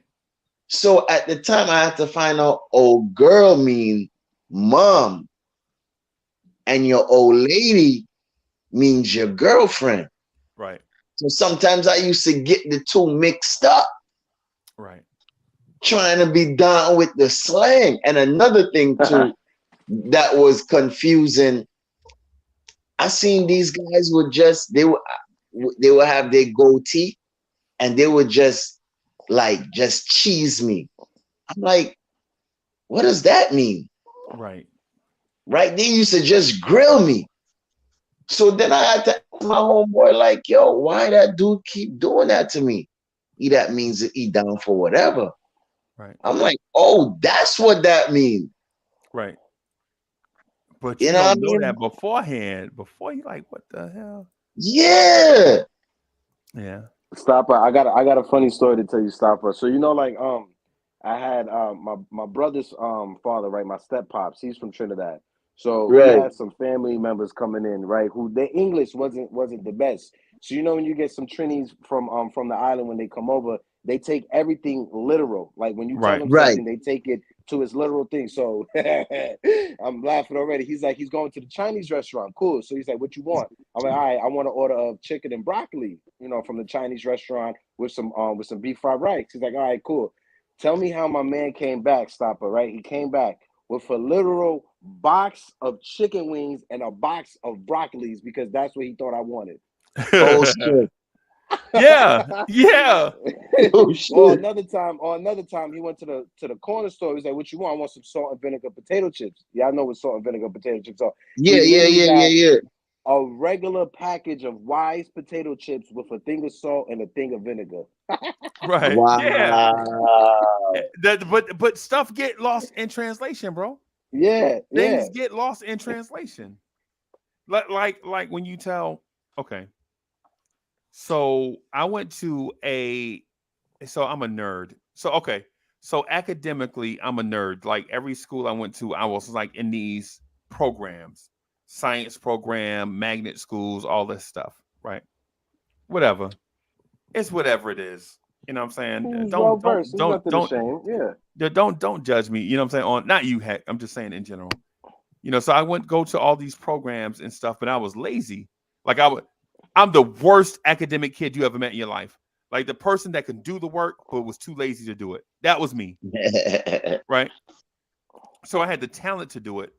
I didn't have the motivation to do it at the time. Right. Were you more of a hands-on learner? Like you needed to get your hands into it in order for you to learn? No, I was just lazy as fuck. I'm trying to find a silver lining. Yeah. No, I was lazy. I was lazy as hell. Right? I was just lazy as hell, bro. Because the thing is, I wanted to skip steps, and I didn't know how to skip steps. But anyway, so I get in these programs, and I see these kids that are less talented, but their motivation is on 100. Right? Like I'm in classrooms, like I'm in these maths, right? Like I'm taking so for instance, I take geometry in 9th grade, right? So geometry in 9th grade back in the 70s was something. Or was it the 70s? Maybe in the early 80s. So anyway, however. So I'm in a classroom with these Chinese kids, right? They don't have the aptitude to get there, but they have the drive and the work ethic. Like anyway, I ain't trying to give props to Chinese kids or kids in general. I'm just saying it, whatever. So my teacher writes this thing on the board. Have you seen this before? He writes it on the board, doing all this kind of stuff, blah, blah, blah. Uncle Freezy! He called my name. Come up to the board and do such and such. So he is asking me, but Staffa, guess what I was doing? I was reading a Wolverine comic book when he called my name. Heck, do you know what a Wolverine comic book is? Of course. All right, so I'm reading the Wolverine. It's somebody. I don't think it's Silver Surfer. It's somebody intriguing, and it's in the Marvel Comics thing. And I don't expect y'all to know anything about Marvel Comics or comic books, right? I just want to stay on the thing, right? Because I know I'm probably the only goon that actually is fascinated by Marvel, right? Or DC. I don't, we don't have to put that up for a test, Freezy. We don't have to have a trivia show about this, nothing like that. But just know I'm with you.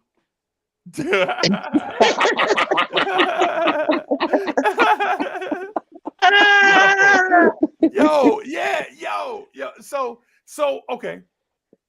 So let's just say to clean it up, to make sure that, because people will time stamp it and be like, you said such and such and you wasn't right. Wolverine didn't. Okay, let's just say the Fantastic Four. So I'm reading a Fantastic Four comic book, right? He calls my name, Uncle Freezy. I'm like, oh snap. He got this thing on the board he had written out. I could hear him hitting on the board. And this was at the very beginning of whiteboards. Y'all know what whiteboards are? Mm-hmm. Like you take the black thing and you write on there.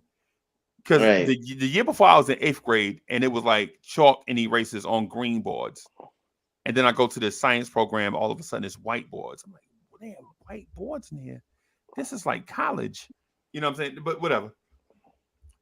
And so I walk up to it and I'm like, what is this thing right here? And he was like, oh, you weren't paying attention. I'll give you a hint. And he told me what it was. And I break down, and mind you, this is sight unseen. It's the first time I saw this type of geometry. He shows me one thing, and I break the whole thing down. I get to the bottom. I have to start writing small. And I'm like, such an equals such and such. And I go back to my seat and sit down. And the teacher is like, what the fuck? He was like, were you skipping ahead in the book? And the Asian kids are flipping like, holy crap, I'm behind. And I'm like, no, y'all. And so now that I look at, like, no, y'all not behind. The random ghetto black kid is smart but lazy. And everybody else in the classroom is smart but driven. You know what I'm saying? We just didn't get to that point yet. That's why they didn't know. Mm-hmm.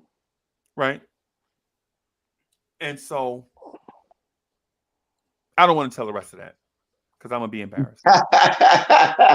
Staff, I don't want to tell the rest of it. You smart, Freezy. Don't worry about it, bro. No. How about I may have a certain level of intellect, but if I was smart, I would have used intellect to push me in other places. Is that it? Yeah, let's go with that. But anyway, what I'm getting at is when I was around other cultures, like those kids, like the Asian kid, like for instance, I thought Asia was just what I saw in the Bruce Lee movies. Yeah. Right. Yeah, and the Asian kids, on the other hand, will walk up to me and like, "What's up, brother?" And I'm like, "Brother, what the hell are you talking?" I would whoop your ass if you didn't know karate. Oh God! Don't go ahead. Don't do that. Don't do that. Listen, this is the thing. I'm not trying to be offensive here. What I'm saying is how the ignorances of stuff led to us becoming friends and tearing down these walls of preconceived notions and Right. prejudices. That's what I'm Right. getting at. That's what I'm getting Oh. at. Like if you go by what your uncle said, like my uncle is from South Carolina, so when he see an Asian kid, he assumed that every Asian kid had good credit and knew karate, black belt. Right? I didn't really feel necessary that way, but when I went to school in New York in Coney Island, that's where I met a lot of other cultures, as far as not Caribbean culture, but as far as like European, the Russians, the Albanians. right, the The Albanian Albanians run Brooklyn, right? people from Ukraine, people from Ukraine also too. Mhm. Germany. What else? It was just mostly people from Europe. When I used to also well, it was a mixture. Let me say that when I was going to school in Coney Island at that time. Right. So, so all of those cultures was also fascinating to me, but I never hang out with any of them. You know, you normally want to hang out with your own kind. So it was either at school when it's time for break time or lunch, is either with the Caribbean people or with is a mixture with Black Americans also too. You know, Mhm. and all of us just hanging out. Wow. You know, yeah, but at the same time, you know, you're still experiencing all these other cultures. Mhm. Right. Because I ain't never had no Russian friend. Really? No, I never had no Russian friend. Until I was going to school in Coney Island Wow. at Abraham I Lincoln High worked with School. several. And I worked with several Russians, and Ukrainians, and somebody from Georgia as well. But like you said, Snapadon, there's little pockets in New York City where you have all those different type of cultures, all living yeah, together, all going to school, and that sometimes is a beautiful thing, you know. But sometimes when you have outside influences, or not influences, but just like people just separated themselves. Look at Howard Beach, for instance. It's like all the Italians and stuff is like, all right, I'm not gonna be in Crown Heights no more. I'm gonna just move my ass to Howard Beach. They isolate themselves away Right. from the rest of the mixing cultures. but and Wow. then another thing too. That's like in Florida too. When you go to Florida and you go to Mhm. the Spanish communities, Yeah, you'll see like 6, 7 of them living in one house, bro. yeah. All just grouped up together as a family in that type. You know, it's just as you said, Hector, different little groups. You understand what I'm saying? But the funny thing about it, they would stick to themselves. Mhm. Okay. You know, it is never a mix with them up Yeah. to this day in Florida. You know what I'm saying? You know, you Mhm. have little Haiti, then you have little Italy, then you have little Havana, and Mhm. so on and so on and so on. You know, Mhm. they would never mix. But in New Mhm. York, it's all different. It's a whole melting pot of people trying to survive. Yeah, because we're Right. forced to be on top of each other. In Florida, like you say, those little spots, you got to drive at least 20 to 30 minutes on the highway to get to the next spot, you know? So it's like it's Yeah, separated and it's further across. In New York City, you can't do that. Like, it's weird. I was driving in Brooklyn today on Marcy Avenue. You see it. You see the Hasidics on Marcy Avenue. And as you go up and you pass Myrtle, it becomes, Marcy Projects, you know? right. Okay. Okay. Yeah, it's just Marcy. What is it? it's Why does that name sound familiar? Jay-Z from. I'm sorry? that's the From famous project Marcy Projects. that Jay Z grew up in. Okay. Okay. Okay. Yeah, I yeah, don't know what. yeah. So why are projects famous? Any, Ah, When they were anybody? first Yeah. when they A were little bit. when when they were first established, I lived in the project for like 10, 12, 15 years. When they were first established, they were established to be secondary homes for veterans who were coming back from the war, right? Right. But when veterans were coming back from the war, specifically World War II, only a certain class of veterans were allowed to benefit from like government programs like the GI Bill, like the housing initiatives and stuff like that. So early project developments were for like, white veterans coming back home. But if you look at public housing like overseas, like Amsterdam and like Europe, they have public housing. They have us beat 100%. We're beat when it comes to public housing, when it comes to accessibility, when it comes to the condition of public housing. Just because public housing is public housing doesn't mean that it has to be the condition that it's in. Right. I got you. Yeah. Well, as far as projects, I never grew up in the projects, right? I never knew what was a project, right? To me, we live in the ghetto. Right. That's why that's our project, right? Living in the slums, not having running water. When it rains, there's a leak. You got to put a bucket. When there's no electricity, you got to light candles with kerosene, with lights, right? When there's no water, we got to walk down hills to the water factory or to the water pump to bathe, plus bring back buckets of water for grandma and grandpa to cook and shower and bathe and eat. You know what I'm saying? Our ghetto, our project is totally different. We didn't have like channels. We would just have like 1 or 2 channels, where it'd be either channel 2 or channel 6, and that's it, right? You know what I mean? So when I was coming up, we didn't know nothing about no projects. It was just a ghetto. It's until when I come up here and I start listening to the rap and learning the American culture, I get to find out what a project was. Right? I mean, it ain't too far different, right? But it ain't too far different. But I end up learning what the projects is for Black Americans. Okay. Where I was at, where we grew up, it was the ghetto, and I'm talking about GHETTO, right? It was like the mix of everything, all the bad stereotypes you ever saw in your life was played out in front of my eyes every day. Right, the little crackhead jogging up the street with the brown paper bag. Yeah, that was it.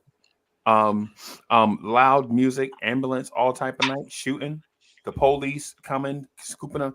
Yo, when I was 10, no lie, when I was 10 years old, the police drove up our block, stopped on a dime, right, and just started grabbing kids, throwing them in the back of the car, right. And and they looked at me and my little brother, but the back of the car was full, and they looked at us and was like, and got in the car and took off. Right?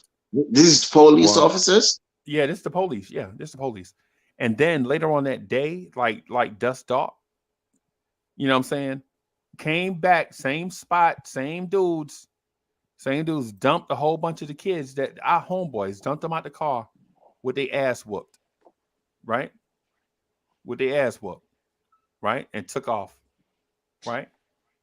And the only reason why me and my little brother, the only reason why me and my little brother wasn't there is because they ain't had no more room in the back of the car. And we was just out there playing free for all. Y'all remember free for all where you throw the ball in the air and somebody got to tackle you? Yeah. You know, so that's the only thing. Yeah. Yeah, and so over the years, I have grown and matured and now understand that no matter what sector or group you in, there may be rotten apples in it. But here the thing about it, Freezy, right? With that whole police thing, right? In the islands, the police ain't doing what you say they doing, and they coming up to you Right. and they roughing you up. They might hit you a hard top. Meaning say they taking they 5 fingers and they hitting you across your head. Right. And You what understand what I mean? They literally roughing you up. And what can you do? It ain't no pointing the finger and yo, they literally beating you up. Right. If you're missing school, they're beating you up. Hey boy, what you doing out of school? Hit you, slap, tap you up, drape you up. Right. Right. And so Stafford Down, listen, what I'm saying is they took our homeboys off and whooped their ass and brought them back. Nah, right? And dropped them off back on the same street. And my homeboy, he was like, but they gave us some cigarettes though. My homeboy Dorian from Stevens. He was like, they was asking us names and who be out here, and we wouldn't tell them. And so they just beat us up. And I'm cleaning up the story. You know what I'm saying? I'm cleaning up. So they was asking names and all that stuff, who be out here at what times and all that stuff. They beat us up, but they gave us some cigarettes to smoke. And so I was like, what? And them same dudes, bro, when I see them, they ain't been the same since. Dudes have been in them same innocent dudes that we was doing science projects together, right? Doing science projects and all that stuff.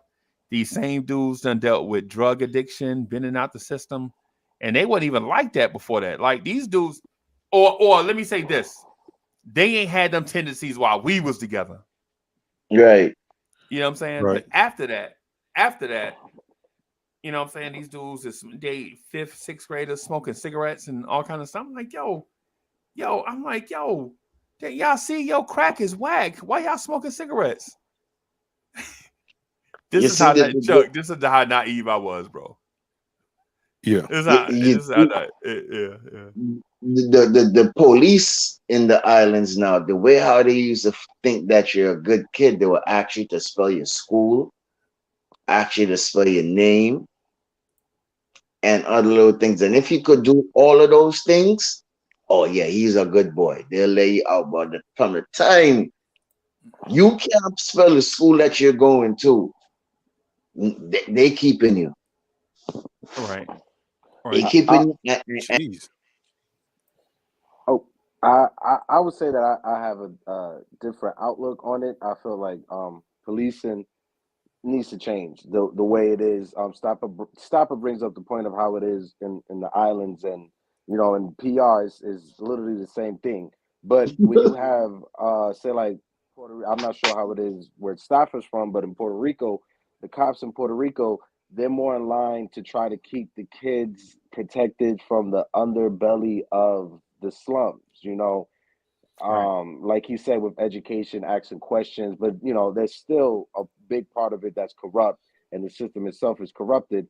But when you look at it, police have one duty and one duty only, and that's to protect personal private property of like the rich people in the country that we live in. That's just how my view is on it. What?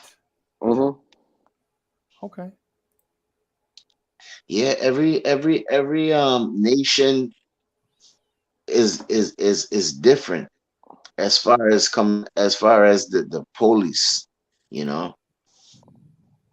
because it have some police back in the islands will feel sorry for you too. I mean, they nearly have that bully mentality. You know what I mean? Because Staffa, right? Just like. And my fault, Sapper, but I'm gonna just ask you this real question. You can answer it better than I can. But like in Puerto Rico, for instance, right? There's so many limited jobs, right? So if you are trying to work an honest living, you're given limited choices. So one of the things that you're forced to do is either become a police officer or become a part of the military, because that's typically the only industry that's hiring in the parts that we're from. Puerto Rico doesn't have like a manufacturing industry. It doesn't have a transportation industry. It doesn't have a shipping industry. You know, Right. Trinidad. Look at Trinidad itself. Labor laws were violated when Western countries came in. That's why the minimum wage is so low. There's no unions and stuff. The industries have been taken apart and ripped apart. It's a lot. You're given so limited choices. Yeah, because at that time when I was coming up, they used to have a thing called 10 days, right? Where you work for 10 days and then you get paid every fortnight, right? And that's how most Explain to people what Fortnite is, because we know Fortnite as a video game, but a lot of people don't know the concept of Fortnite. So explain that. Fortnite is you get paid every I think it's Every 2 weeks, right? Every 2 weeks. Yeah, that's what the term Fortnite means. Every 2 weeks. Right, every 2 weeks. I think it's on a Thursday specifically. Right, so you work for 10 days, and then after that fortnight, you will get paid. So those are the jobs that used to be available at those times. Now, if you want to go work for Mr. Chin, right, in the grocery store, I don't think unless you come from a good community, you might get that job, right? Because where I come from, you said I told you come from that particular place, they judging you, right? So you ain't gonna get that job. Or if you're not an Indian, right, you probably ain't gonna get the job. Period. What do you mean Indian? In Trinidad, the political structure, how it's set up, it's literally shifted into two parties: the Indian Party and the Black Party in Trinidad. Okay. So basically, if you're not Indian and you're going into an Indian grocery store to get a job and you Black, the 90% of the time you might even get the job, right? So Nicki Minaj would be considered Indian. What? And because she's from Trinidad, so in Trinidad she will be considered Indian, right, Stopper? Looking at the texture of her hair, I wouldn't say that. She will more be like on the Douglas type. If you understand what I mean, like more of a mix. More coolie. Right, like you said the word right there. You know what I mean? So she will get a pass because of her complexion too. Right? Okay. But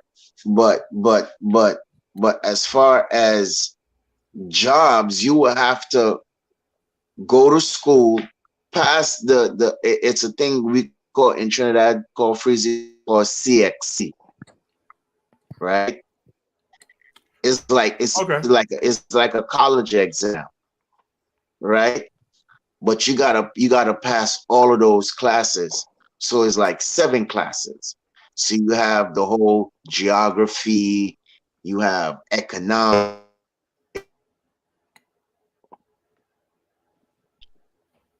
you got regular, all those things you gotta pass in order to get a really good job. Right? If you don't go to schooling, then after you gotta settle for things like working in the market or going on a wharf and working on boats, going out to sea. You know what I mean? Bringing in fish, right? And then selling fish in the market to make a living. Okay. Or if you got land and you grow potatoes and tomatoes, and that's the only way you could pay to make a living. You go to the market. Was it sharecropping? Yeah. Yeah, basically. It was right. It wasn't. It was like sharecropping, but wasn't sharecropping because it still had to do with like indentured servitude.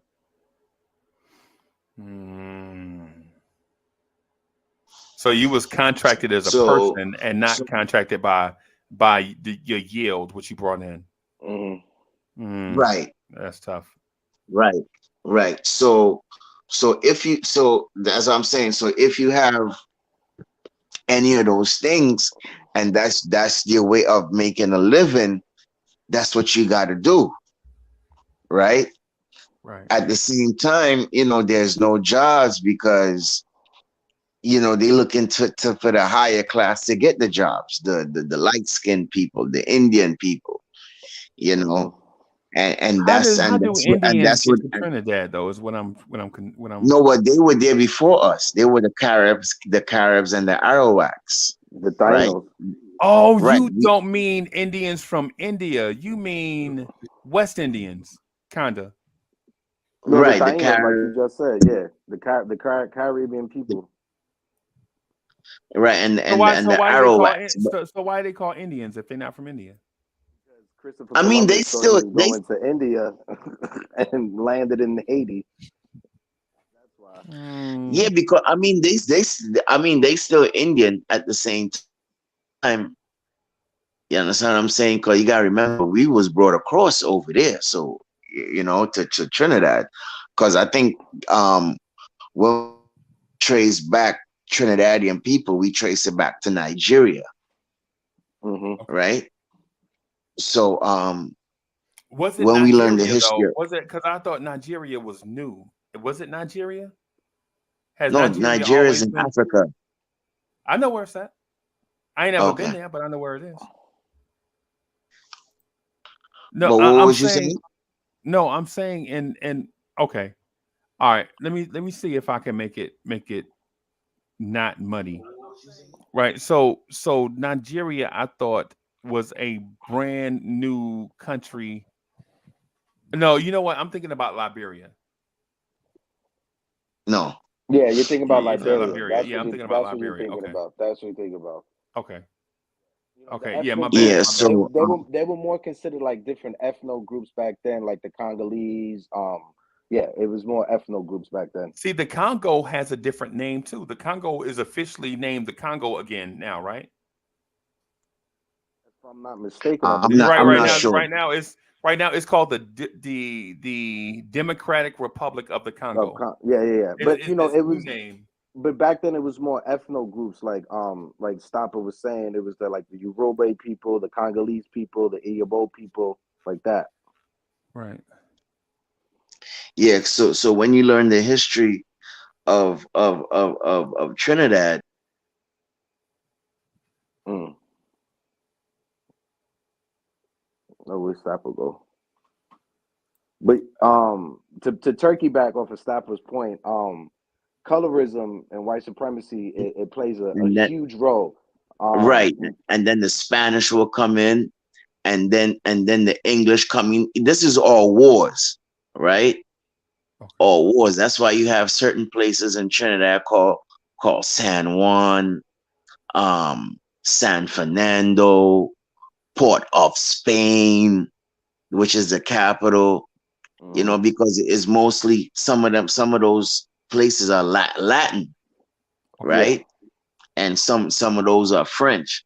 So there were different regimes that used to come in, Right. right? But at the end of the day, the British came, the Queen came, and she conquered. That's why we speak English right now, right? Wait a minute. Hmm. Wait a Yeah, Yeah. minute. Wait a That's minute. why they don't, that's why they use the metric system over there. They don't use the same system like we use here in the US. yeah. It's totally different. So, and the same thing for Jamaica. Yeah, The same thing. Well, not for Haiti, but mostly on that Western On hemisphere this over west, there. yeah. okay. Right, the Antigua, the Barbados, the Grenadiers, the Yeah. St. Vincent, when I you mean, the when you look at like Puerto Martinique. Rico, Cuba, Haiti, DR, we've been closer connected to the US when it comes to imperialism or when it comes to like, Right, just colonialism. What Astappa's talking about, which is true, when the North Atlantic slave trade happened, more slaves went into South America and to the Caribbean than they did into the US. But what the US is known for is chattel slavery, where they were just breeding slaves. That's why the U.S. atrocities are horrible because they were just literally breeding people just to make more people to use for free labor. Right. When And if Stopper, go ahead, Heck. my fault. I would say real quick when Stopper was talking about the whole dynamics of like the Indian side and the black side of Trinidad, colorism plays a big part in the Caribbean. Dominican Republic is the perfect example of it. If you see in DR and the history of DR when it comes to anti-blackness, and right now there's actually laws in place. Like if you're a dark-skinned Dominican and on the census, if you put yourself that you're black, you lose your citizenship. Like they don't want you to be consider yourself black in DR. So like colorism plays a big part in the Caribbean, trying to Wow. cater to that Western Eurocentric style. Wow. So I'm gonna say something mad ignorant, and y'all don't judge me on it. Help me with it. Right. So I thought if you were from, oh, okay. So here's the thing. If I heard you speaking like a Caribbean type Spanish and you were light skinned, I thought you were from Puerto Rico. And if I heard you speaking like an American type Spanish and you were dark skinned, I thought you were Dominican. Right. And then all of a sudden I hear about this thing called Cuba. Right. And so then I'm like, well, if you're white and you're from Puerto Rico, and this is me, not 2022, this is me about 1977. Because nobody is talking to us. We have to figure this stuff out on the streets, right? This is like 45 something years ago, whatever it is. Then I hear about this place called Cuba, all this history, such and such happened in Cuba, such and such. And so I'm told that if you're from Cuba, you're Spanish, you're not Caribbean. And so I'm like, well, if you Spanish and you're not Caribbean, but you in the Caribbean, then how can you not be Caribbean and how could you be Spanish? Does that sound confusing to y'all? Yeah, it does, but I understand where you clearly understand where you're coming from. That's like calling a Puerto Rican Dominican. Right. Right. And they're gonna tell you that's mad disrespectful. They're gonna but stab you. But the funny thing about it, you just don't understand. You understand what I'm saying? And to Julian's Blum point, you're right. The British still run things because that's why it's called the British of the West Indies. Right? They are still owned by the Queen. The only couple countries that's really let go from the Queen recently was Barbados, that just got the independence, and Trinidad. So both of them are republics now, right? Other countries, Jamaica and those other countries, are still relatively owned by the Queen, right? So basically, all right, let's say for instance, Freezy, if I get in trouble, right? No, let's say Vybz Kartel. You know Vybz Kartel, right? Yeah. And you know Jamaica has already convicted him of his crimes, right? But he ended up going to Privy Council, which is the highest court in England. Right? Like it would be like the Supreme Court in the US, right? Exactly. So he's even though Jamaica convicted, he could still go out to the Queen and how I should say it, appeal it. As for Barbados and Trinidad now, they don't have to answer to the Queen no more. We just do what we got to do now. So if you're guilty by the law in Trinidad, you're guilty. Is no answering to the Queen no more. But and that's why Barbados also too. A big stipulation, right? When those two places were able to become republics, like Stapadon was talking about, there were stipulations added into it, right? So what a lot of people don't understand is like the reason why big countries like the UK or whatever, or America, like to colonize or were colonizing these places were for their natural resources, right? So when Trinidad and Barbados were allowed to become republic and recognized as republics, the stipulations were you cannot nationalize your sugar industry. You cannot nationalize your oil industry. So industries that will help these places develop and thrive economically, they're forced to not nationalize and leave up to the private industry to take advantage of the workers from that Wow. place, just like Stapadon just said. You know, Puerto Rico, look at Puerto Rico, for instance, right? And I tell everybody, YouTube and Google what I say. The Jones Act in Puerto Rico is literally strangling and keeping Puerto Rico the condition the way it is. Puerto Rico cannot trade with other countries. Puerto Rico cannot import other industries. We cannot do a damn thing because of the Jones Act, right? If you go to Puerto Rico, you're only allowed to buy one form of potato chip because that's what the U.S. allows inside of Puerto Rico. Yup. What's happening right now in Puerto Rico, you got all these crypto billionaires moving to Puerto Rico so they don't have to pay taxes, forcing the residents to move to the mainland, to the U.S. Wow. Okay, learn something new. Yeah. You just Like, put me people on. You just put me on, Heck. People don't understand, like, you know, when I say, like, people make fun of me because, you know, I call myself a communist or whatever, however it is, but people don't understand. You cannot say that you're anti-racist and pro-capitalism at the same time, right? Because capitalism relies on the exploitation of people where Stafford's from, where I'm from, South America, Africa, from Asia. It relies on that exploitation in order for us in the US to have our iPhones, to have our Hondas, to have our Gucci clothing and all that. Facts.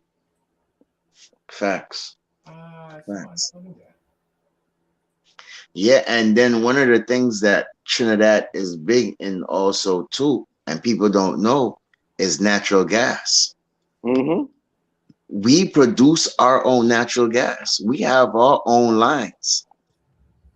You know, the U.S., but that's why you see Trinidad is considered one of the richest Caribbean islands, you know, in the world.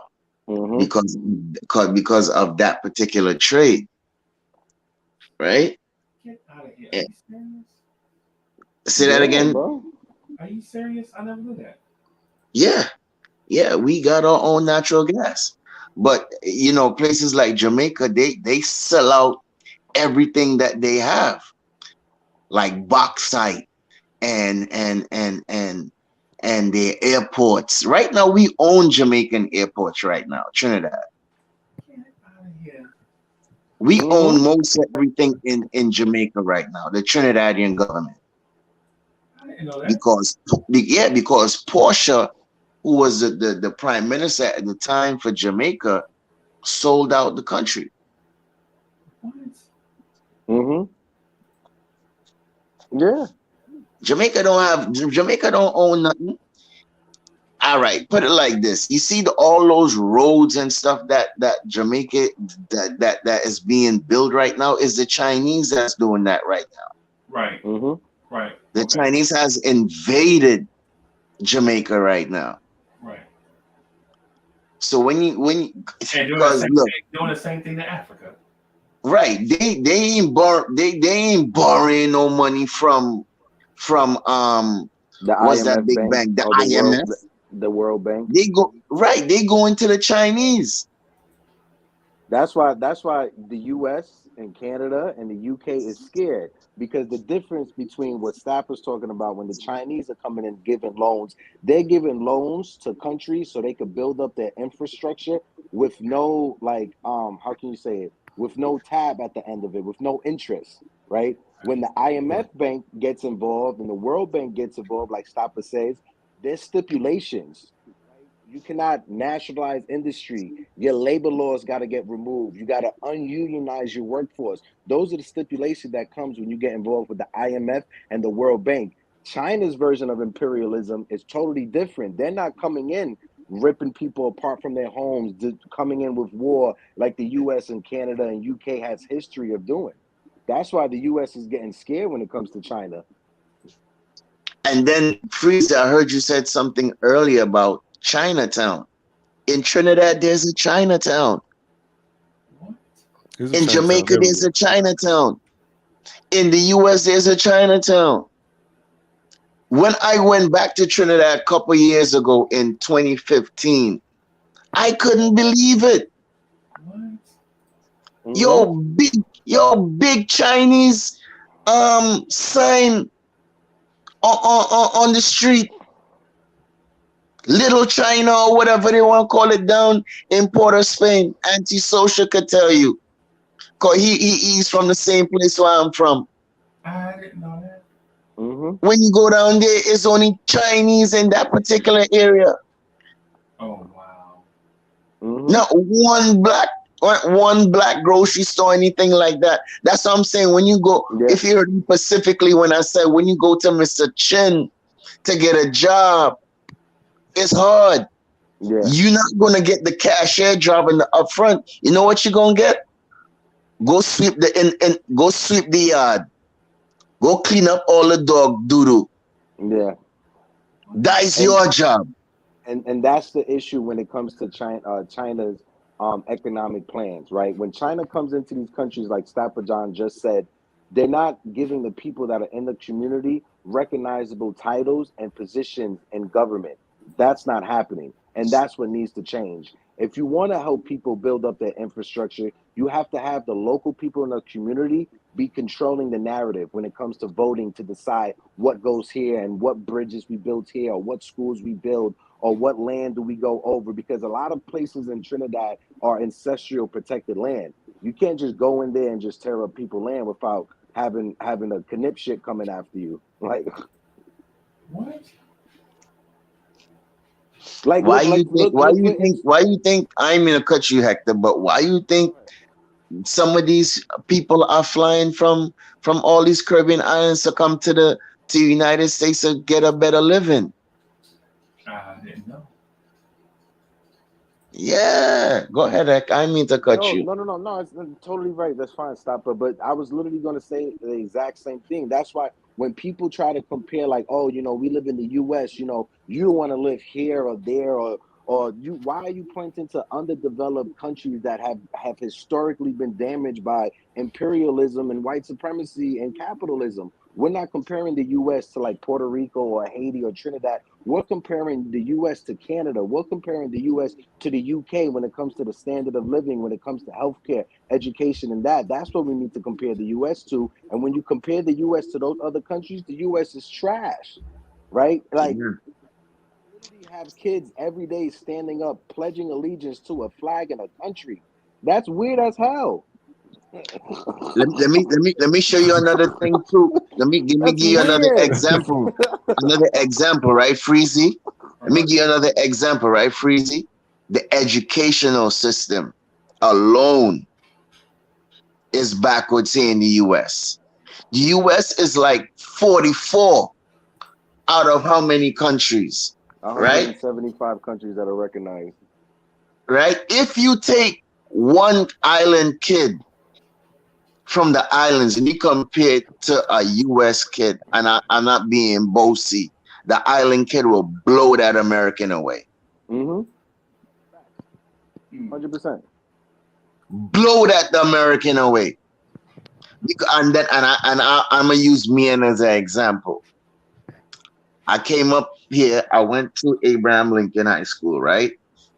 And I told my mom, I said, yo, let me take the test so I don't fall back, because up here they go by the age system and where you're supposed to be and all of that, right? But when I was supposed to come up here to be in the 11th, they put me back down to the 10th, right? All right. So when I got to the 9th grade, I blew the 9th grade like if it was water, bro, because everything they already was teaching me in the 9th grade, I already knew. Right. So I blew all those subjects like if it was nothing to me.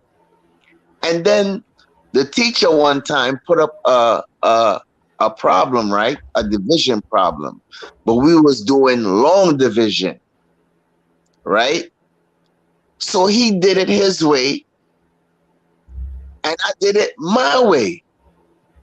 But when I did it my way, he told me I was doing it wrong, but we both got still the same answer. The same answer, right? You understand what I'm saying? So the educational system up here is way too slow, bro. Way too slow. And then another thing that they don't do up here is teach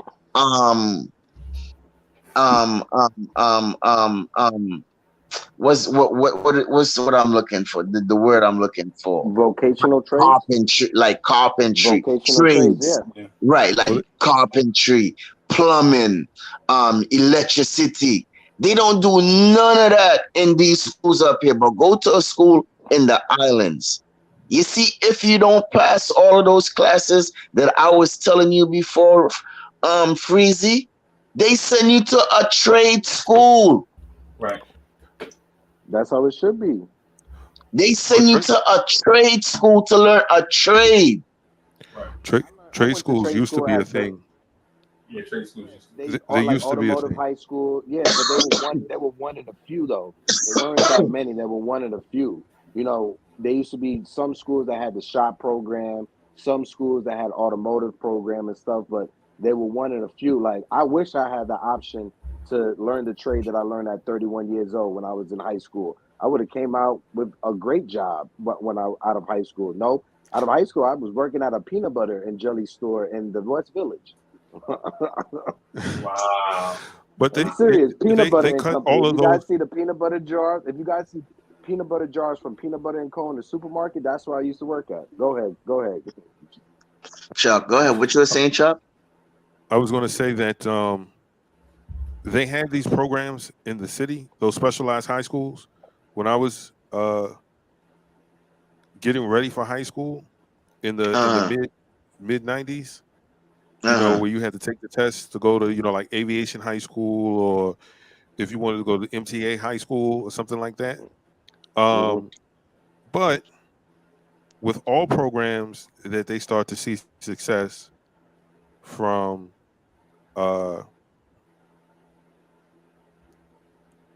disenfranchised communities, they get rid of them quick, fast, in a hurry. Yep. Why do you I think didn't so, understand Chuck? that at first. Well, it's like Heck said, a segment of the population has to be exploited in order for those that are in power to remain in power and remain in control. So if you don't give them these opportunities like this, then of course they'll end up with I don't want to say forced, but given the hard choice of a job that doesn't pay too much, where you're going to have to get another job that doesn't pay too much, that still doesn't get everything you need done, all the bills being paid. So you're more likely to commit a crime now, or be susceptible to crime now, because you don't have those opportunities that will make something like that not even a part of your thought process. And you see, this is the thing about it, is why we can't be jack of all trades. Work for the MTA. And this is the That's thing. another Why we form of can't. control. They'll tell you real quick. Right. Be a master of something. Spend all your time learning this one thing, and then that one thing becomes obsolete. Instead of learning as much as you can and being a well-rounded individual. Well, that's what I was about to say, Chuck. You got to be the master of jack of all trades, right? Because that's the only way you're going to survive, right? As far as plumbing, being an electrician, carpentry, welding, and there's more to it. Go ahead, Chuck. All of those skills and trades that you just learned, those are things that can empower you, right? Like, you don't have to go join someone else's company and make them rich, where if someone needed something welded, they can just call staff on the phone, right? I have my certification. If you're a shipping company you as an independent contractor, because I can drive purge these things. When it comes to the trade industry, right? Somebody has to be go ahead, exploited. No, I'm good. No, what I was saying, to your point too, and you hit it right on the head, connecting poverty to crime, and a lot of people miss that correlation, right? When you have crime, poverty is highly connected to crime in so many ways, like Chuck pointed out. But when it comes to these trade programs, right, in the U.S., for some weird reason, we do not value trade as we should, right? Our GDP, when it comes to like our economy and stuff. I went to trade school, it was 11% of the GDP was trades, carpentry, electrician, plumbing, and stuff like that. After COVID and stuff like that, a lot of people retired, a lot of people passed away, knocked on wood, but that shrunk from 11% to 5% of our GDP, right? So we need to have these programs, like Chuck said. There used to be a lot of those programs, but community started driving, the Bronx started building itself back, and a lot of these programs got taken away under the Reagan administration. The Reagan administration got all those programs, got all mental health programs, got all public assistance programs. All those programs were cut under the Reagan era, and it continued to Clinton, and it continued to Bush, Obama, and so on and so on. Capitalism died in 2008, 2009, when that sub-mortgage crisis happened. We live in a techno-feudalistic society where you have billionaires like a Bill Gates or Jeff Bezos or Elon Musk that are just buying all of the land and are just using their money just to control the cogs in the wheel of the machine. Yeah. And another thing, another trade too, I see that they don't be installing to is drywall. Bingo. You know what I mean? If you could learn how to put up drywall too, that's another type of money that is going to be made too. Mm-hmm. Even Thailand. Yeah, I learned how to do that on YouTube. Right, you see? So you know, I wish I could have went to school for it though. Like learning how to do these things is what I'm getting at. Yeah, because guess what, Freezy? It's always going to be money in your pocket. But stop it. Like Chuck was saying, right? When Trinidad, where you're from in the Caribbean and South America, these trades, they learn those trades in order to survive. So when they come to the US, how many times, or I'm not sure if you've been on construction sites, I know I have. I've been on sites where they legally have like 50 workers, but 20 of them are undocumented. And those 20 undocumented workers, they're being paid the minimum pay that they can, so they can take advantage of cheap labor. Right. Yeah, right. And that's happening in New York right now. Because how many people getting paid underneath the table in New York who have trades like that? On construction sites, slumlord buildings, it's crazy. Exactly. But when you come to places like South Carolina, Florida, and all these other places, you gotta have your certification. Yeah. They ain't gonna just hire you just like that. OSHA don't play, bro. I got my OSHA card. Where's it at? You understand what I'm saying? So you see a place like New York, you're gonna always survive as long as you know how to do a trade, bro. Yeah. Yo, Freezy, I gotta dip out, fellas. I love you guys. Freezy, yeah, I gotta get out of here. Let me know when I need these combos, bro. You know, we need to have these combos. I just want to let everybody know the gas prices, right? The gas prices are like that because of the gas companies that are in charge. The 6 top gas companies are recording record profits that they ever experienced. And you guys have to understand that. Freezy, can we have the conversation next time? Yeah, man. Let's do it. All right. Copy. Let's do it, man. We need to put more of this stuff out here. So, so what time next week, man? Whatever time works for you. I'm good with 5, 6, 4. Like I'm good with that time. Okay. What time did you come on today, Freeze? Oh, we've been at it for 5.5 hours. So we got on at 7:40. 7:40. Yeah, we usually don't rock this long, man. But we had all those times is good. Yeah, all those times is good. Yeah, 7, 8 o'clock is good. Yeah, 7, 8 is good. Okay. All right. Chuck, you wanna piece them up? I can piece them since we're doing chop it up. Hey, Thank you everybody for staying, hanging out with us, and chopping it up. I know the conversation we went around the world and back again, but you know what? That's what we do. It's just chopping it up. We're just talking about stuff that's important to us. So we'll be back on next Saturday. 4, 5, 6, 7, one of them times. You know what I'm saying? But we'll link up, get together, send the back signal.